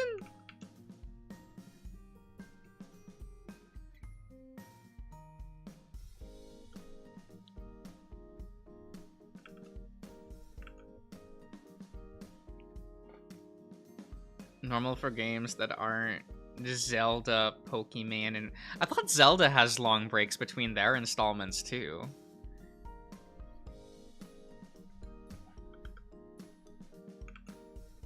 Because isn't it normally like one per generation for Zelda? Or am I wrong? That's what I thought it was. But,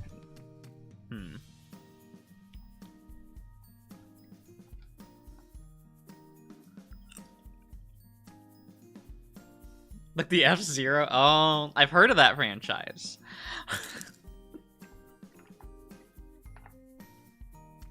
I've never played nor laid eyes on a real F-Zero game, but I have heard of it.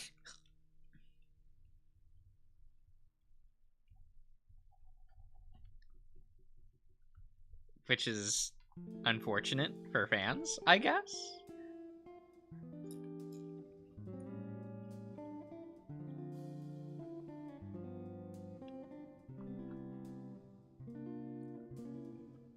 With some adaptations on the Wii. Yeah, the Wii U had a lot of ports, right? Instead of like actually new installments.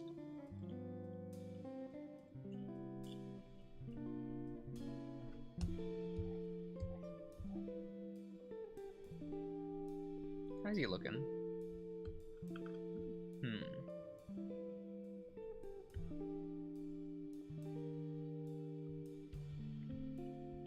He needs a line. Give me a minute.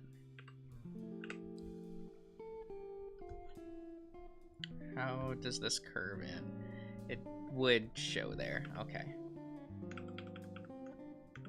Ah, wrong layer.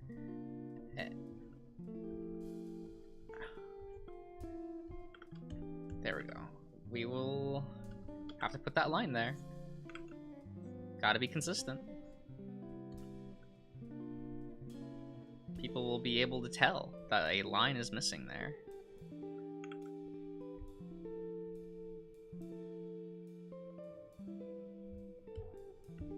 There we go.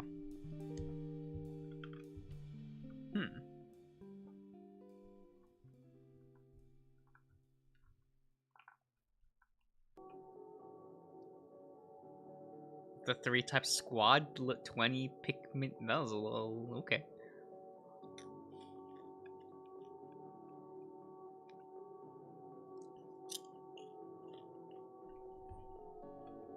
So are those games not like linear? I guess. I always kind of assumed you would like boot up a level and you were like given a certain number of Pikmin and you have to like solve environment puzzles based on the number of Pikmin you have. That's for some reason what my mind immediately thinks of when I think Pikmin. I don't know if that's how those games actually play, but that is what the minuscule amount of cultural osmosis has given me about the Pikmin franchise.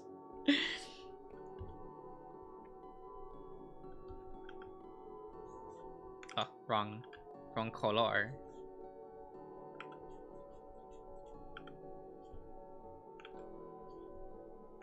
But I've also have never played the Pikmin games, so it do be what it is.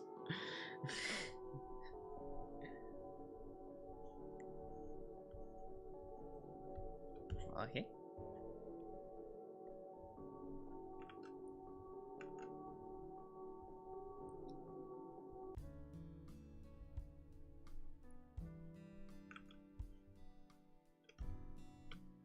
We're going to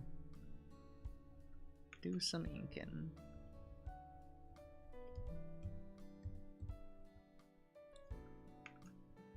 Just some inking.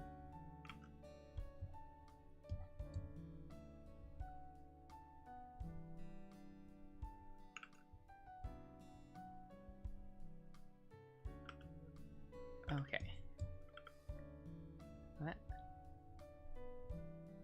So what I'm hearing is that I can make the mistake of going the wrong way or messing up by not having enough Pikmin. Hopefully I'd be smart enough to know what to do, but I never know with myself. I never know.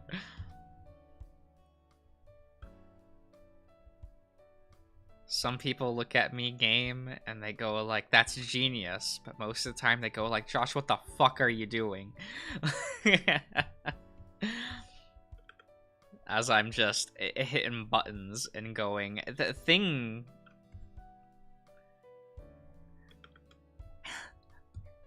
Bird!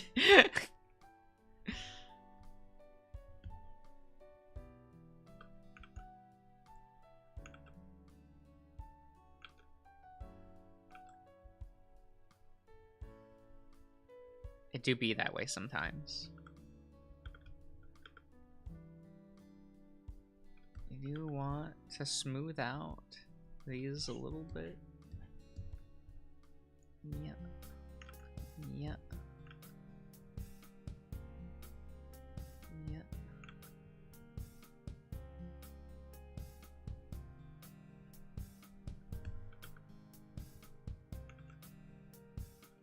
Okay.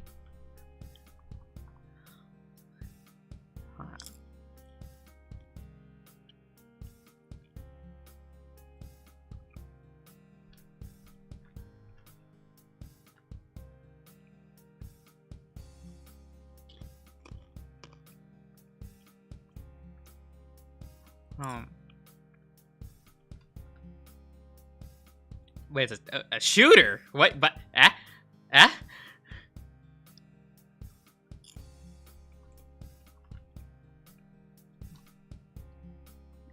Great. You get a gun?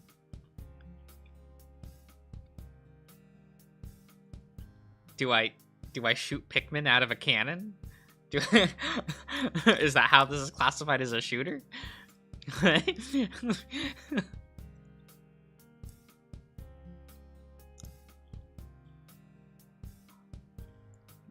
Kids' toy anime is only getting more furry. Time going. So cute. That's incorrect. Peak furry for kids' anime for toy commercials was definitely the 90s. There's a lot. There's a lot.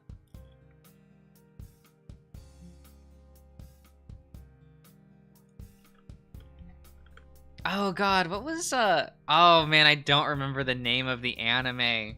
And I don't have that hard drive with me, so I can't look up the name. Oh man, there was this really fun one from the 90s. It was more aimed towards teenagers, but it had like... It was kind of a reverse of what you would expect.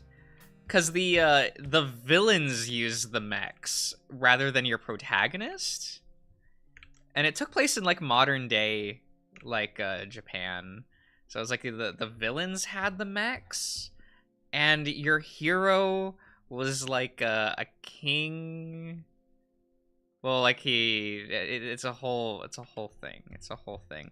But he like could turn his furry servants macro so that they kind of looked like mechs, but they weren't mechs, but they could fight the mechs. It was neat. One of them was a bird. He had a bird, a wolf, and a gorilla. It do be that way. I liked the gorilla a lot. He was really cool. I don't remember the name of this anime. I'll have to go digging for that later. It was cool. That one's fun. That one's fun.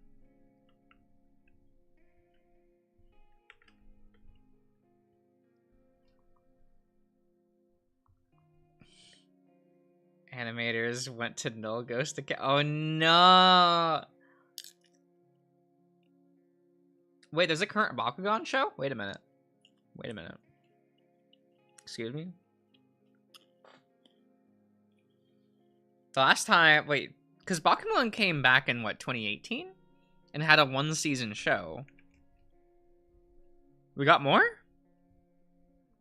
They canceled the toy lines for it, didn't they? Did we get more? Did we get more Apolloneer? I was always a real big fan of Apollinaire from the original Bakugan series. I thought that boy looked pretty good. I liked him a lot. What was the guy? The guy from the second Bakugan series, New Vestroya, that played Purple? He had like that cool demon dragon guy with the cape. I liked him a lot. That's a good design. But was never that into Bakugan.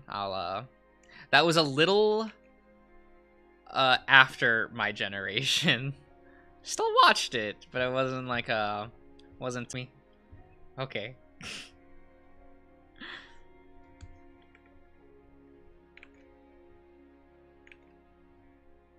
I could never figure out why my internet does that, where it just blinks out. It's so annoying.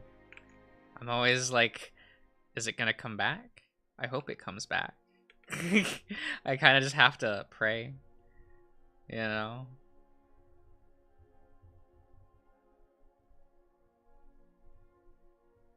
Okay.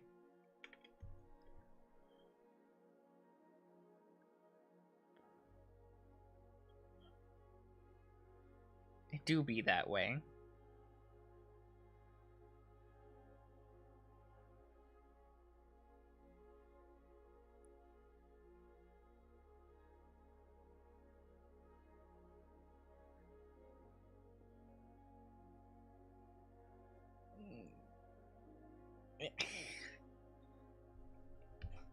Sorry, I stretch.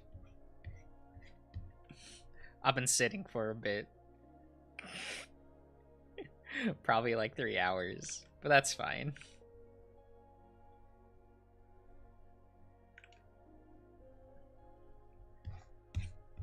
I do need to figure out how to... Well... I don't want to do these legs, though. With the not shading.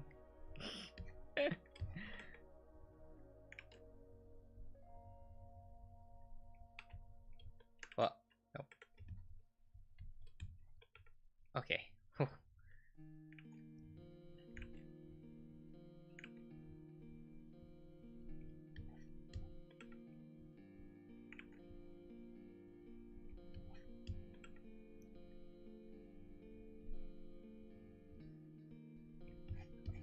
Okay.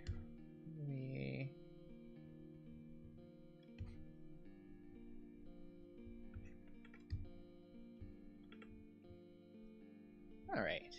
And then I'll make the outline. Well, I didn't mean for that to just zoom in on his crotch, I swear. I swear. I just zoomed in. I didn't click a direction. Go mana, sorry. Yep. Yep. Wow. Okay.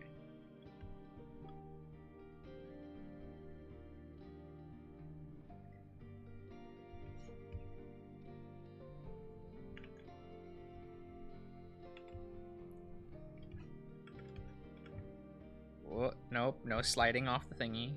Come on, tablet. What?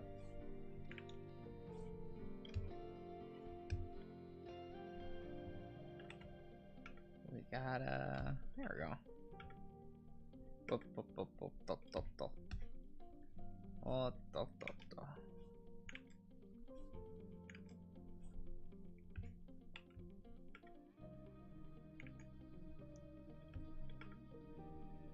Alright. They barified Drago and put him in it. Oh my god. Look, they need to bring back Buddy Fight, is all I'm saying. I need, like, the king of accidentally sexualizing their giant dragon men in a children's show. Buddy Fight back.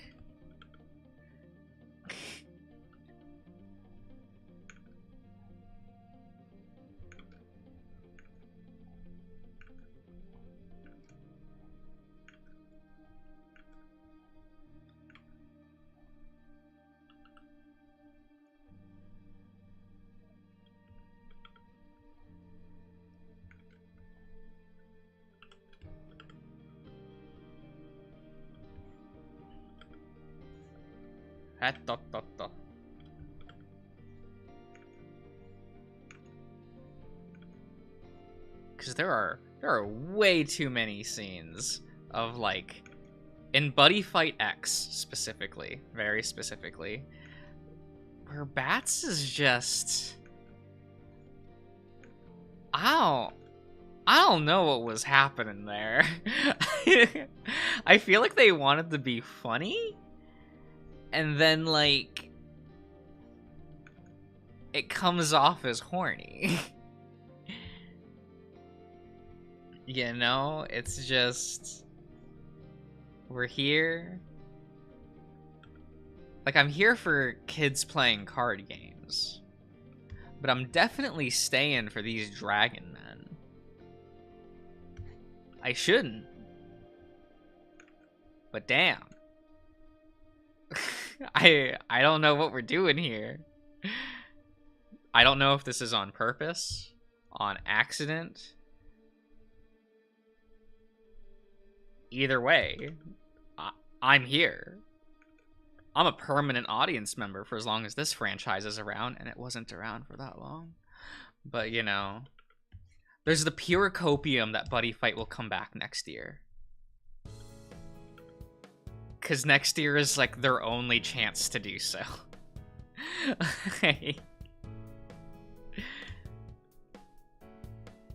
Granted, I'm sure the name will get changed.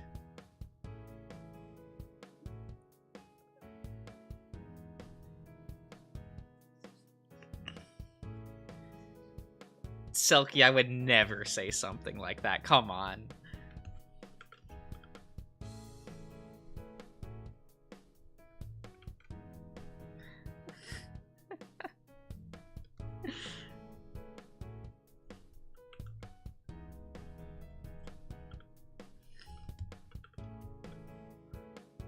I just woke up. Give me a minute.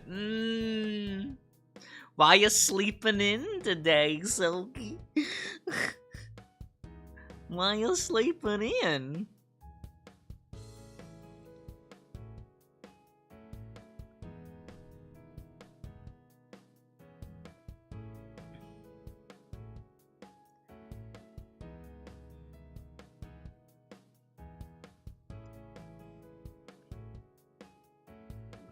Starting the Buddy Fight and seeing Drum's death. You know, I wasn't into, so it wasn't Drum's dad. I think the moment for me when I was like, there's something very different about Buddy Fight, was in the first opening theme, where one of the shots is Drum shirtless and sweating, pinning another dragon to the ground,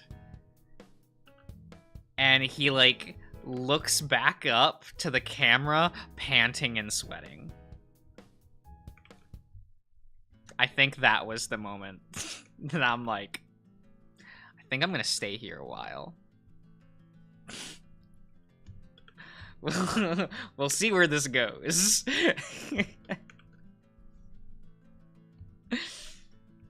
And I got a very charming kids show out of it. Like, Buddy Fight's probably the most wholesome and fun children's card game anime I've ever watched. Because that one's just kids playing card games and having fun. And that doesn't exist in other card game anime. It's always like, how fast before we can use card games to murder people? It's always like a countdown to that when you're like watching like these shows. Like, I don't know, once Arc 5 turned into like this weird military drama about the loss of childhood innocence, I was like, Arc 5, what are you doing? The main character is a circus performer. Like, what are we doing?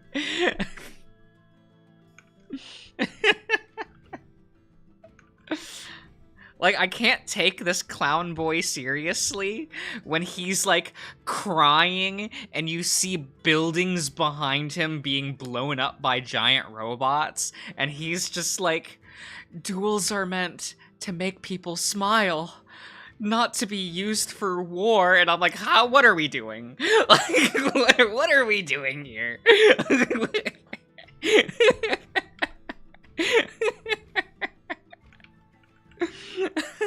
I just don't know what we're doing.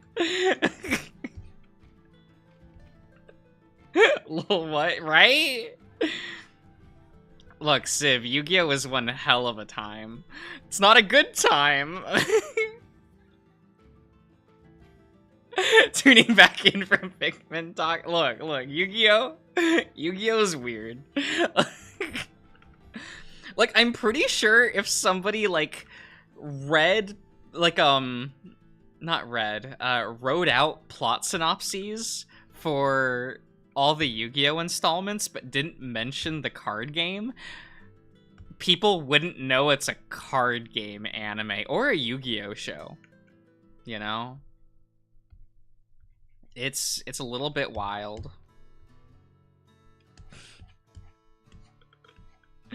It do be certain ways.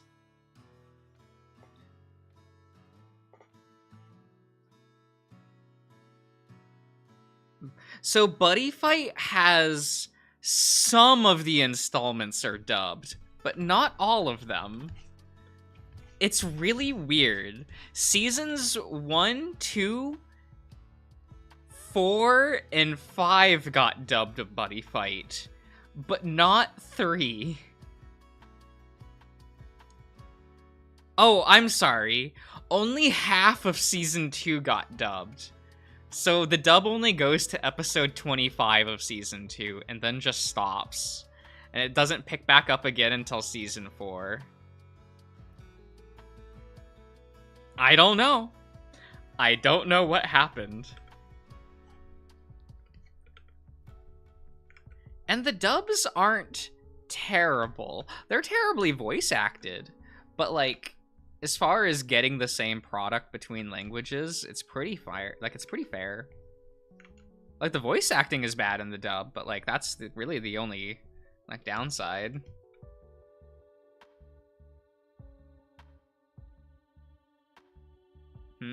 Japanese dub? Not like... Oh, well, it's still a Japanese show first, so, yeah, it's... All the installments are in Japanese. But not all of them have English dubs.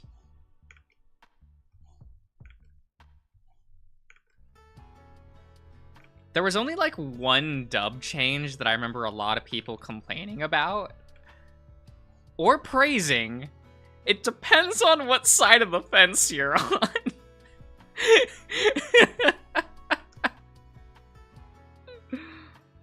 I can't find any of the episodes of the Japanese dub. Oh, that's a little weird. Did they take them down? I mean, the franchise was canceled, so I wonder... Are they still on the official YouTube? Because I know that, like, for a while, they had the entire show on YouTube for free. Like, every installment, and all the dubs for them.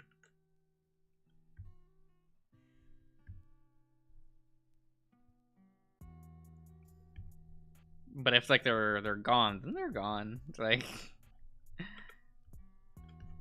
I don't know. There was a... Because, yeah, if they don't have the card game up anymore, then I guess there wouldn't be a reason to have the anime up on the service anymore. That makes sense. If they took it down. Though Bushiroad did say that they're coming out with a new card game this year. Not this year, next year. And next year is the 10-year anniversary of Buddy Fight. So that would be the time. Let me... Oh, there we go.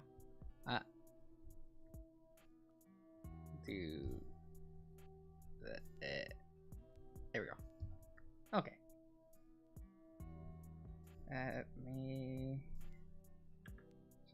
Let's grab that.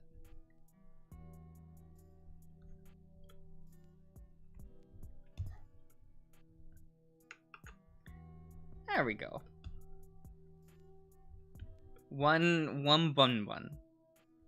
This took a bit longer than I thought it would be, but you know, I haven't drawn on stream in a while, so just a treat, you know.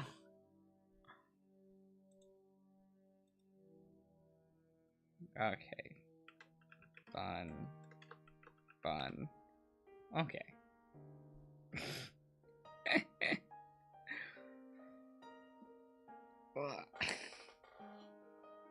All right, everyone. It's been I've been streaming for 5 hours.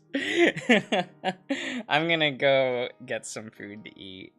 So I hope you've all enjoyed. Hope you enjoyed the pieces. I'll post them on Twitter in a bit. I'll see you guys around. So have a good night.